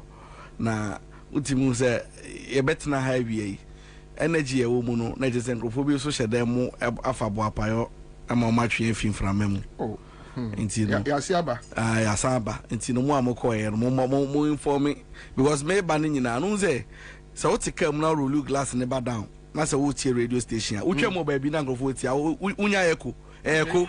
Okay. Me bani na me car ni mo eko sa na me dia ba be. Really? Oh yes, from Asalam down. From Asalam down me dey bani na no eko sa. I see. Yes, even Kwame me no kasa see there is a hotel around that. Obe from security man to driver. Me pie na me be ba mo bisa me say me da be na enfa na me ba. Nti no me ka so me ba cry fam. Nti we call rage ho nyina no mo gina mo pampe ya mo nyina mo tie. E de mo ase. Obra na o say me time mantem. Na mro afo mi enu bi na omo ayeme cause me studio honom by 2:30. Nti me ira mu na mbe kasa omo hu say baba. E da ase. Onia kaja. Nti unim ejapade document we ho. Say you discuss here. Unim adia me person go for early emphasis on is the fact that ejapade document number 2024. Number 2020. Unim say ba before 2016. Yes. Me kai ejapade documents at the time when me kai ya me hu Samia Uku Jombo Edumudin ewo mu me hu Baumia projection, any plan to take the party from the Ashantis, any Kufuor, how to undermine him or two for me kai sadia no. Wouldn't him say the first day I read it, Obina send them army and I me post it to your WhatsApp group bimu. Wouldn't him say me the two that's that time was that first one also no Dr. Inu featured prominently. Yes. Amwabi featured NDC Papa way Dr. Dufour Munina Omu feature Alan was there. And your friend said President Kufuor was there. Yes. It told him say me who yana me de to hono. I still have it. Do you know that people thought say a fabricated story be, and when I posted there they doubted me. And I made the enya friends I mean I made a debate I be a meeting. But you know why me at the time no I knew say and something be one more omo kan ye no na eye nsamo afi omo anka so makache e na eba no. Unim say omo commission some research bi na Dankwa Institute and na eda no. So out of the research no omo ye no they wanted to profile each and every person omo nim say omo ye threat ema omo political agenda even from within their own party no they knew. So this is what happened. At the end of the day, no time omo ye analysis in the way no omo ye imagine say omo dey to kratas na be blueprints ama everybody around them so that they know what the agenda is, so you don't miss the point, and though you know who your enemy is and you know who your friend is. But when say they be me catch them say so what's not them now bobo apayo so obedi boni a ade e say o ka o trim ni say ade ko na wa choro no bi na be photocopy ayo bi na be printing ayo bi na be transporting na sa wonu wo di boni na se nipa no ne wo nya adwen a sa lebra no be liki enyo bi na be type enyo bi na na wo enyo wa ya choro wi no so kra no bi na be type because all the platforms ni nyina nya wo dia. So what happened is that when they did it no obi ewo mo makachi no hu say no but this you can't do against the state and na nipa no quickly and na onya copy and no leak here because at the time they were planning it no na some of omoankasa mabus omoankasa mo namfo ne bi so din wo mu and they were shocked to say we thought we were doing an MPP Dankwa agenda, but not knowing it was an agenda Dankwa was doing against the party itself and the Ashantis and even the whole Ghana. It's the panu we are no leaky. The first information is no. It's unim nipa omu leaky man. No they are Samia Uku. Omuni kofwa e share that they can bomb a man first. It to make realize right after the first leak after 2016 election, the demeanor of Samia Uku changed in politics. It's true. If say unimua you that is where so the first person no nya se gabi person who ni pa ko di Kenya the first document Japade na Samia Uku and the man first because when his name was mentioned say opema oye masem ni sumaiti say inti odu ba bia the man be trapping no John Boadu so opensando you can't be trusted. So when the people heard it they were shocked say but you how can you plot against your own? No more information. Are you seeking to suggest that Abna Koko's Samia Uku engagement, it was plotted? No, I'm not. I'm just saying what is in the book. In Tubasha, Unim say right now, no. At the end of do you know that Samia Uku Unim say he wanted to play an indifferent game. Like he wanted to remain in the middle. Now to say or a party ni. But him say your document him say because of that they can't really trust. So they wanted to find a way or a kufuor boy.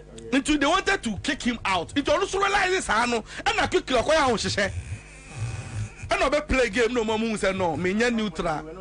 No, they were not giving him anything. You know, no say it's a for him to also vouch for his loyalty and his integrity around the Kufuor so no. I don't know how campaign manager for Bawumia campaign now.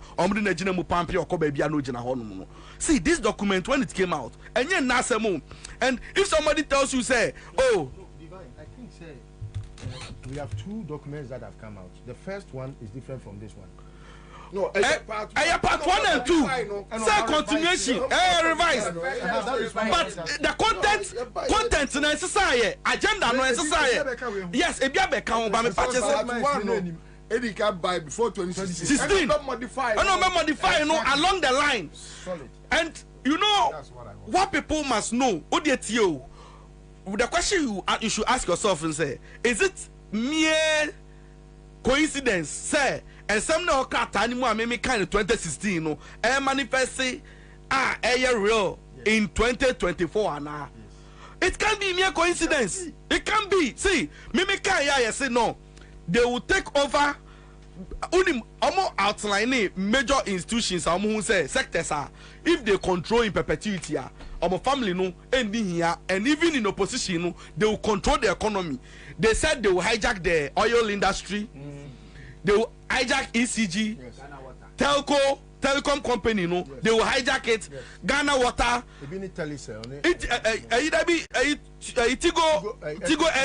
Tigo. Yes. They plan, and I'm saying banking sector. No, they will make sure say, Kenoforiata is in the center and the heart of everything. I'll control BBR.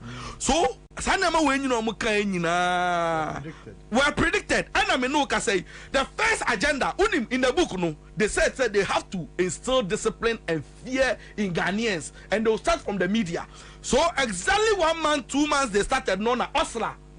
I started here now, almost see a close radio stations, and almost started some close radio stations. Until what a whole normally who that fear no, everybody kind of share because they identified a loophole. Say no. Loophole we see yen kashi ye be use technicalities bi won me da keke nkrofo we mu out and apa omo bae into the first no me and say omo use media houses into the made omo ye they were looking for mo friend saying frequency ato but no munya bi into the omo ye they started killing omu good stations ni bi omu good stations ni bi so now it got to a point that they wanted radio stations and frequencies ni yep prime into do baby no mu negotiate here into dey see an e ben wa be dey untumi nkasa no mu ye ya no ma position mu ho and as see am no kasa open the juicy frequencies your buff frequency ni chira mbe show o tapping no na ugina ho no mu a your mu no magigi sa frequencies ni nyina and they wanted to hijack the media. Secondly, your imagine say ombefa event saying the petroleum sector. Unim say ndam no ka say ebi no ono mu a unim say ya toto petrol mu e kosoro nyina ne bo kosoro tax say de to so nyina unim say omo nka bi hyem de ti amon kasa ne say bisaga bi say wan mu na import petrol ba o man mu asay to da honom omo mato enya adwuma but omo akasa eti atom a ye kra omo enom ye beneficiaries of the industry as we speak now. And then there is a plan in the book say omo ba jiji nyama ni nyina aboso na sa bible for ba no yeso do musaka they will cry foul. The plan is say ye be bibia ye giwia ye be use sika na protect ye ho but in the end no ye be ma obi ahu say omo tan yen and you know almost clean your machiesi your machia omo to say krata bia obibia no omo de legalities nene you know cover machi. It's at the end of the day no obana who attack your mo it will be like you after a certain group of people. When this thing came out, I was telling Samia Uku, I was telling those young people in MPP say you people should take over the party. MPP na edija amono munji si ona munye ni ye na eyabusuafo bi na omaji na omu use mu as puppet and stooges are mo dey your agenda. And today it is apparent, it is obvious, you are all seeing it say all the game they were playing, it was just to satisfy the whims and then caprices of some individuals belonging to some families be agenda. And then no can say, and then no crata anymore. Embantre me catch me. Okay, so wouldn't be a Metias is a small condemn, mama. And you why not a said them it me true who say Debbie MPP Babam, Nekufa Babemwa, Sefa Kaya or your media man will become part of the agenda. Sefa Kaya MPM. Sefa Kaya or near MPM. Sefa Kaya any Adumochi, Omudi ni book. I'm on national security. I'm on national security. Yes, I'm on. National security payroll impressed so yet your Makadeli. Would you emphasis say? And it's only MPA. Oh, upon Adumochi, only a Ghana aviation. And when the trust our book noir or Timmy who say, me first media for we, Nama Peja Womo, my empower Womo, no more to Jimmy Moore. Why not that song sad I know chapter 2 na can say revise no mamen kan kakra ne to aso page 3 on economic and financial sector control or say phase 1 overview. Oh, that's okay. Phase 1 overview or say the first phase of the economic and financial sector control was to be implemented in Nane's first term of office. As we get closer to the end of the first term, we have set the ball rolling regarding the objectives set out in our first document. There have been difficulties largely due to some pitfalls on our part. For example, the control of the electricity sector could have been handled better had it not been for the greed of some of the non-achieved elite. And we have included as cover again the way some CSOs obtain vital information easily about the Ejapa project has resulted in them wrong footing as and emboldening the opposition to jump into the fray. We should, however, find some indigenous way to overcome the opposition. All right. Change in the leadership of most supervisory institutions, particularly the Central Bank, the Security and Exchange Commission, has allowed for other blueprints to be implemented. For example, the financial sector cleanup successfully eliminated most banks with hostile ownerships. Yeah, these are all the issues. I mean, we have been reading. Now you see, energy sector. I mean, Omoba first see, and PDS. And you can't some for me PDS. Omoba, first time no quickly no your margin some PDS. See, when it comes to misinformation, these guys are tactful. Make us some tactical. Omo tactful about the way omo muniama because omo agenda. And now you see, unfortunately, no, they have the media people to also carry the kind of misinformation and the propaganda now they call out, no. So many of the people also believe the misinformation and then and throw na omudino. Who didn't say right now, no? Every idea budgeter omudia national security almost spending on daily basis, no. Who didn't say component for communication any media no so chain bibia because they don't want any information bia ebema government no look bad and I say ebe say no image into the bia no they want to counter everything even when they have to fix the problem they will rather spend the money to do propaganda to manipulate the mind and then cognition of people. As we sit here, me for Nana Akufo-Addo to come and sit here and tell us say say allow misinformation any year. I can tell you say omu ye main perpetrators of false information kasa in our body politics is here Akufo-Addo presidency. And you wanna they be almost to one almost share Juma no de my omo tenasia no ma cookie ne ya no mo si o mo fan koto Ghana for so. In the first place, Nana Akufo-Addo no mo defending almost all the corruption happen here and his government. It is the office of the president that quickly no ma ba bontin, no ma ba issue disclaimer. Omo ye no ma ba issue be no defending. Nana Akufo-Addo nanka so te ho no mu no. Enyo nanka sa na no defending obi ti say silada pa. Okita document yen try no yen bisa na say eni nkasa e kra. The man was so sure in his release and in the acceptance of his resignation say you will be vindicated at the end of the day. Meanwhile he said he wanted to fight corruption. Can we trust such a person? When it comes to misinformation about COVID-19 sika, when we asked him, when we asked the government about COVID-19, look at the things they told us. See, the COVID-19, Nana Akufo-Addo na busu afot na dem no mo hye adwuma de to Ghana for so.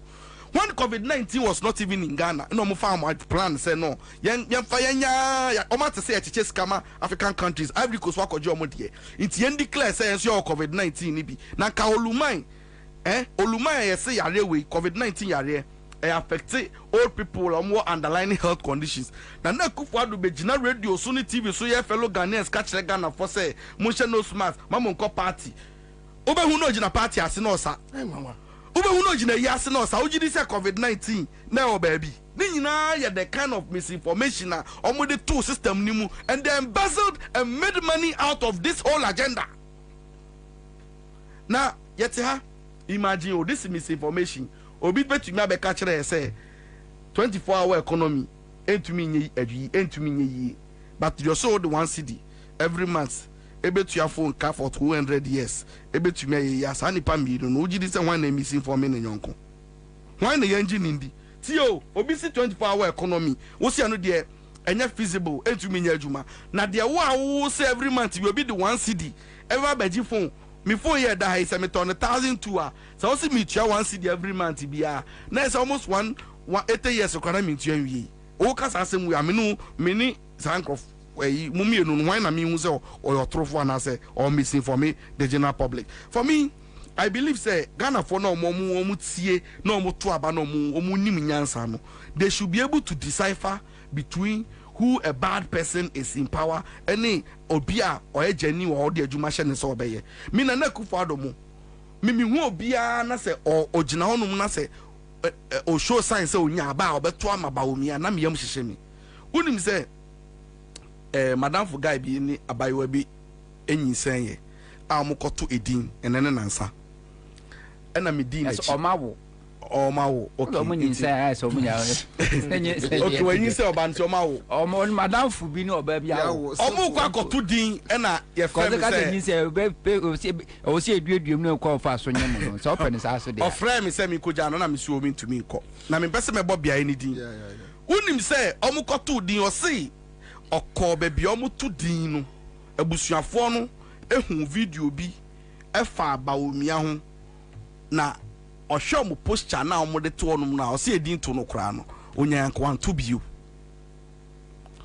o se abusuafo no mo to onum no o se abject poverty like ohia pa ga na chi ohia pa because 200 cedis ke ko yitu onum no omo de da for che so mo hu yo no mo di baomia chi na madam fu no obeto ne bade ni bi so omo se den pa no mo hu obaomia won beto ama no omo so mo de wo mo to MPP mo ye MPP for madam fu ne say ho no man na ne ba ne din obeto no if ebo nenum because ono also ye MPP ni o ono no okoto din na nkasa ye MPP ni but say ono ya sorry dikin me was recording no so no ya sorry dikin no sro nyame na bone ya MPP aban we di adi Ghana no ontumi nhwe so nyanyame a osomo no obetumi ato aba e di ama MPP so mo ntena abem no mo koso ndi bone nti so sro nyame ne die obekoso e preach at Ghana for say Baumia is a liar and is somebody that Ghanaians should not be voting for. One message from Orlando Yeboah says, greetings to you, my long time bro, divine, T polymate, more fire. Onino. Orlando, yeah. Me pacho me ba. Can also answer here, Bobie? I think JM should make a pronouncement on this document and assure Ghanaians that this agenda won't succeed. He should also respond to this comment by Akufo-Addo and link him to this strange document. He shouldn't be silent. Sometimes JM silence on issues like this Gets very nauseating to say the least. Those of you who are close to him should tell him to be up and doing. I'm Muhammad Musa from Finland. Thank you. Okay, so those of Omo Bano no your Hontono Listo and Benji. There's someone can't say. Orlando, your boss is going please tell him for me. Thank you. Okay, so a senior man says great show, great crew members, big ups. Okay, thank you. Let me check if Peter Usu says okay, so let me leave this one. Yakubu Nelson is here with us on Facebook. Thank you. And on your TV platform, Citizen TV. Dominic Ghana for us say Moaje yes Citizen TV atum yami enshira mo papa. But let me do this work and emene owura kumchacha be adwuma bi, then I'll come back into the studio. But me time no go, but Messiaba, don't worry. All right, so listen to this. One of the criminals decided to use God to prophesy. And Kusibuati prophecy in an empire and say MPP meaning one could jail. Me that is what I see. So Yango Kusibuati. Yango Kusibuati. Permitted to give a political prophecy in Ghana? Go ahead. Go ahead. Go ahead. Flow.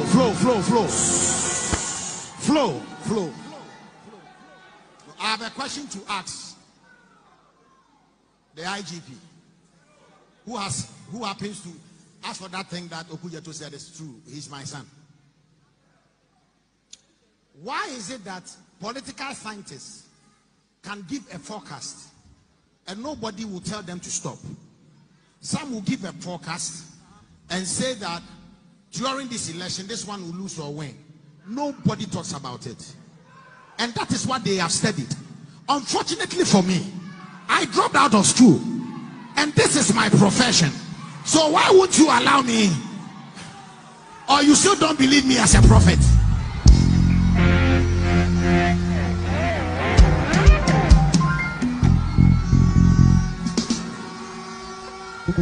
Watch this.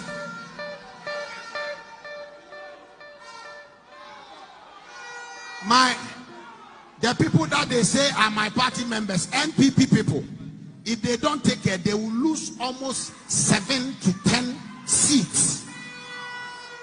But then, if NDC also don't take care, NPP will take over between 19 to 24 seats from them. But then, the election is on the 7th. On the 8th, the result will not come. Everybody shall be jittery. The result will come on the 9th. Some people will try to cause mayhem so that people shall die. And interestingly, they will call people on the street. And the first day, only 1,000 people will show up. The second day, no one will show up. And there shall be peace. And the result is obvious. The things are difficult. I know that there are 2 people coming. But the Lord has told me that by the 9th of December, His Excellency Dr. Mahmoud Bawumia shall be crowned the President of Ghana.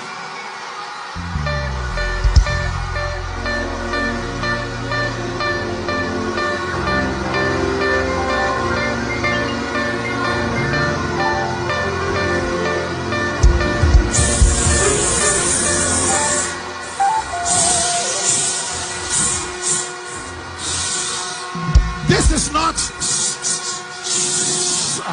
you know what? This thing has taken me a very long time prosecution to say. And yet in Kano, a friend said, Kwabena Bodu said, Kwabena do Boating or whatever. So one of the criminals, Kwabena do Jemfi, so one of the criminals, and yes, me. So Bompire say quite be asking about me because only jail and tem and wakra a bank untimi enwia omansika. But yengotie Jesus ahofe. Quick one. So this now season, I see final results. Now I see final results.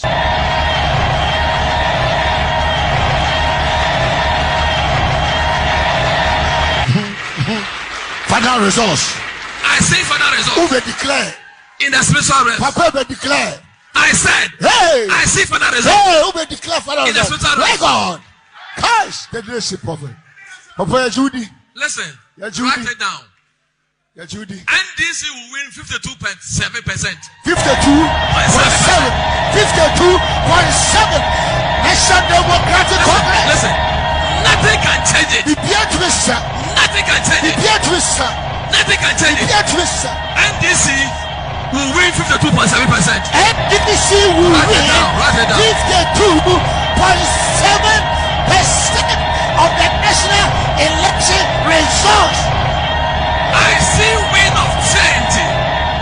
I see wind of change. Papa T and from my against some banker. I see wind of change. And some from change of government. Every Saturday. No matter what MPP will do, MPP and phone number, they will lose 2024. 2024 because of that. Says the Lord. What will lose? Says the Lord. What if I declare the nations, the prophet of our time? Papa. Well, admit so mine my thing, but for whatever reason,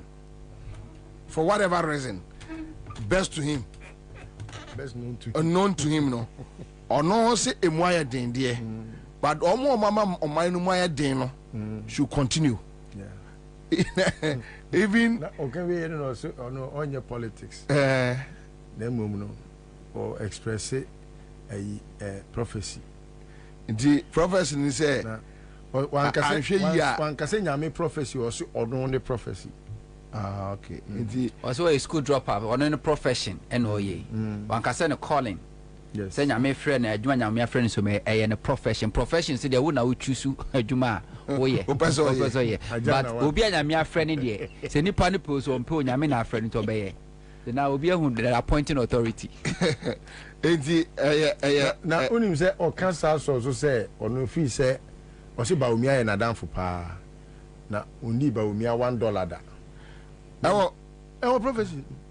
prophecy do na yini yes also only baumia $1 da na baumia mum na ono abone hoka enti no kana ono abo baumia ho no awsoti kwan bia so no se ne achichide na pedi moja dodo na odi nsuo ko frem enti meme there you see I think say holy no is good say okujeto yes adwuma no enko no obi anyone ko nimu no. But Kwabena, come to think of it, who shall saw them or send a wife? Okay, so much as so my sika. Because you knew Kusibuatin before 2016. Or in their desire to use the way no. Na omu yes kadia kusi omu ankasa sorry dying. Oh, they send a sorry dying on a dia wesi. F10 cathedral no. Because we are cathedral sika kusi sorry dying. On privatization of public funds. Privatization of public funds.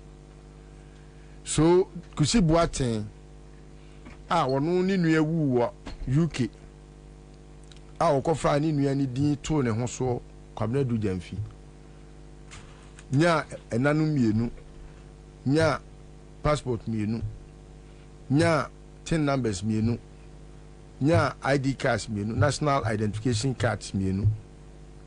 A criminal like this is on a pulpit rather, because he is a puppet of Baumia, a puppeteer. Kwabena, do you know it was rumored say he was going to be Baumia's running mate? Yes. And do you know say that led to most of the exposés about him? And do you know say time wa about say omeye running mate biemu no. Now we're spending a lot of money because they were using that the office as a trustee, to extort a lot of money And a lot of the time, so we share how people's interest.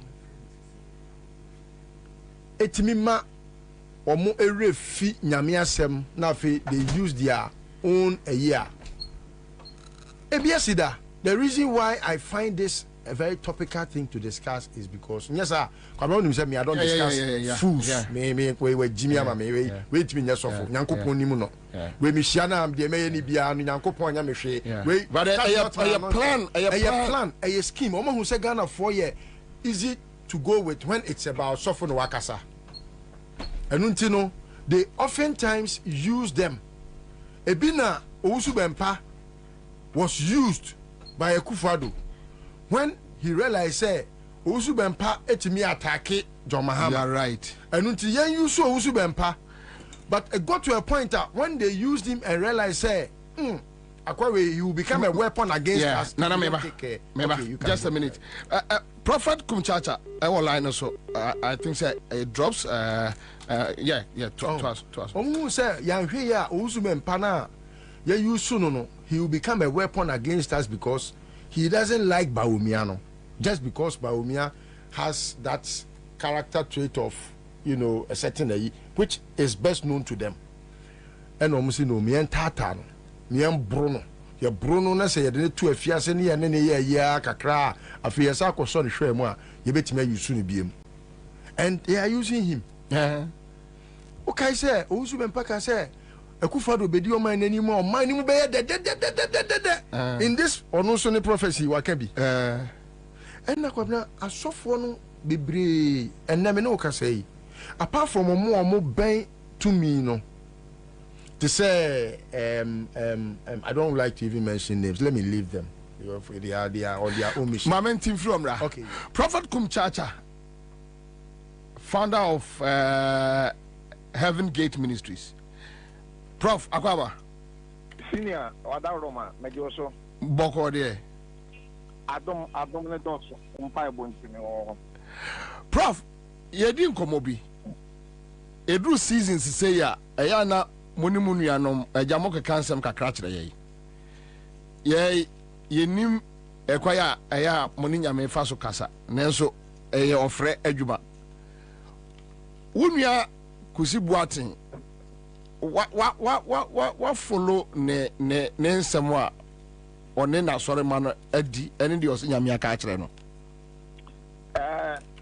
wadawro ma mentua wankita na mekora me ho wakyɛ me sɛ wo ho yɛ me ho yɛ pa prof da ɔsoro ase na mentua ɔmpanifoɔ nso ɔwɔ studio hɔ nyinaa ɛne wo producer ne obi a wotie bia nyame ma yɛ nyinaa ɛnkwatenten ne ahoɔden Ami.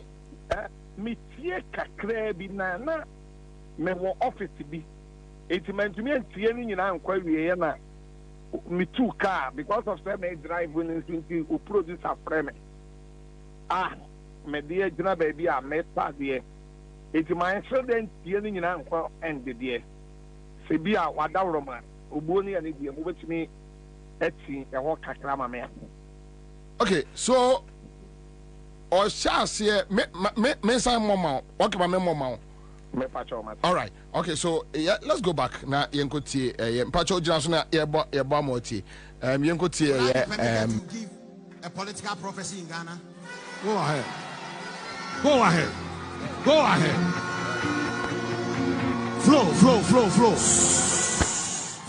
flow.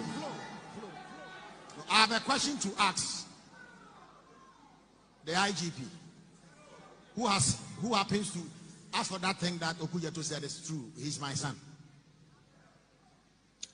Why is it that political scientists can give a forecast and nobody will tell them to stop? Some will give a forecast and say that during this election, this one will lose or win. Nobody talks about it. And that is what they have studied. Unfortunately for me, I dropped out of school. And this is my profession. So why won't you allow me? Or you still don't believe me as a prophet?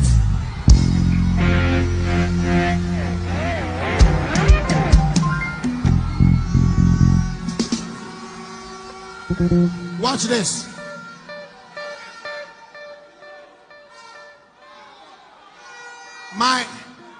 The people that they say are my party members, NPP people, if they don't take care, they will lose almost 7 to 10 seats. But then, if NDC also don't take care, MPP will take over between 19 to 24 seats from them. But then, the election is on the 7th. On the 8th, the result will not come. Everybody shall be jittery. The result will come on the 9th. Some people will try to cause mayhem so that people shall die. And interestingly, they will call people on the street. And the first day, only 1,000 people will show up. The second day, no one will show up. And there shall be peace. And the result is obvious. The things are difficult. I know that there are 2 people coming. But the Lord has told me that by the 9th of December, His Excellency Dr. Mahmoud Bawumia shall be crowned the President of Ghana.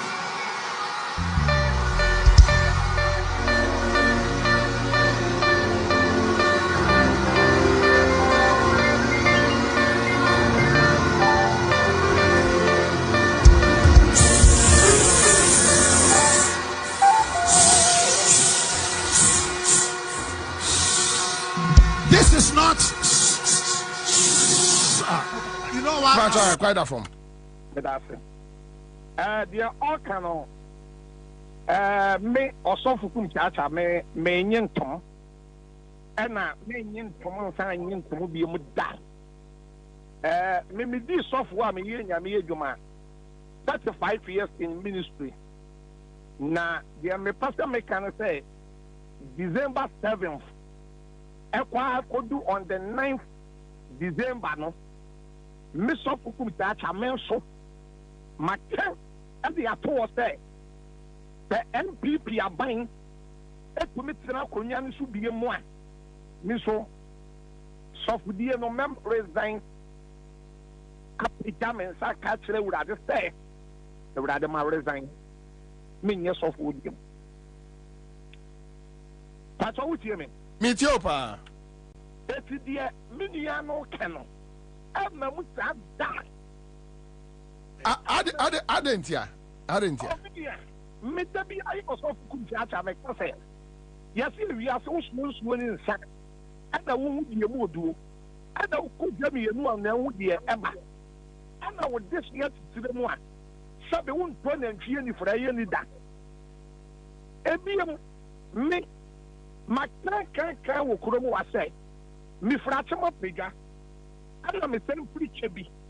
Many, your papa, when young one, now the down for Kwabena, and for Kuroba.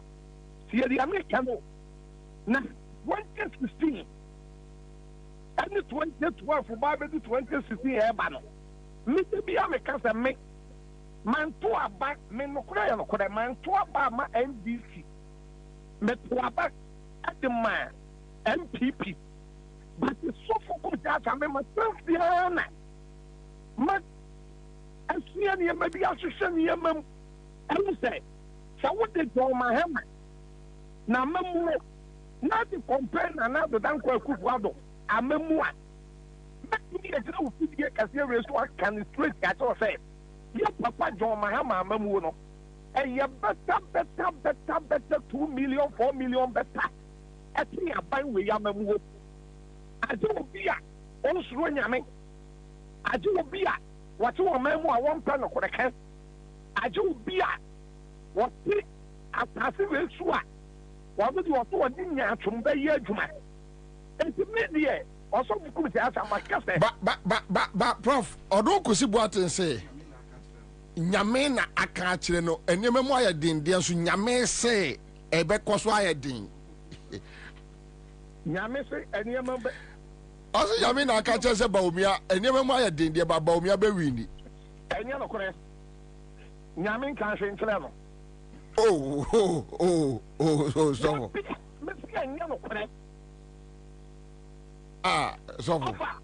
Yamin can't say in level. No, but could you want to be there because I say Yamia Casa? Namasa W. Baby kasa mo twa se wọ́n sẹ obia no ẹsẹ sẹ wuhu baabi a obi firi ba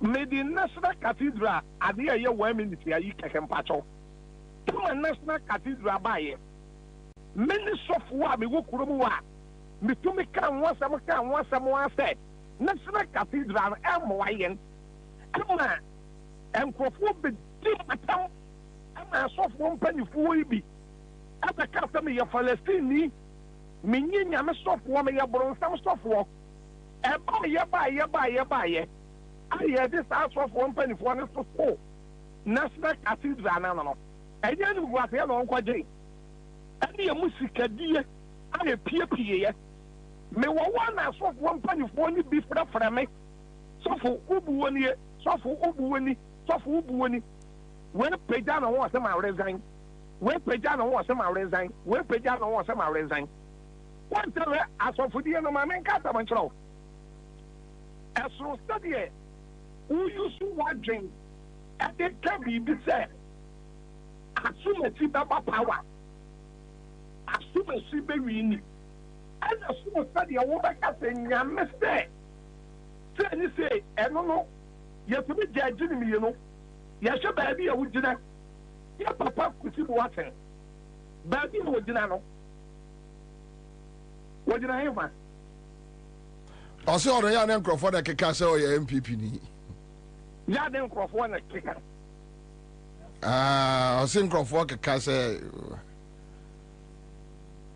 nkurɔfoɔ keka sɛ saa na ɔno ka deɛ wɔ m ne sɛ ɛto da bi a wɔn yɛwɔ nneɛma bi wɔ hɔ nom wɔntumu sɛ nyame wode amese senior man wodi fidie kɛseɛ wei so wo fidie no ɛkɔ akyire paa nyame yɛhyira wo wokasa amansa ntie megyina wo fidie wei so ka ɛwɔ wo fidie kɛseɛ wei so sɛ December 7th no mese bɔnne date toɔ na sɛm bɔnne date toɔ na yɛnnua sɔfoɔ kosi boaten fa n'anum asɛm no sie sa nkɔdo on the 9th December a yɛbɛbɔ aba no bɛwie no sɛ yɛ papa bawumia yɛbɛtumi abɛyɛ president a ɛmam na mese ama mu da so wogyere sɛ deɛ ne bɛma kosi boaten adi ntorɔ saa kyerɛ ne n'asɔre mma wonim sɛ asɔfoɔ no bi wɔ hɔnom a wɔnhwɛ wei a waka ne sei no amamu a ɔbɛba abɛsesa n'ano saa na adiifoɔ no bi teɛ adwuma ho nyinaa saa na ebi teɛ wɔhye nkɔm no na amamu a wobɛso ɔbɛba abɛsesa n'ano sɛ enwie mu kɔɔ baabi ɛna ma ntutu nneɛma yie ɛna ma nhyehyɛ nneɛma yie na adeɛ no deɛ na ɛyɛ mo dea ɛna ma ntutu nneɛma yie nhyehyɛ nneɛma yie nti na ɛbaa saa saa na yɛ na adiifoɔ no bebree bio enti we kura no kosi boaten ka bi wɔse sɛ NDC anhwɛ yie sɛ MPP anhwɛ yie a sɛbue no wanhwɛ yie deɛ ɛno no me sɔfo kum kyaakyaa memfa ne nkɔm hyɛ wo what they say because what the wind was to be did that if you want to a banner here you are no sure for window nim what the window that for that what the that if you are say you na MPP are say you na wo kan what the window na for if you are question of them I can say one say you na me ma one kwankyere kura so one yet na kwankyere no one tumi anya na one yet na yɛ asoɔden ɛna ama wɔn alutu ɛtumi deɛ sɔfo kum taata mɛka wɔ fidie wei so no sɛ system no borɔ ebu wɔ system no nkɔ yie system no asɛe system no atete apɛnsɛm nkɔ yie eti sɛ December no awurade ne yɛfrɛ ne yɛ nyinaa yɛfrɛ ne nkwa ne ahoɔden ma yie nyinaa sɛ December 7th no ɛwɔ ha yɛn nkyɛn bɛba yɛbɛhyɛ asɔfoɔ nyame kasa kyerɛ wɔn ɛne deɛ nyame nkasa nkyerɛ wɔn na wɔasie koraa no deɛ no mememfa ne nkɔm hyɛ because wɔn anhwɛ yie di a ɛnyɛ nkɔm hyɛ o Prof sa enkomo me share video bi a o se asorma correction kra asasa enkoyi mata daze nipa ni nya bia me ede bia ya ba ya asoli kwasi ada ba wiye mi frifie ba asoli na ebia mi botoman kasa mi kuta 1000 ese mi botomu a eto e bia mepo asoli ni ba wiye kura me dufie na aka be 100 cities pe adai ma so mo e ba office ko nyina do do ba je lo ale fe do do ba je lo ale fe obi nso ba ma se tira mu nye de medi enya wa wo ye de won wa ye tasa ya wo won le de no po de ye bo nya ye de manyame wo ye papa ye nyame but asitra ne mu den it is say do ni de enkrofo ye asole ye no I just talk for one kind of whatever from one. Asole aye and so obi ba asole Sunday we ya ube woni bi ma na ekwo 2 weeks and 3 weeks obi sana obeka se no yale obi sana obeka so ko ayiye obi sana obeka so de ne pa ko ba bi enye bibia o eye sikasam lole fa wa de be ba ko de program kitino o me no ye nyina ye temi ye no di akọ minimum crofo bebre o wa na private cars ya wo use oni ade say o pa juma o tu ta ne be ye bi 15 minutes ana wa pem obi ana shopping ayi bi no wa park no de yesu no wa potro no ko o ba no wa se potro no abefa na car no de ko etino enkuyo na won pe sabi nye bi no wa foro ye ba no nye bi no so sha wa pantan ya no nye bi bia ni bi ba won ti ase esi bi dia American say o man no ye nyina ye nim emu aye den age obi a won ka no kore ene ka bo ye sen ene duty ye sen ene dollar ye sen ene petrol ye sen ene system no ye sen ya no obi so le ya o say Bible say ene di akire na emre mu woden beba enti na ama Ghana ye bre pa se quotation na Ghana fo nkwa na nyame di boye dua se ye Ghana fo nkwa na nyame di boye dua ene ye soli ya Ukraine Russia fo na Ghana fo abekon tokwa Ukraine fo na Ghana fo abekon tokwa dabi to me woni ama o se o kesire enti me di yawo ya makana na maka we say Sunday you could have the see woman saw them or Minigina man saw them I make a threat here. Yadia mammy will be phone so. Really? Hey, now somebody of 3 days to be a miniature threat and by a 10. What them pa? I must say. And I want to ban on Penasam and I ban for so position ya best now. At the end, baby, I was here at the mother. Let's send the Yami Baby. Something pa. I saw for Kunchata, Yadim Mammy. And when I met young let there be a member bomb and some of my NDC for as some bomb and some John Mahama and then the vice in penny for you know, and NDC for 1 penny for you because of me. John Mahama, Maresono. No, I do so also. And confirm issue near the Abayano. May a sophobia, Messicani, a Sicani Fenu, and Mucha, Natural. Not me so none your man, air Coswa. Not Enquire or John Mahama, Mem woman. Stop for chat and America. What do you hear? Mr. Kofia, the one when me I wear, pa, let me follow. I don't have someone beside them. I know me can. Man, and this in beyond the Semedan.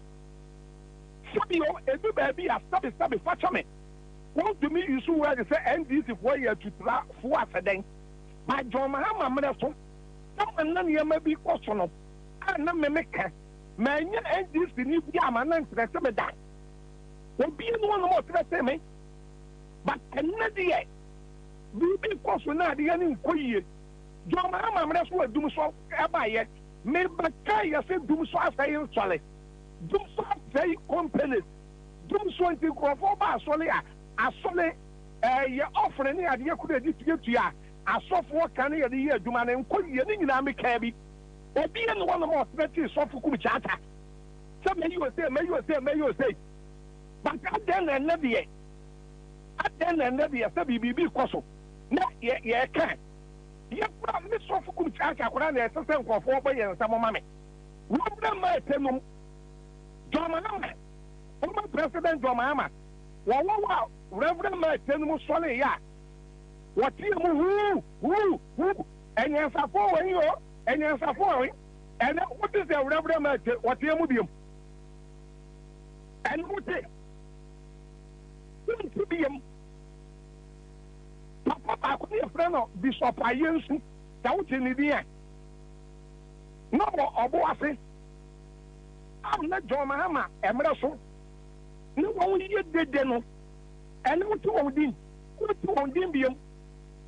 It is something to be impressed, and then you may cotton. Not so for Kumchata, I can. And not threatening you say. Happy. Prof.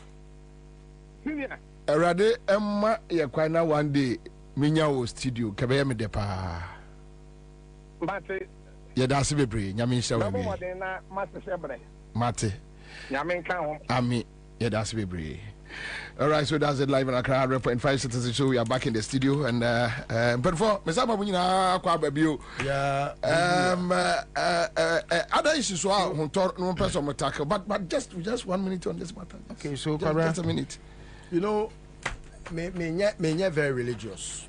I used to be very, very religious, but I think me who say religion has taken the better part of society. Ama and kofobi the indoctrination as senioma. And unti me free that aspect of life and me live semi Christoni me Christoni. I have a solid relationship with my God, and I don't want to believe say that makes me a Christian. No. Christian is like a divisive arena where will be a person ma nyankopon ye ketwa and ohun say me there I belong to this side, I don't belong to me nyame ba me pe nyame asem me ni nyame wo ayonkofa enu ehia me chen bibia obi e kremonia me respecting the religion no obi a Christian may respecting a religion, but I don't want to feel say and no money obi a superior to obi. No, I don't believe so. A idea Bruni Edia say ya dream intimi me and no na Kwabena when we say all your prophecy now no the offering the prophecy no kusi Boatin edu javi Kwabena edu javi Victor kusi Boatin Kwabena edu javi obodama yare on say no mu di vuvuzela alcohol ye okase wie ya na wo de tie Jesus ahonfe yeah the prophecy no ne tie ono so ne de no before that you know asem na obeka no wo say obi kura kasa ye man, yes, sir. Me the main politics, they are stop fooling. Okay, it's a long tape. I've listened to it because someone rebutted. A congregant rebutted. Man, can say, you should stop fooling. No, on the on your politics. Oh, it's here. Okay, what do you Oh, so you can see, sir. MPP phobic could go sorry them ho. Sir, on come no more money so. But some of the members of the church, I'm sure they are not in support of the Oye, you know. And it's on the tape. He's caught on tape. Stop fooling. Yes, stop fooling. It's on the tape. But you see him and you look at the person who is able to use his brain. You are an armed robber. You have stolen from the taxpayer. A thief. You Kusi Boatin, you could not have had that mansion there. You cannot. By any stretch of imagination, you cannot own that thing. And a candidate of jail is being cautioned by one of his members of the congregation. Say, if I'm sorry, mayor politics. Now you shout at him or her. Say, stop fooling. Anyway, Kwabena, I submit lastly and say, Yankopon say, Botro Bojo, Obefina Fanenum. Or the Nimrene, any Bibia, Yankopon, the Nimrene, any Bibia. In fact, enu nema emre eye superior to onukra Nyankopon because wan kwati mre anye bibi enu nti no me de I would still abide by time and believe that it is the mightiest judge. I hope and pray say Nyankopon ebema ya hoden nkwa hoden wo mu na yetimi e de anu nsuo atwen ope na 9 December sebio na chese me di President Kufuor birthday na de action chese mani so atime wan na ya hwede nyame be. All right, I'll come back to you. I want to if na opese odiefa in fact me dem do ko oh yes yakwa ya change time ni wa be yi ni one you ka chem so kwa ba o de me unim ya time ni ntimi fa yi ni one sure me fa me time but what be Commander Sugar Factory, you know? Yeah, Commander, me corner book to page, but I couldn't get it.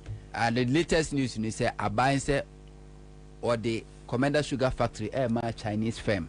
That is Indian firm. But they do so at their own 15 years. Or the ma Adianya no. Or the ma Indian firm 15 years. So with this government, what is happening? Nana de Atiani say NPP they don't build. NPP they don't build. As soon as say Obi bu mine, na as soon as say Obi your mine.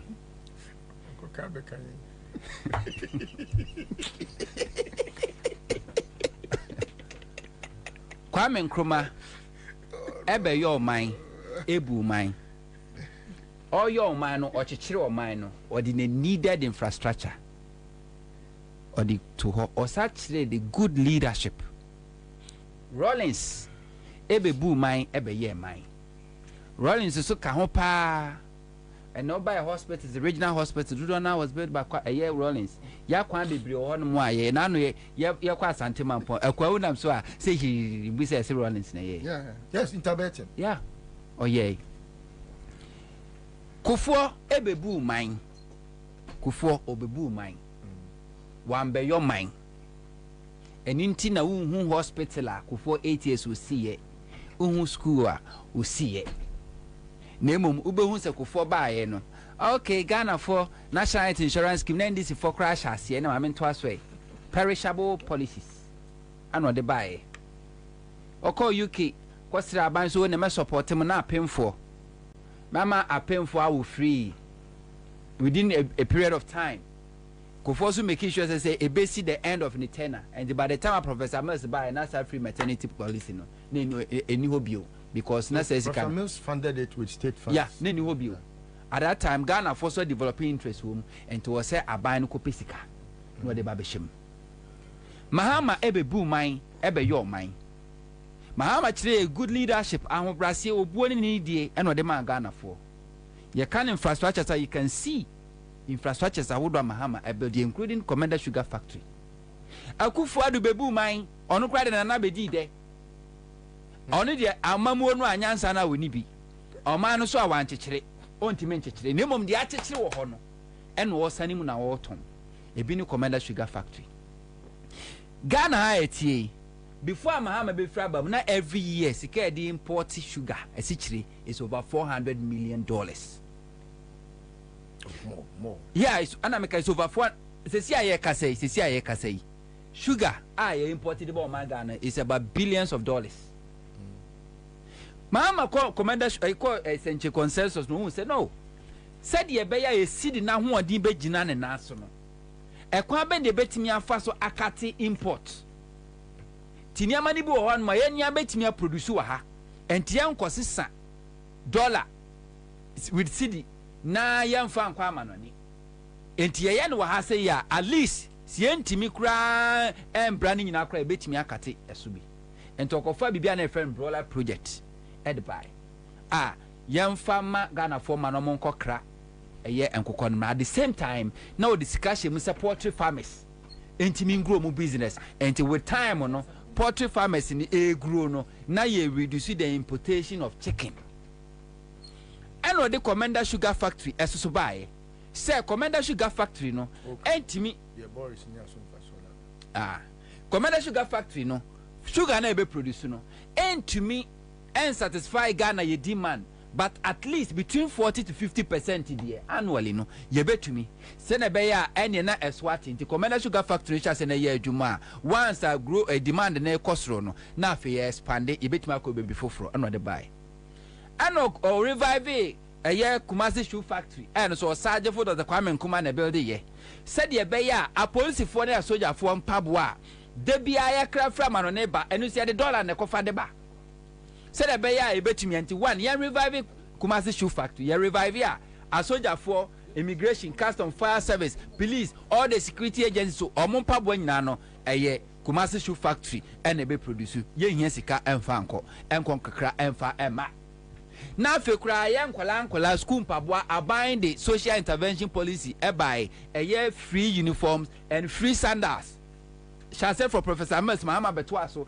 na sa mpabwa no so ya nkwakra mfra ma no ne mfa ma ye nya Kumasi Shoe Factory said ye be ya yen krasi kanko hihia dollar na ye sidi ne pressure ansankofo jute factory Kwame Nkrumah si jute factory MPP tradition ebegu no na koko no aye ti koko ha se no koko bottle no so aye krefra manone ene de aba ena Mahama call adesu jute factory eno so ko si jute factory ho se koko bottle no yampam no Ghana ha se ya na one a create jobs ama Ghana for nya bi aye afi so se eboa ama seed na stabilize. These were the ideas of John Dramani Mahama.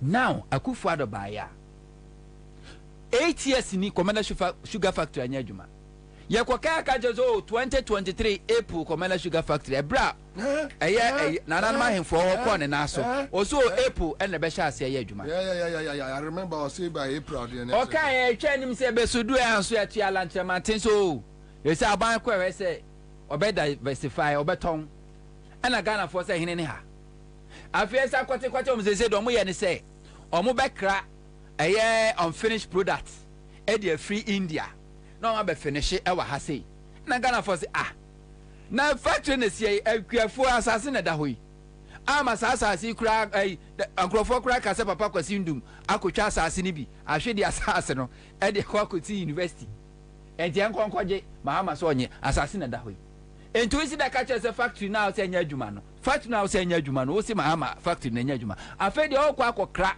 unfinished a product raw materials from India no be finish wa hase yes you omunya me nhwe and the latest one a KT Hammond very shocking on kanyansa semda say abuying the Commander Sugar Factory ne Emma India adwuma ko bi 15 years in finshia dunum say omumfanya adwuma enidi omundidi ho 15 years omundidi ho 15 years basa Indian FM way se munim de yema mo a monwunu hu mienu India kasa because Commander Sugar Factory no se India kasa na etianke the moment the moment me fra me ba o bebre ate okom a India forum ka twi papa omukatwi papa India Malcolm say India for no more ba we de we num de and omo ba ti aka tro mo the moment okay John Dramani Mahama declare na say winner no time Indian or whatever will go there na no matram kunya no a you see factory the more na no na manage no they will take over their property, the government will take over the property, and so India now say 4 months over risk your investment so they kwa ko can India ka say mama nka sem tro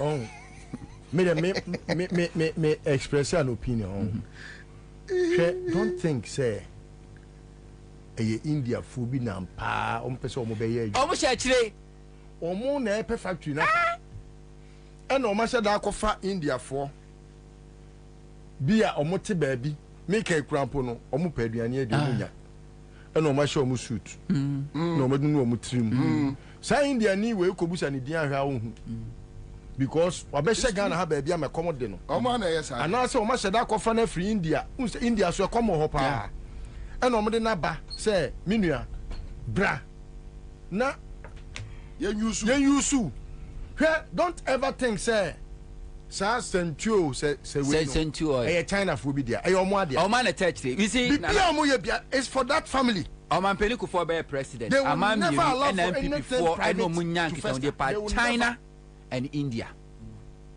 to be Omampeni Kufuor AC Jubilee House China for ni see China for ni see India for ni see yes I mean when they come back no me kai a slip of tongue a slip of tongue a slip of tongue India for no do mu see Akufo-Addo be president say by be renovation wo Jubilee House onim say India for na say $1 million and omode ye enti that link is there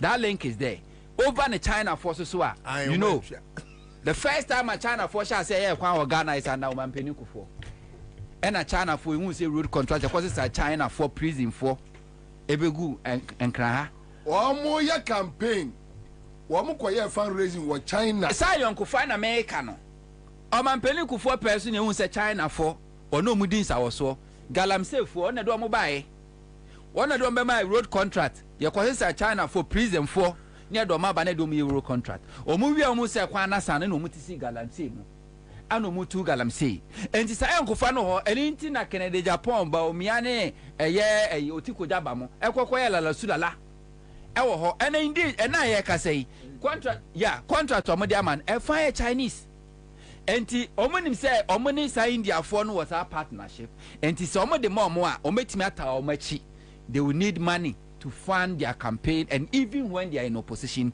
MPP still want to control state resources enti China India for minim say bebre abetena Ghana ha motiphi no munte na monkanche munuanom say omo jimi na say 4 months akai omudo musika bekwa koma MPP I campaign because KT Hammond sika no yedi agya no obaye de opeso yenya bia dia oya na agiragu o hyase se ene sesi a answer obi kura kwa kra niama efra manane ababra na mema alliances na otwe bia parliament botugu wanya bia ni na no de cement for so agiagu wanya bia ni ento okope sugar factory for so die na di na se mo agimi na mo ne musika be mana mana di 4 months amunim so ko position a eye mo amjejeje because power sisa India ni emfa ho ni incense abekwa kwahye wo ho untimi mra as I was well, okay, say, maybe I will say India for only Koboba, Nabona than dance. Yes, Opa, oh, come on, I'll come back to you. I'm going to confirm Mr. Achedi. Hello. Hello. Yes, sir. Eja, Ed say. Boko, but it's a abumama. Abumama, say that about phone, so 500. Will you? Yeah, your friend say? Felix. Pajon say your friend say Felix. Oh, okay. So, Uncle Felix, congratulations. Koswana CMG sketch at the end. That's me. So, star 413 hash CMG sketch at the you go so last hour the Baba cheese cam kwa man for bedidi. Divine from a firm if I offer. Actually, also me send him a document via English here. If you guys will agree with me and can person watch na menemo ye non kwa ho adwuma mainly. Intina me share that money first three me the documents na send them someone read. Let's pray. Say akwani nkoye muazi biem. Say obi muazi awaye nti na na ye topic asesa. Uncle din sam da bi kura na ye. Dabi ye da ya Divine ever na person dey fa e wo Ghana. Ma me fa ayi ba me fa fi incense wura no ayi onto say India for no for mun shi incense nya hiri baba obi antimi si ebe obi antimi si yo unim sometimes from a hami say yesi ukrom ni wi na mo a ebika na so mi won wa say union mo fantifo no a omudi animu no omo na omama achimfo yi so omo na omudi wi omo nuan omo krom fo na mo omo nja bi senko obi bedi fantifo bone pa na kaketi hamon ukrom fo na bedi omo bone at least common sense no eden yo fantini kremo fantini angasa yes Amadia Tahiru and unimade ehemi time wa jakpa any attorney general case by at least utie voice note na eba mu no a no ni need nkomo na utie asem kan o se fantifo de o madwi mu ha do mu hia ni se obepe sika kakra bi ama o mbeto aba no e de akonti yenya na yenjeli atofo se fantum na by election ba o madwi mu ha nti pe bibi mo a no mbeto de ama o asem o kai and look at the kind of mindset attorney general ewo about a certain tribe na wo ketia mo nso de akire eno anso ha president na Kufuado infantefo ahemfo eko no hono mu eyi kokwa ido ho eko bo pa ko fa infantefo ahemfo bi e de call Flagstaff House no oti e asema na nado kan na eyese kunfifo we ya ni commander fo ya o say dentia sa commander sugar factory any development or samples persuasion no onyeye no is because say infantefo no anto aba amfa ama ono ne preferred candidate tinti no abandon that project ne dey si ho no we ogigin ene nyame an meka no kre misume yemani baal no na the baal no and the atukujo modeshe ose enano modeshe you know atukujo ye no say ombe ye minister the man ye minister omejira manem no se de baya obeti majira manam na bibia Ansah ba no dia 2020 abeso metimi ayi me ko to aba nto ama no manto ama no so me yi mani afremo so and the nana nyanyane no kura ni no jejela abeso me yi mani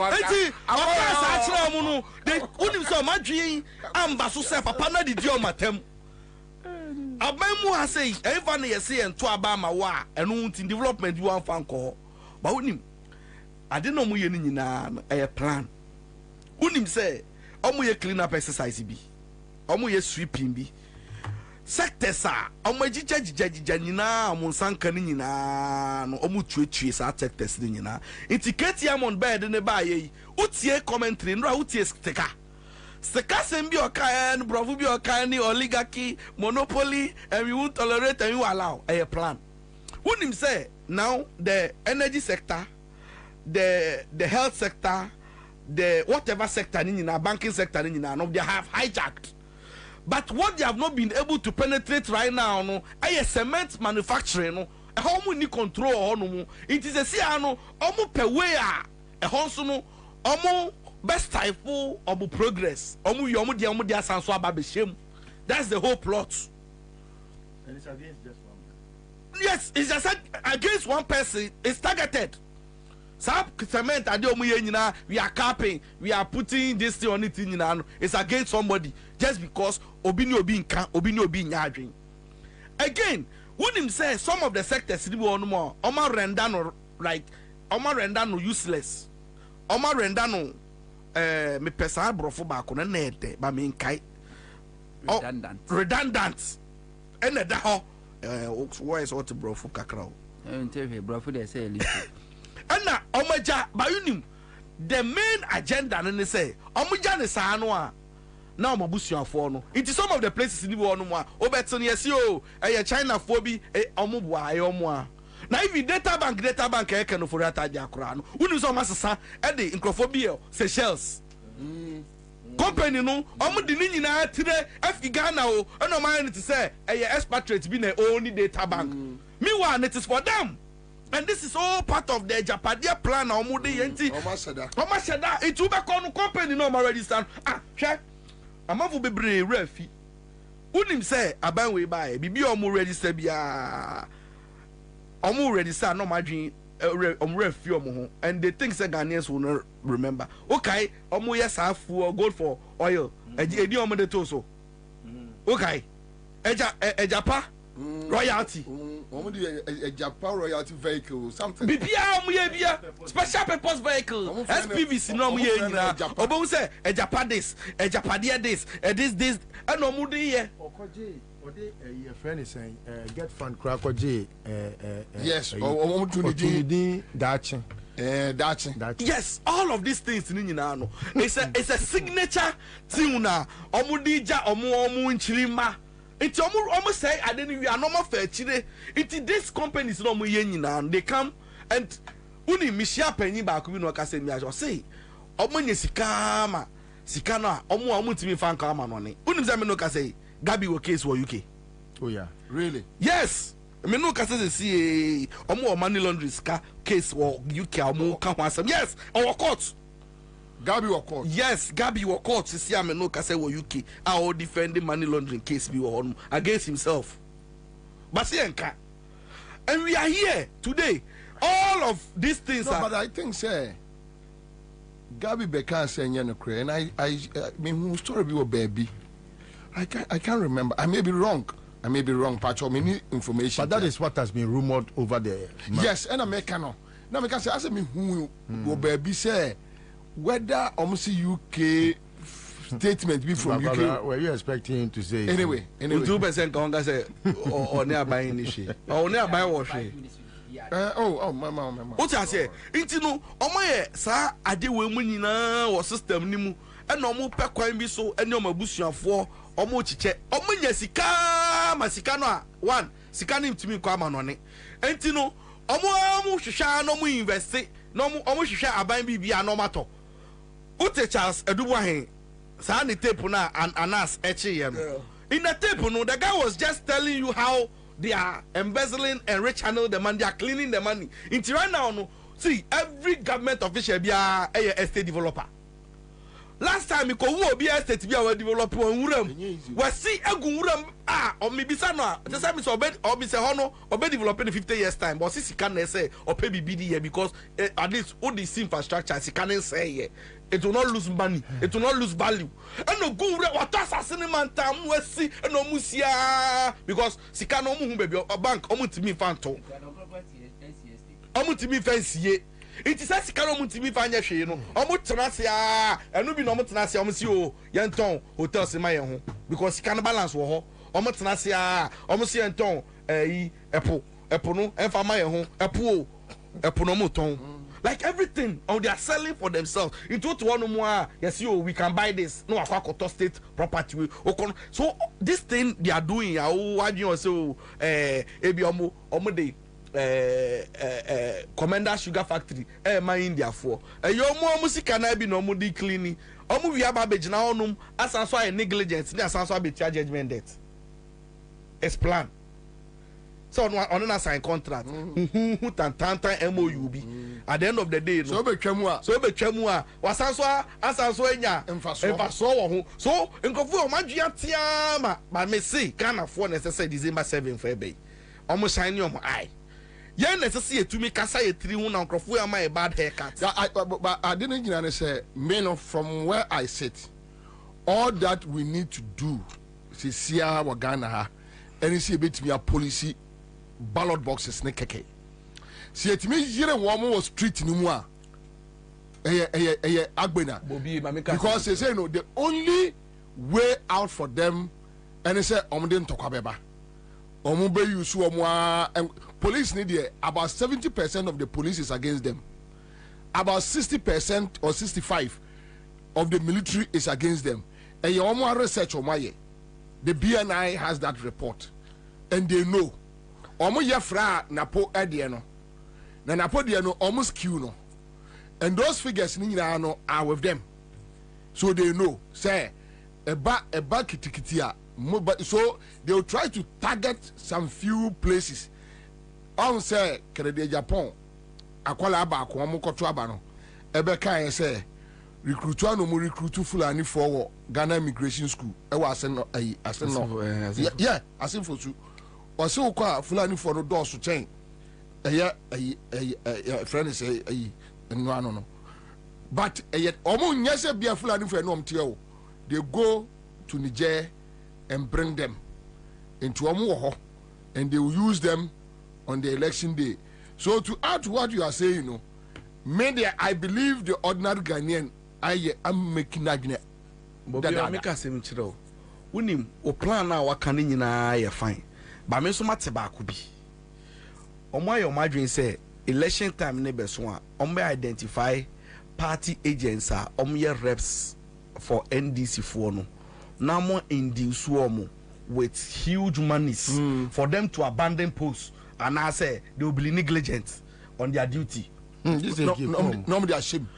And no, especially from their strongholds. Unim say they even started with creating, fomenting troubles in certain constituencies. PC and the chairman Kasa. Yeah. Obakono. Including the Omaye. Sadia a CEO, a son of Kana Eva, a Japan constituency way, candidate. As a central candidate in say and no more you and also almost as some kakraba no go to esca and the ma chairman on crop like you know these things are happening in the system one partners or the nancy ho executives want to be because the thing was blown out because it was an internal efiasem and no more yes hard need to identify certain places be one more a hotspot for them one if they know say the city is so hot for them they go after the executives because they know say induce them to induce them because they know say come work room. So these are the things people must look out for. And yes Anna last day to one more be kona wan kasa o candidate yes your uncle ballot you was when you running stomach nka obe ne ho hwa Bobie, why you know Bobie 5 make can say ejapade document na o say enakufu adoye appointment bi all the state owned media why appointment just say board of directors no asese o nyina and akufu ado appoint new boards for GBC 3 other state media outlets and they are 1st August. Now kofa ejapade document na won page 30 what you need hijacking of GBC. I say the Ghana Broadcasting Corporation remains the largest media entity in terms of resources and reach. This means that any regime that captures GBC will control the critical mass, especially in the rural communities where the private media does not find economically viable to invest. Sadly, the GBC has largely tilted towards the NDC. Perhaps the duration of the NDC as the longest ruling party has ensured that majority of GBC workers are anti-MPP. We have planned a 3-year layer approach to capturing and controlling the state broadcaster for good. Firstly, the plan is to revoke some of their TV channels would resume in 2021. We have had to backtrack due to the brouhaha surrounding the revocation of their 3 channels. It appears the time, an election year, was inappropriate. KON, that's Kojo Ponkroma, will execute this with finesse and make the channels available to our party business guys who lists is being compiled. A number of the GBC radio stations will be sold since they are not living up to task. Secondly, in our next government, we have an executive we have to execute a massive agenda where most senior GBC staff will proceed to leave. Other will also be transferred to some very remote communities where life appears unbearable. The strategy is to get them resigned and their position will be filled with party loyalists. This way, we will not only have taken over the state broadcaster, but our plans to sell some of their frequencies will be met with the little or no hesitation. Thirdly, the last straw is to continue to ensure that GBC is inflicted with inadequate budgetary allocations that would justify the need to sell their frequencies. It will also make their leadership even more loyal, since they will have to continuously keep mute to get bits of their budgetary releases from the finance ministry. And ene Gabi at work at say a chebi mahini say a fiction. It will be a dream, and then here we are. And they are cool for the make us be a cool for the way they be no wadan and you can wait to one day or your time where more church or Sanama way. They may because Nipa Papa where they be our da, they be an anikum. It's only one the paper got to from them. Achem mafia. Ama kokaya. A cool for the say a clergyman, Emeka Mano. I didn't tell for Achem mafia. Achem mafia, and Yenny Pabako, a gang. Ubia on India, Ubia on Ralph. If you got Papa or that, it's the be not changing board. It's your no or no kind. It's Gabi, Ebenya more time to focus on a chim agenda in Tinono as or accept any position in the government. To know as I say, I can do you and to know na serve as a link. And to only make sure, okay, this is your blueprint on to the bar near the Bible tour. And you are when you know, we are meeting a Dankwa Institute, a 1 year when you know.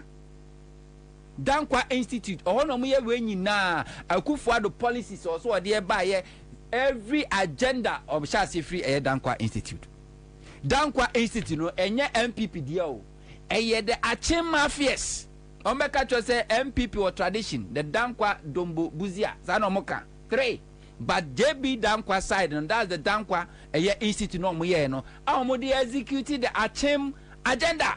And today's document, a whole and your compiling, no, the ideas in a only free at the buyer, a coup for the policies, the first term, the second term, all the policies, the plans in a one of the policies review, a one of review, Nina, ABBR, a whole institution. And that's why a so detailed, no, because Oko eye Dankwa Institute one more. Ye show ya ye.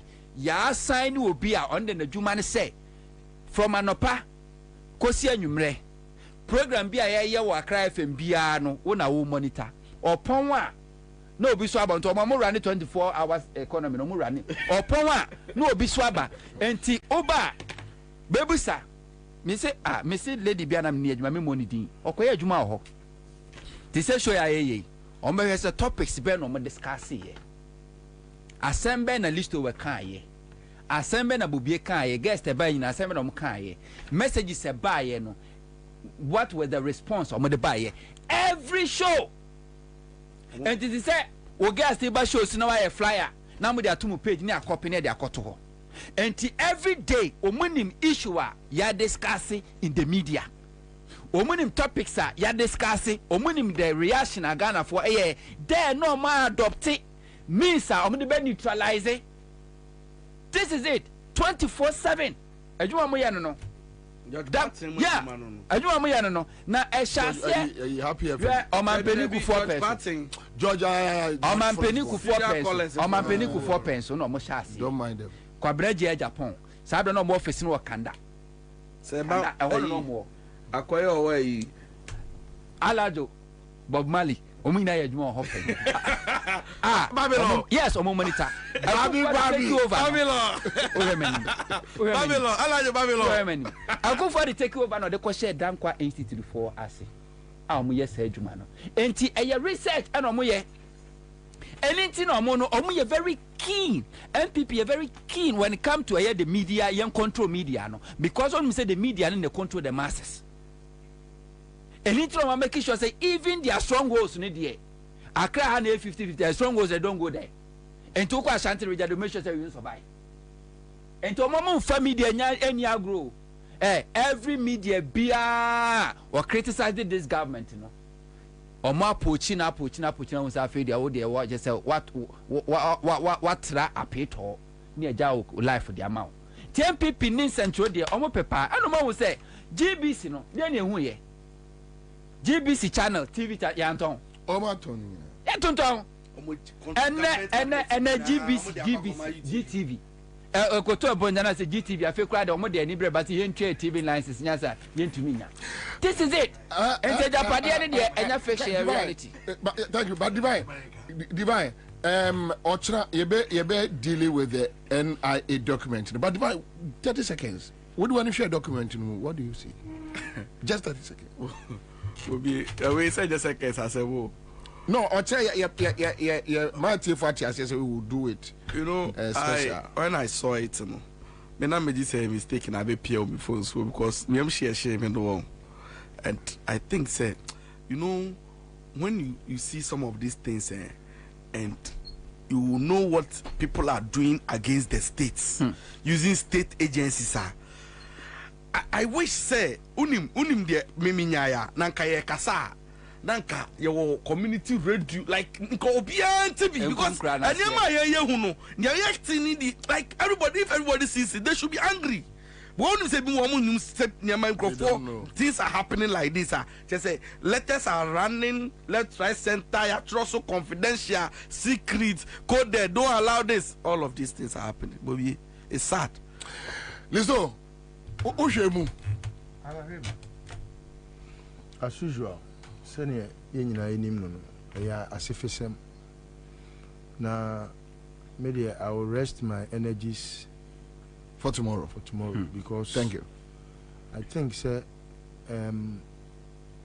we need time to digest the issues, but as my divine kind say ya ama mera ho pa ni say kwara ye nyina ya sede say I will see ma Ghana fo nyina ntensem ni enya emuntiase ye no mugina so de to aba.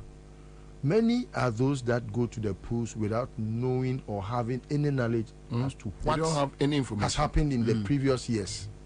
Into okoto abanzo so a otone sa mesre say ye we ha me we ha.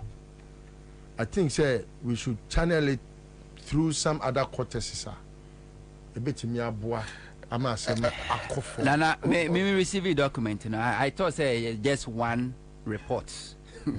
And me read the first one we no me flip here na say ebi wo so and I read the second one we e say me we after me read am so that be my bre I was say me koda ho na first 5 na me read here no. Have you seen the amounts? Che say yetimi inflate costs. Yeah, and am there ba we campaign yeah ade na nke 700,000 yetimi inflate no e dey over 300,000 be kan ho generator well over 250. Yeah, tire just spy yakofa dia ba substandard battery ni yakofa ni nyina dia ba no justification company no bid obey ye amount on no bid the contract no man no e ko wi ase a cost or the buy and e bigger than the buy tomorrow is another day they them wrong mamenka chairman for say ochra Monsensia eye 3 musketeers here they will be here. Royal Chapter Property Group Limited semen kan chairman for say Ansah dear bansa si wo teacher man tempotem a wo mu dem bafia Royal Chapter Property Group Limited and wasem enie ai Ghana for so dey omo edinso ne nkane nyina beba ho Tango Prime Washing Powder wase twatare ani na enye wan na emu enye hwam ai twa eye watare ani enye no nko ye wia ni aka o man for say eye top choco ai eye top choco top choco simen kanche say wo mo a ena de eye top choco chocolate spread aba wo mo de bae no anso wo mo asaya atumi aboa e de 3 in 1 aba na umpewe opedie mame Emma eye Mary Lamte happy birthday Mary Lamte ewo Latadie Koshi happy birthday to you Mary. Bill's microcredit ye don mas pa Tabia Eba Center ya min sure omo and I say come eye Seahorse 50/50 engine coolant ye do bibiase we are out.